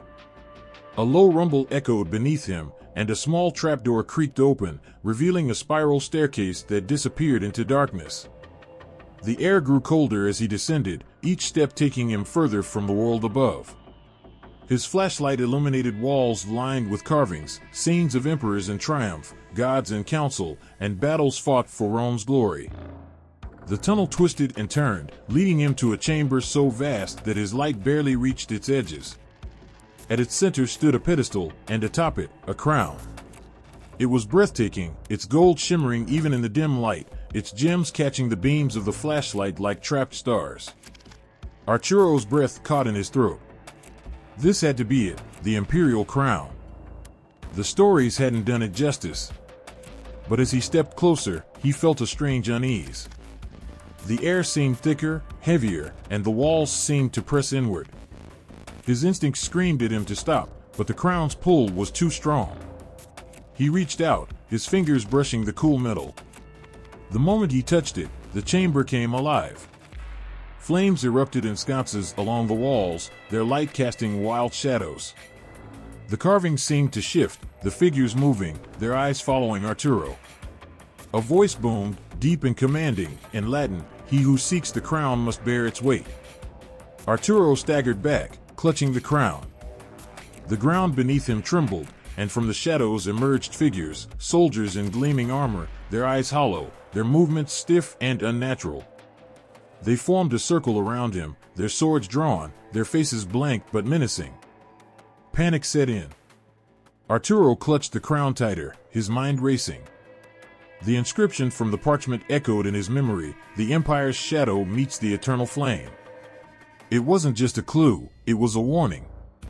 The crown was more than a symbol, it was a test, a challenge to anyone who dared claim it. The soldiers stepped closer, their swords glinting in the firelight. Arturo's heart pounded as he realized what he had to do. He raised the crown above his head, his voice shaking as he shouted, "Rome endures." The soldiers froze. The flames flickered, then roared higher, their heat almost unbearable. The carvings on the walls glowed, their figures bowing in unison. The voice returned, softer this time, almost reverent, "The weight is accepted. The crown is yours to bear." The soldiers vanished, the flames dimmed, and the chamber grew still. Arturo stood alone, the crown heavy in his hands. He felt its power coursing through him, a connection to something far greater than himself. But he also felt its burden, the responsibility of holding a piece of Rome's soul. The way out was clear now, a path illuminated by faint, golden light. Arturo climbed back to the surface, the rain still falling but somehow gentler, almost cleansing. He looked at the crown, its brilliance undimmed despite the storm. He knew its story wasn't over, and neither was his. For the crown was not just a relic, it was a legacy, one that demanded its bearer honor the glory and weight of Rome's eternal dominion. The flickering light of an oil lamp cast shadows on the worn parchment as Marcus leaned closer, his trembling hand tracing the faded Latin script. His small study, nestled in the heart of Rome, felt heavy with the weight of centuries. He had spent countless nights poring over ancient texts, chasing whispers of treasures buried not in the earth, but in the words of poets, historians, and philosophers.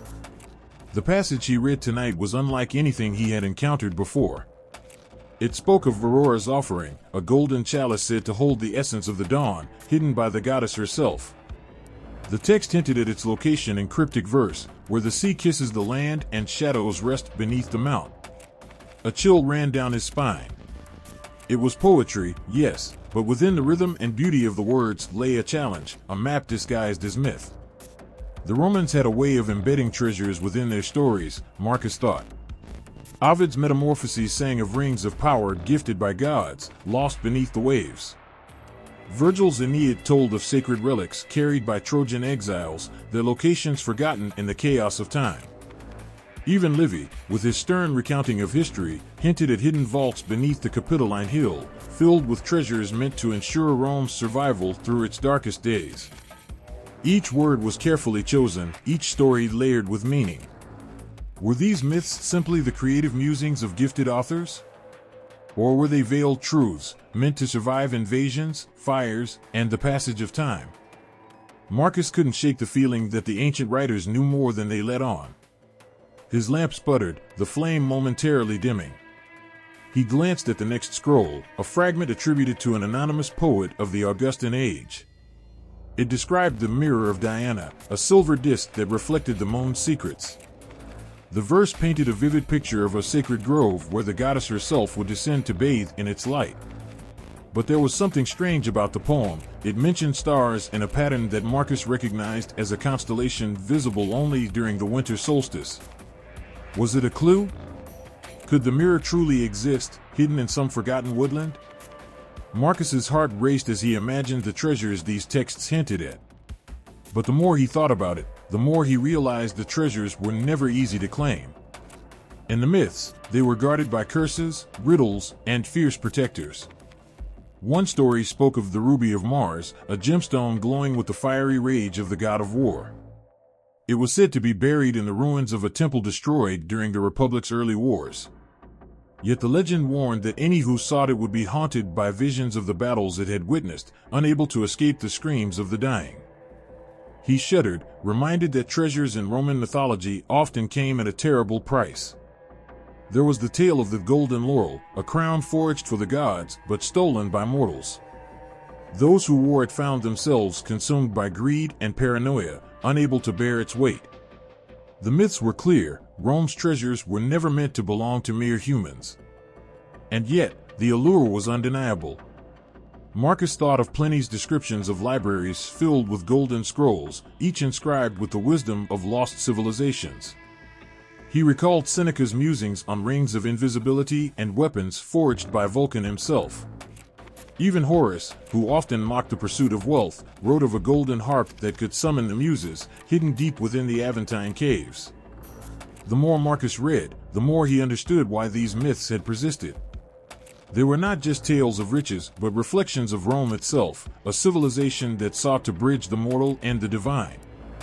The treasures were symbols of Rome's ambition, its ingenuity, and its unrelenting desire to conquer not just the physical world, but the mysteries of existence.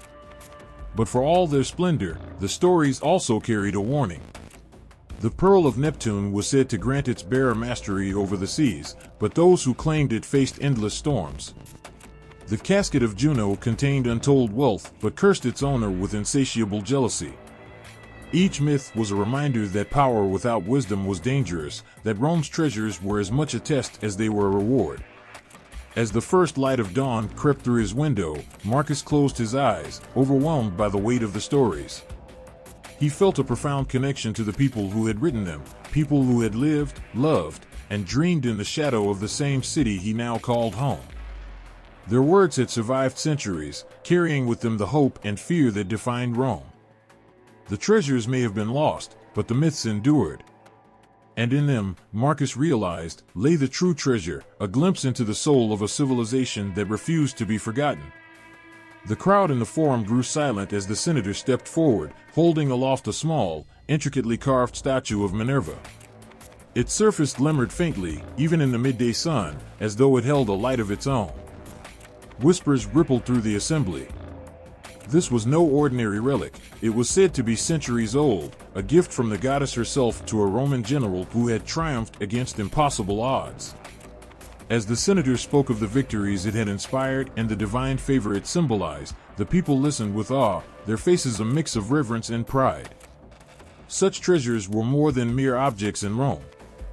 They carried the weight of history, faith, and identity. They connected the present to the past, linking the citizens of the empire to the gods who watched over them and to the ancestors who had built the foundations of their city. A relic like the statue of Minerva wasn't just valuable, it was sacred. It reminded the people of their strength and the destiny they believed was granted to them by the heavens. In homes across the city, smaller treasures served a similar purpose. A bronze amulet passed down through generations might be worn for protection, its surface smooth from years of hands clasping it in prayer. A clay jar filled with coins, hidden beneath the floor, wasn't only a family savings, it was a symbol of hope for a better future. Even the simplest household often had a small shrine adorned with offerings, a tiny silver ring, a carved figure, or a piece of glass glinting like a star. These were gifts to the gods, tokens of gratitude and pleas for blessings. But treasures weren't only personal or spiritual, they also had a role in the grand theater of Roman society. When a general returned from war, the spoils of his conquest were paraded through the streets in a triumphal procession. Gold, jewels, and foreign artifacts shimmered in the sunlight, dazzling the crowds. The treasures weren't just proof of victory, they were a statement of Rome's power, a declaration that no enemy was too great and no land too distant to fall under the empire's control. Children perched on their parents' shoulders to catch a glimpse of the golden shields and exotic statues brought from far-off lands. Women pointed in amazement at intricately woven fabrics dyed in colors they had never seen. Men cheered as they recognized the symbols of their enemies, now trophies of Roman might. These displays weren't mere celebrations, they were reminders of what it meant to be Roman. To the citizens, the treasures were proof that their city was the center of the world, favored by the gods and destined to endure forever. Yet the power of these treasures wasn't always tied to their material worth. Sometimes, the simplest objects held the greatest meaning. In the Temple of Vesta, the eternal flame burned alongside relics said to be essential for the city's survival. The Vestal virgins guarded these items with their lives, for legend held that if they were lost, Rome itself would fall. No one knew exactly what these relics were, some whispered of ancient weapons, others of a piece of Troy's walls brought by Aeneas, but their mystery only added to their significance. They were more than treasures, they were the soul of the city. In the Senate, treasures often played a different role. During debates, a senator might produce a relic as evidence of divine rule or ancestral approval. A fragment of an ancient treaty, a sword said to have been wielded by a legendary hero, or even a coin struck during the reign of a beloved emperor, these objects could sway opinions, lending weight to arguments and decisions. They were tangible links to Rome's past, proof that the city's greatness was not just a matter of ambition but of destiny. Yet treasures also had a darker side. In the shadows of the city, whispers circulated of hidden hoards and cursed artifacts. A wealthy merchant might bury a chest of coins beneath his villa, believing it safer than trusting the banks. But if he died without revealing its location, the treasure would remain, haunting the house and its new owners. Legends told of cursed rings that brought ruin to all who wore them, or statues that seemed to move on their own, their eyes following those who passed. These tales, whether true or not, spoke to the deep connection Romans felt to their treasures. They weren't just things, they were alive with meaning, and sometimes with danger. Even the poorest citizens were not untouched by the power of treasures. A beggar might carry a small, polished stone, believing it to be a gift from Mercury, the god of travelers and luck. A soldier, far from home, might keep a piece of pottery from his family's hearth, a reminder of the warmth and love waiting for him. These humble objects carried as much weight as the gilded statues in the temples or the jeweled crowns of the emperors. They were symbols of hope, faith, and the ties that bound people together. And so, treasures were woven into the very fabric of Roman life. They were not just possessions, they were stories, memories, and promises. They spoke of Rome's greatness, its struggles, and its dreams. In their gleam, Romans saw not only their past, but also their future, a future they believed was as golden as the treasures they cherished. On a cold, moonlit night, a knight sat beside a crackling fire, his armor gleaming in the shifting light. He held a weathered manuscript in his hands, its pages brittle with age, the Latin script faint yet legible. The story it told was one of wonders, of a golden eagle, said to have perched atop the lost standard of a Roman legion, buried somewhere beneath the earth. Legends claimed it was no mere artifact, but a relic of divine power, capable of bestowing unshakable authority upon whoever found it. The knight's fingers trembled as he traced the faded words. Was it true? Could such treasures still lie hidden, waiting for a hand brave enough to claim them? In the Middle Ages, stories of Rome's treasures refused to fade. They weren't just memories of a bygone empire, they became something more, infused with mystery and enchantment. Roman relics, long buried or forgotten, transformed into objects of desire, their legends growing richer with each retelling. Monks whispered of chalices said to have been used by Roman priests, now imbued with miraculous powers. Wandering minstrels sang of swords forged in the fires of Vulcan, hidden in caves and guarded by spirits. Each tale was a spark, igniting imaginations across Europe. In a dimly lit abbey, a young scribe labored over a manuscript. He had heard rumors that the golden laurel of Caesar, lost in the chaos of Rome's fall, had been rediscovered in a distant land. He couldn't help but imagine the scene, a humble farmer tilling his field, his plow striking something hard. He would dig with trembling hands, uncovering the gleaming wreath, its leaves unblemished despite the centuries. The farmer, unaware of its significance, might sell it to a wandering trader, setting into motion a chain of events that would ripple through history. The scribe shivered, caught between awe and disbelief. Could such treasures truly exist, waiting to be unearthed? In bustling medieval courts, kings and nobles spoke in hushed tones of Roman gold, said to be hidden in enchanted forests or beneath ancient ruins. For them, these treasures weren't just artifacts, they were keys to power, symbols of legitimacy. To possess something from Rome was to claim a connection to its grandeur, to its divine favor. One such tale told of a jeweled ring, said to have been worn by Augustus himself.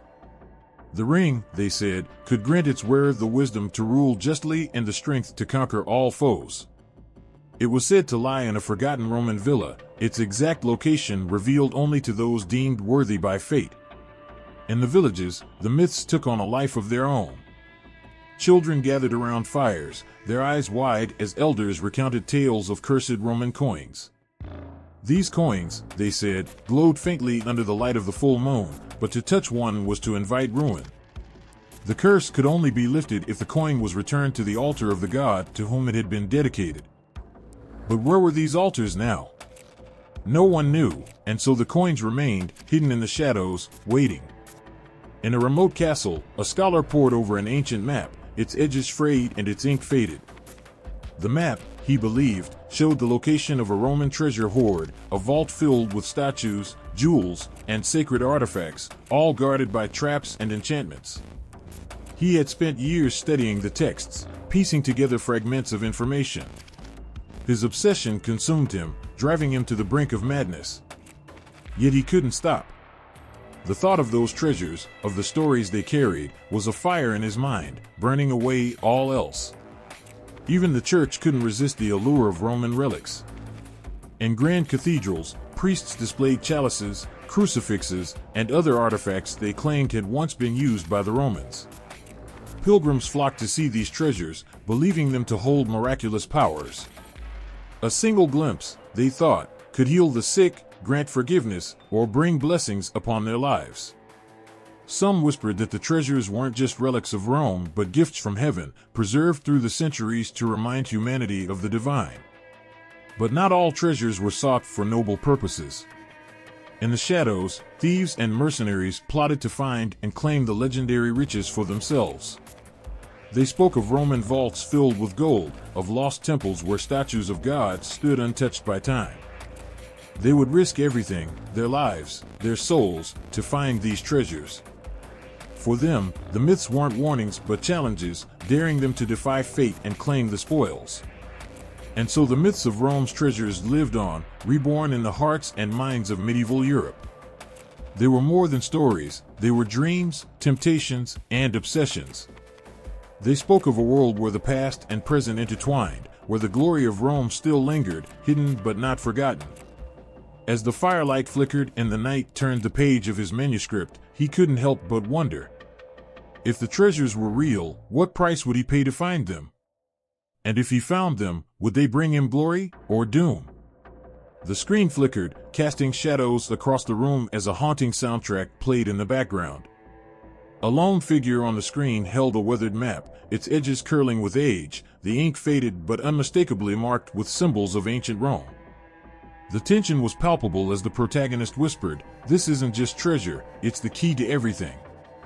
The scene cut to a crumbling Roman villa, hidden beneath centuries of overgrowth, its secrets waiting to be unearthed. The audience held their breath. Somewhere, buried deep in the heart of this story, was a truth that blurred the line between history and myth. Modern media has a way of breathing new life into ancient tales, and the legends of Rome's lost treasures have found their place at the heart of some of the most gripping narratives. Films, books, and even games capture the allure of these ancient riches, weaving stories that ignite the imagination. They don't just tell us about gold or jewels, they tell us about power, ambition, and the lengths people will go to when faced with the promise of something extraordinary. In the dim light of a library, an author scribbled furiously, the pages of their manuscript filled with scenes of daring chases through the streets of Rome. The plot centered on the legendary imperial scepter, rumored to grant absolute dominion to its holder. The story raced through forgotten catacombs and long-buried Roman vaults, each twist pulling the reader closer to the edge of their seat. The characters weren't just after treasure, they were chasing their destinies, their flaws and desires laid bare by the pursuit. The writer paused, imagining their readers gripped by the same mix of wonder and fear that had inspired them to write in the first place. Elsewhere, on the big screen, an adventurer stood at the edge of an ancient Roman amphitheater, the camera panning out to show the crumbling grandeur of a civilization long past.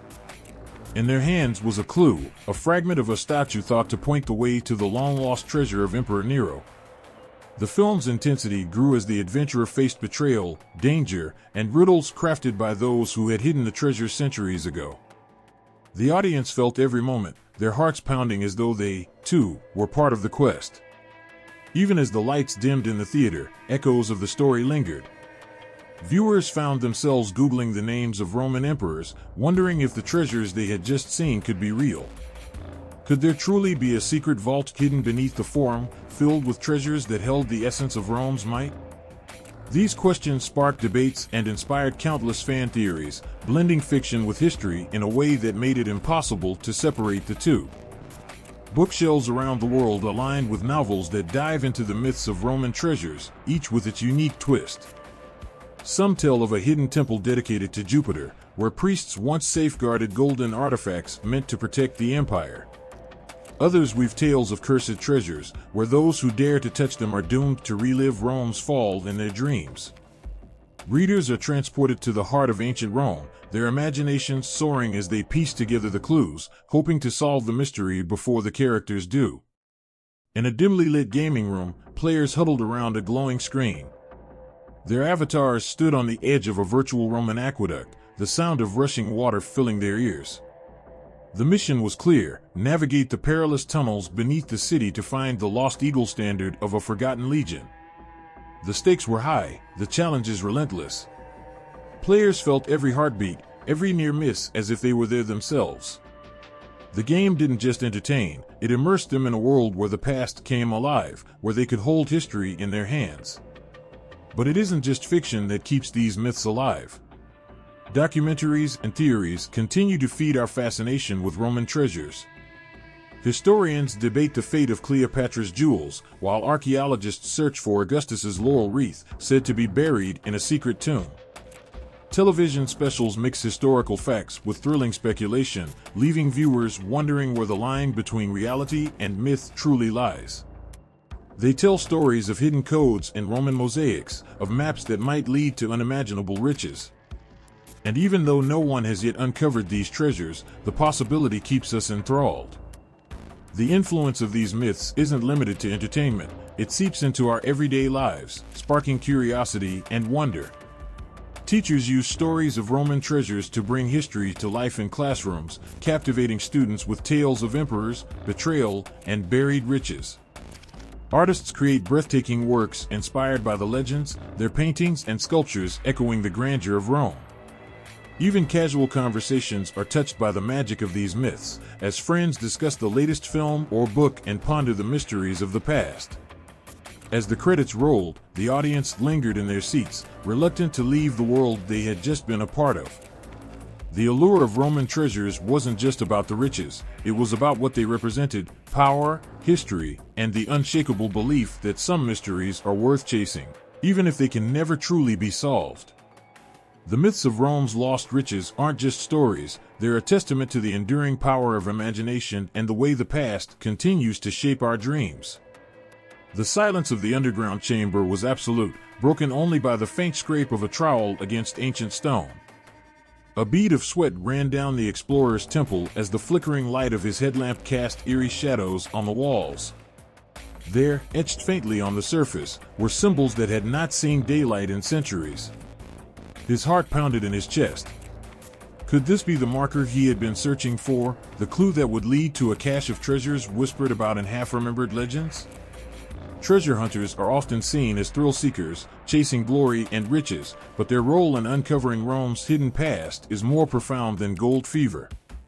They tread a delicate line between adventurer and historian, driven by a blend of obsession and reverence for the mysteries of antiquity. In the dead of night, when the world above sleeps, they descend into labyrinths of catacombs and forgotten tunnels. With every cautious step, they bring the ancient world closer to life, piece by piece, layer by layer. Not all treasure hunters are solitary figures. In the rugged hills outside Rome, a team of archaeologists worked tirelessly, their laughter echoing against the marble ruins as they unearthed fragments of mosaics. But among them was a man with a different glint in his eyes. He wasn't there just for history, he was chasing a legend passed down through his family, a tale of a golden idol once stolen from a Roman temple. As the sun set and their tools were packed away, he lingered, running his fingers over a suspiciously smooth stone. His companions noticed, of course.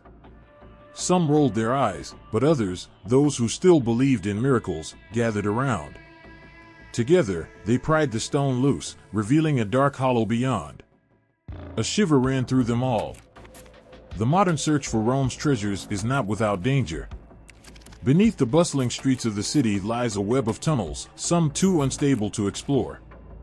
More than once, thrill-seekers have ventured too far, lured by rumors of untouched hoards, only to lose their way or worse.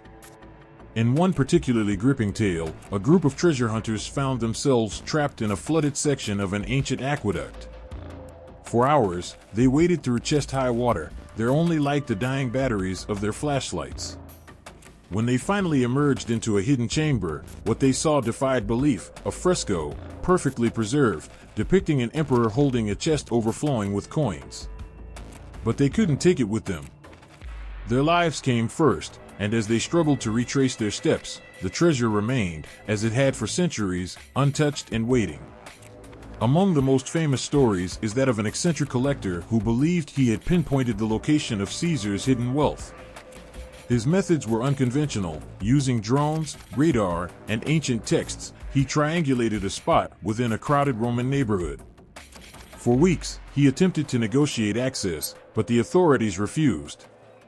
Undeterred, he took matters into his own hands, sneaking onto the site late at night with a small team. What they found wasn't gold, but something arguably more valuable, a fragment of a long-lost Roman document, its text still legible, detailing the treasury's movements during a time of crisis. The collector handed it over, realizing that not all treasures shine. It's not always about riches. One woman, a self-proclaimed modern Roman detective, had no interest in gold or jewels.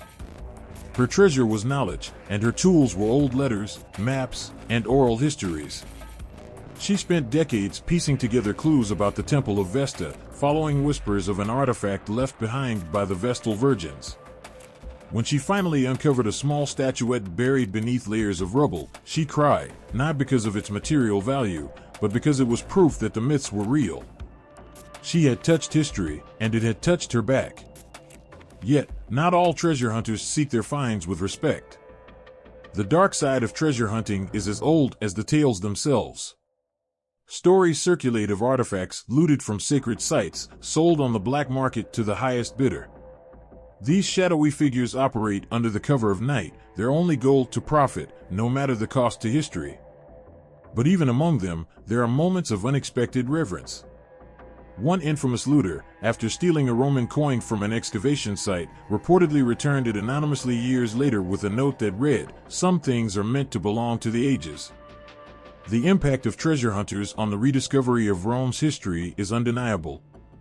While some stumble upon riches by sheer luck, others dedicate their lives to unraveling the clues hidden in ancient texts, ruins, and legends. Each discovery, no matter how small, adds a piece to the puzzle of Rome's grandeur. The treasures they find, whether glittering in gold or etched in faded ink, are more than objects. They are windows into a world that once was, a civilization that shaped the course of humanity. As the explorer carefully placed his tools back in his bag, he glanced once more at the faint etchings on the wall. He didn't know if this chamber held the treasures of an emperor or the forgotten belongings of a simple Roman citizen, but it didn't matter. To him, the true treasure was the thrill of discovery, the connection to a past that felt so distant yet so alive. The night sky stretched endlessly above, speckled with stars that seemed to flicker like whispers of ancient tales. A fire crackled softly in the distance as a storyteller's voice carried through the air.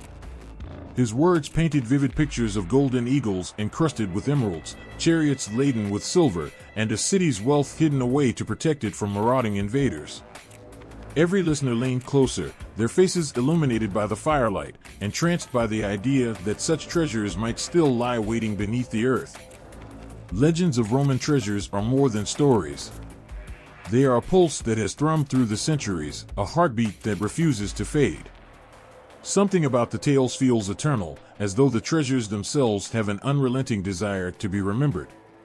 A farmer once claimed to have unearthed a chest in his field, its locks rusted shut, its contents a mystery. Word spread like wildfire, and people swarmed the land, digging feverishly with nothing more than hope and shovels. They found nothing more than dirt, but the idea that the chest might exist lingered, more powerful than proof. Why do such legends endure? Perhaps it's the dream of uncovering a piece of the past, of holding in your hands something touched by emperors and gladiators, priests and poets.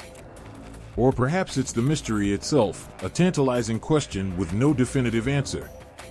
The world changes, cities rise and fall, but the allure of Rome's treasures remains like a thread woven into the fabric of human curiosity. There's a story about a scholar who spent her life chasing one such legend. She was drawn to the tale of a golden mask, said to have belonged to a Roman deity and hidden in the collapse of a temple. Her research took her across continents, to libraries filled with ancient scrolls and ruins where the ground seemed to hum with secrets. For decades, she searched, until one day, standing in the shadow of a crumbling archway, she found what appeared to be an engraving of the mask. She didn't need to find the artifact itself. Just seeing its image felt like she'd touched eternity. In a small Italian village, a group of children played near a stream, their laughter echoing as they splashed in the water. One of them stumbled upon a peculiar coin, its edges worn, its face stamped with a laurel-crowned figure. The adults dismissed it as a trinket, but the children were convinced it was part of a larger treasure. They spent their summer combing the area, weaving stories of what else might be buried there. Long after the children grew up and moved away, the legend they created persisted, turning their village into a site of fascination for treasure hunters and dreamers. Even those who don't believe in the physical treasures find themselves captivated by the stories. The myths become more than quests for gold, they transform into symbols of ambition, loss, and redemption. A soldier returning from war might see in these tales a reflection of his own struggles, the effort to protect what is most precious, the pain of losing it, and the hope of one day reclaiming it. A widow might hear in them a reminder of the love she once had, imagining treasures hidden not in vaults, but in her memories. The persistence of these legends is not just a matter of their historical or monetary value. It is the way they ignite something ancient within us, a desire to connect with what came before, to believe that the past is not entirely lost. A man once traveled to Rome, not as a tourist, but as a seeker. He had no map, no clues, just a sense that the city itself held answers. As he walked its streets, he felt an unshakable pull toward the Forum, the Colosseum, the Palatine Hill. He didn't find treasures in the ground, but he left with a sense that he had discovered something more profound, a glimpse into the heart of a civilization that still beats within his own. Sometimes, the legends of treasures intertwine with other mysteries, creating a web of intrigue that seems impossible to untangle. In the hills of Lazio, an old man claimed that his grandfather had once found a sword buried near a Roman fort, its blade inlaid with gold. He believed the sword was cursed, bringing misfortune to anyone who touched it. Whether the story was true or not, people began to whisper about it, imagining the sword as part of a larger cache of Roman artifacts, hidden for reasons only the ancients knew. The hills became a place of quiet pilgrimage, not for riches, but for the thrill of stepping where such stories were born. Even in modern times, with all our technology and knowledge, the allure of Roman treasures continues to captivate.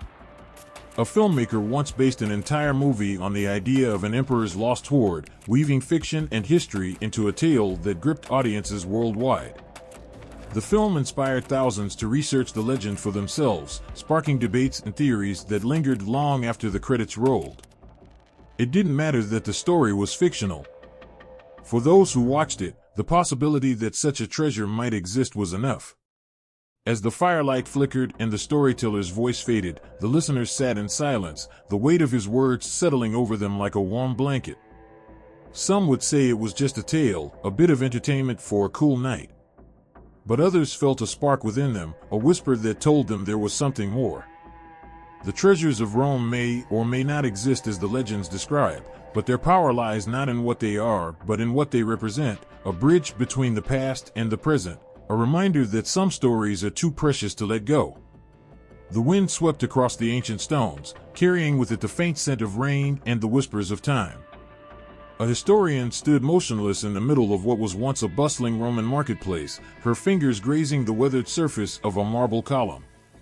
Her eyes closed, not out of weariness but in reverence, as if she could feel the hum of centuries beneath her fingertips.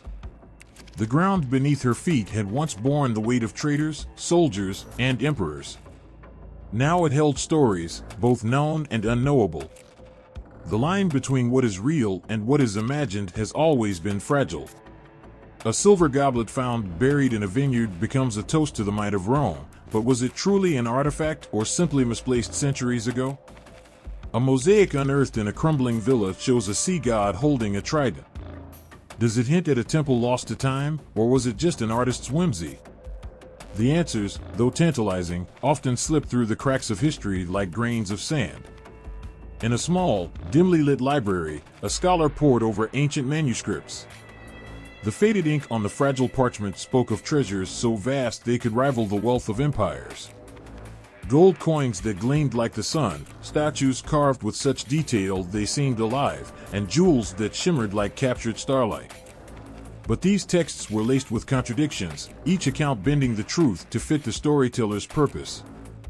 Were these treasures real, or were they metaphors, symbols of Rome's grandeur, meant to inspire awe rather than guide a treasure hunter's map? A man once claimed to have seen the fabled golden eagle standard of the Roman legions, buried in a forgotten field after a desperate retreat. His description was vivid, his conviction unshakable. Yet when others searched the spot, they found nothing but rusted nails and broken pottery. The disappointment hung heavy in the air, but the story did not die. Instead, it grew, passed from one person to another, gaining embellishments along the way. The eagle became a symbol, not of defeat but of resilience, of something too grand to be lost entirely. The streets of Rome itself are a puzzle, each layer of stone and brick holding secrets of the city's evolution. Beneath bustling piazzas and modern cafes lie catacombs, tunnels, and forgotten chambers, where whispers of the past echo against damp walls. In one such chamber, explorers stumbled upon a chest. The anticipation was electric as they pried it open, only to find it empty. Yet even that emptiness felt significant, as if it were a message left by the ancients, a reminder that the true treasure might not be gold but the act of seeking. In the quiet corners of history, there are stories that defy explanation. A fisherman claimed to have found a bronze statue tangled in his nets, only for it to disappear before he could show anyone. A shepherd swore he stumbled upon a cave filled with glittering artifacts, but he could never find it again. These tales sit at the edge of belief, neither entirely real nor entirely fabricated. They are the spaces where fact and myth meet, where imagination breathes life into the gaps left by history. There was a time when a group of archaeologists uncovered a trove of coins bearing the likeness of an emperor whose name had been lost to time. The discovery was heralded as a breakthrough, but questions remained.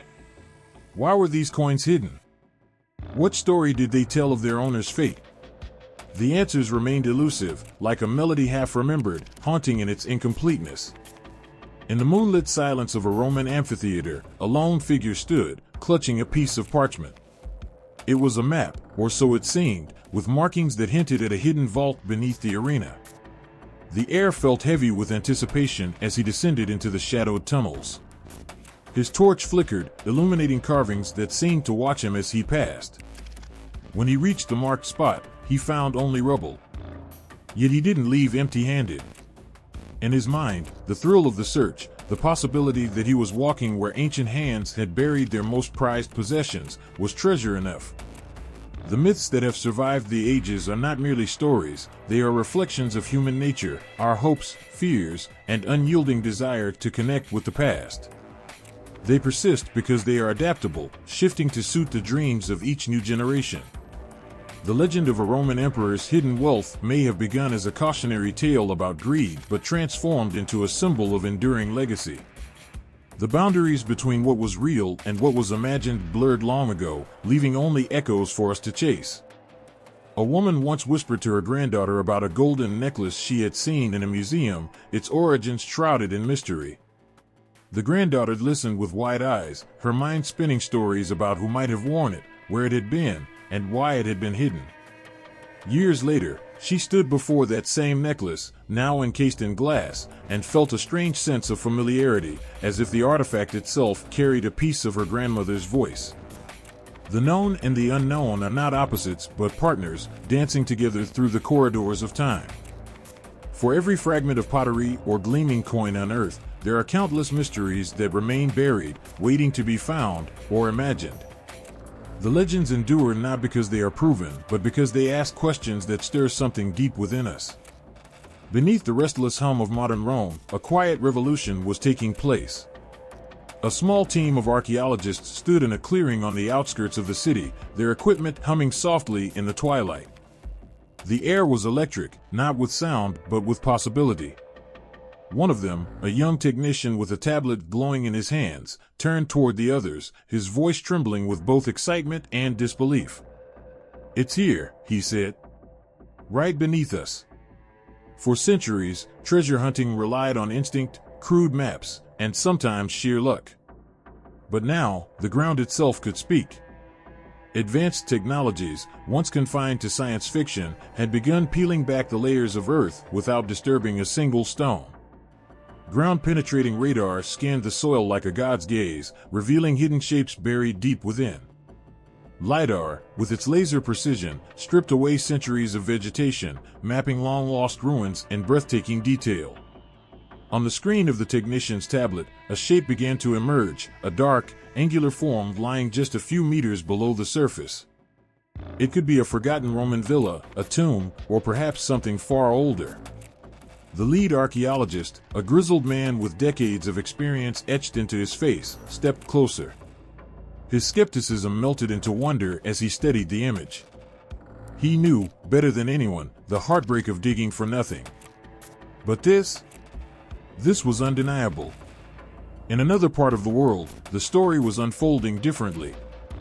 A diver slipped into the cold, inky waters of the Mediterranean, clutching a handheld sonar device. He wasn't seeking shipwrecks, he was searching for whispers of Rome's maritime dominance. Beneath the waves, sonar painted an underwater world of shadows and shapes. Among them, a cluster of objects appeared, too orderly to be natural. His heart raced. Could this be a Roman trade ship, lost with its cargo centuries ago? He reached out, his gloved hand brushing against something hard and metallic. A coin, encrusted with time, emerged from the silt. The faint profile of an emperor stared back at him, as if challenging him to uncover the rest. Above ground, drones soared over ancient landscapes, their cameras capturing details invisible to the human eye. From the skies, patterns appeared, fields shaped unnaturally, faint lines in the grass where walls once stood. One such drone passed over an olive grove, revealing the ghostly outline of a sprawling Roman estate.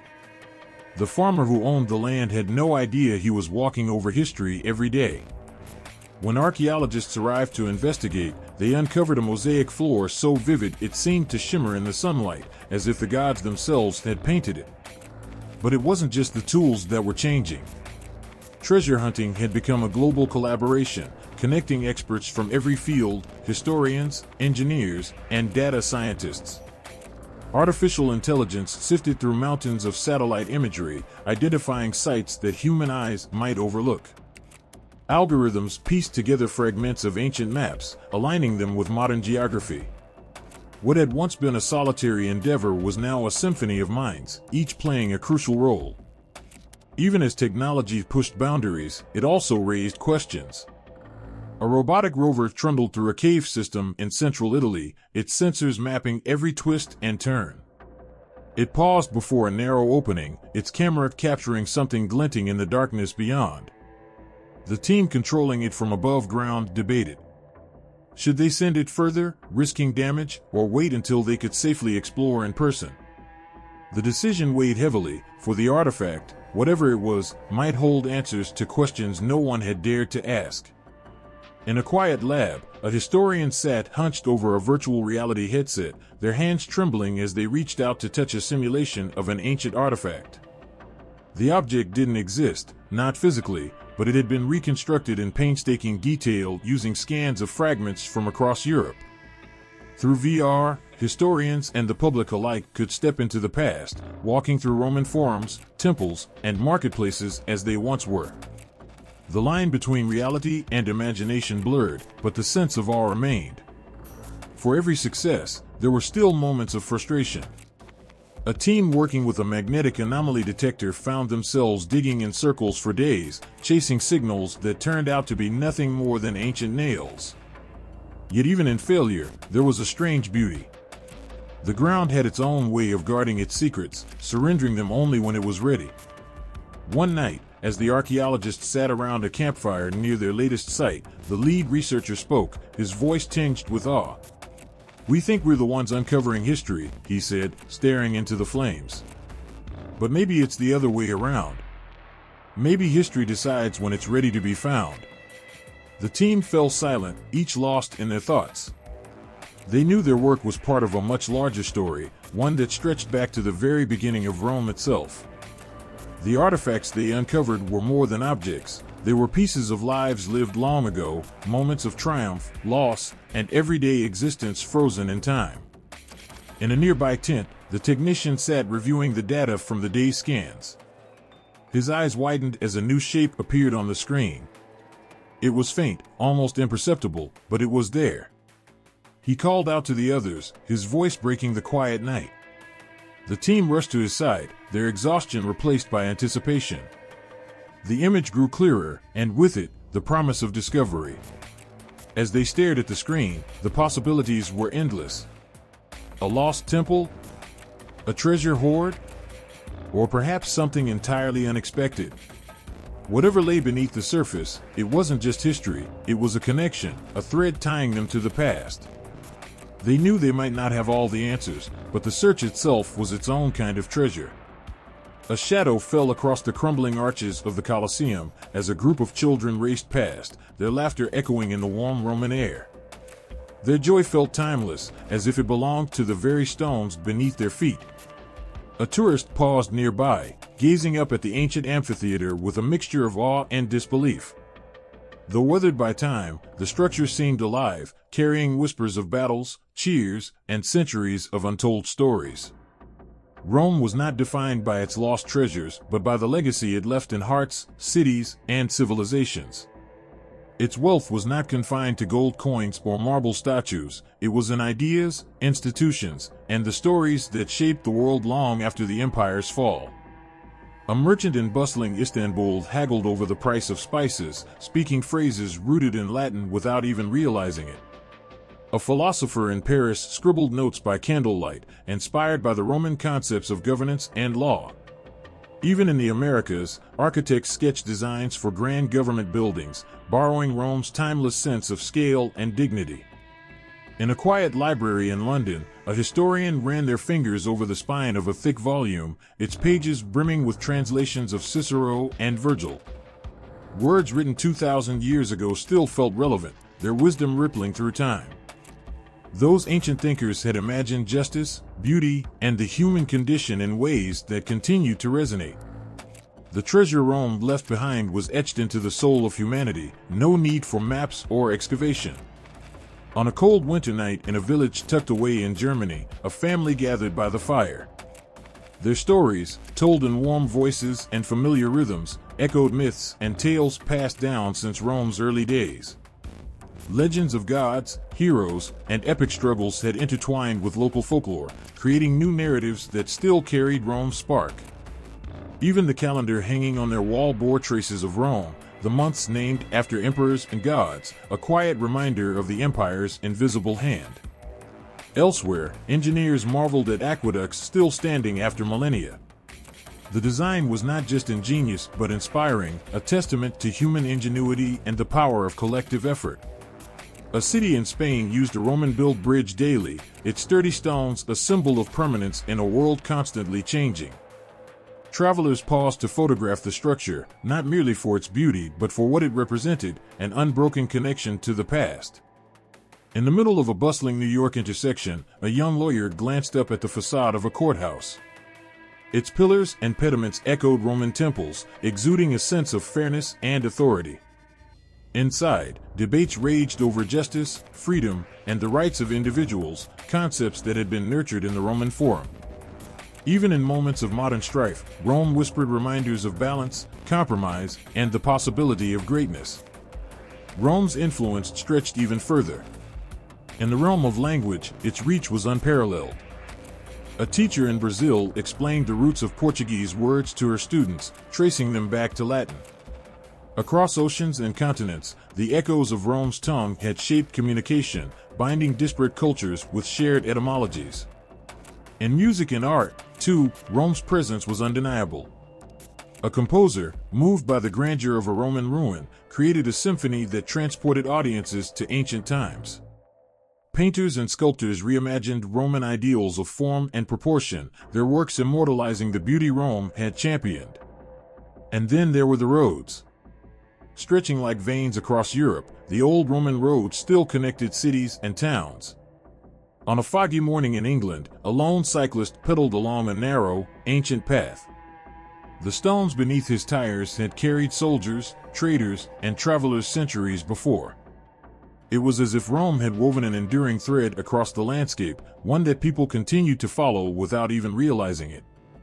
Rome's legacy extended to governance as well. In the corridors of power, from Washington, D.C. to Brussels, leaders debated policy and law with frameworks born of Roman philosophy. Concepts like the Senate, citizenship, and checks and balances bore the unmistakable mark of Roman innovation. They served as a foundation, proving that Rome's true treasure lay not in its vaults, but in its ideas. Even the simple act of storytelling carried Rome's fingerprint. Filmmakers and writers drew from its dramatic history, crafting tales of intrigue, betrayal, and redemption. A director in Hollywood scripted a blockbuster inspired by Caesar's rise and fall, its themes of ambition and loyalty striking a chord with audiences. Viewers might not have known the depth of Rome's influence, but they felt it in every plot twist and climactic battle. In a small cafe in Athens, a group of students argued passionately about philosophy. They referenced Plato and Aristotle, but could not avoid touching on Rome's contributions.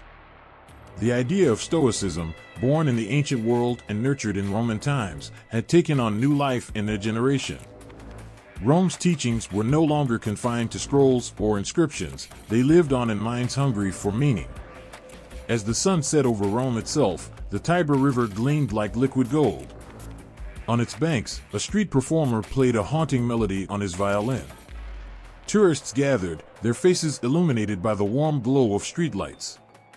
The performer's music wasn't Roman in origin, but the inspiration was clear. It was a tribute to something greater, a civilization that had given the world so much more than ruins or riches. Rome wasn't gone. It lived in every conversation, every building, every shared story. Its treasures weren't missing, they were all around, waiting to be recognized. The empire's heart had stopped beating long ago, but its spirit burned brighter than ever. It was a reminder that greatness could never truly be buried, not when it was built on the enduring foundations of human ambition, creativity, and hope. The campfire crackled softly against the stillness of the night. A group of travelers sat in its golden glow, their faces lit with the kind of wonder only shared in the quiet hours before dawn. One of them, an older man with a voice that carried the weight of countless tales, leaned forward and began to speak. "They say there's a vault beneath the sands," he whispered, his words tinged with both reverence and curiosity. "A treasure buried so deep, the world itself forgot where it lies. Gold, yes, but also knowledge, wisdom, and secrets that could change everything." A shiver ran through the group, though the fire burned warm. It wasn't the promise of riches that held them captive, it was the mystery. They all knew that stories like this had been told for centuries, passed from voice to voice like an heirloom. Yet, each time, it felt new. It wasn't about whether the treasures of Rome existed, it was about what the myth meant to those who carried it forward. Far away, in a bustling city, a child leafed through a dusty book in a second-hand store. The faded illustration of a Roman legionary caught their eye, his armor gleaming in the sun. Below it, a few lines described a hidden chamber beneath the Colosseum, rumored to hold the spoils of 1,000 conquests. The child's imagination raced, their heart pounding with the thrill of possibility. For them, the myth wasn't an ancient relic, it was alive, breathing through the pages of the book, whispering promises of adventure and discovery. The allure of Rome's missing treasures had never been about tangible wealth. It was about the unknown, the pull of something greater than oneself. In the shadow of every legend stood the empire's sheer audacity, a civilization that dared to dream beyond the limits of its time. The treasures were a reflection of that ambition, symbols of a world that reached for eternity even as it succumbed to the passage of time. A scholar in Vienna sat at their desk late into the night, surrounded by maps and translations. They traced the lines of an ancient Roman scroll, their fingers brushing against the brittle parchment as though it held the answer to some eternal question. For years, they had studied these myths, not to find gold but to understand why humanity clung to the stories. Each reference, each scribbled note in the margins, spoke of more than material riches. They were maps of the human heart, charting the timeless need to connect with something larger than life. The myth lived in other ways, too. A filmmaker in Los Angeles watched the final cut of their historical epic, their breath-catching as the screen filled with an imagined scene of Roman soldiers burying their emperor's most prized artifacts beneath a sacred hill. The audience wouldn't know if it was true. They wouldn't care. They would leave the theater with the same hunger that had inspired the filmmaker to tell the story in the first place, the yearning to believe that something extraordinary was out there, waiting to be found. Even in quiet corners of the world, the myth thrived.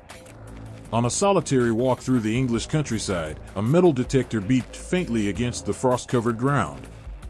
The amateur treasure hunter, an unassuming schoolteacher, knelt and brushed the dirt away from a small, tarnished coin. It wasn't Roman, not this time, but the thrill remained. The myth wasn't just about Rome, it was about the human spirit, the need to search, to uncover, to hold a piece of the past and feel its weight in your hand. In Rome itself, the myth was more alive than anywhere else.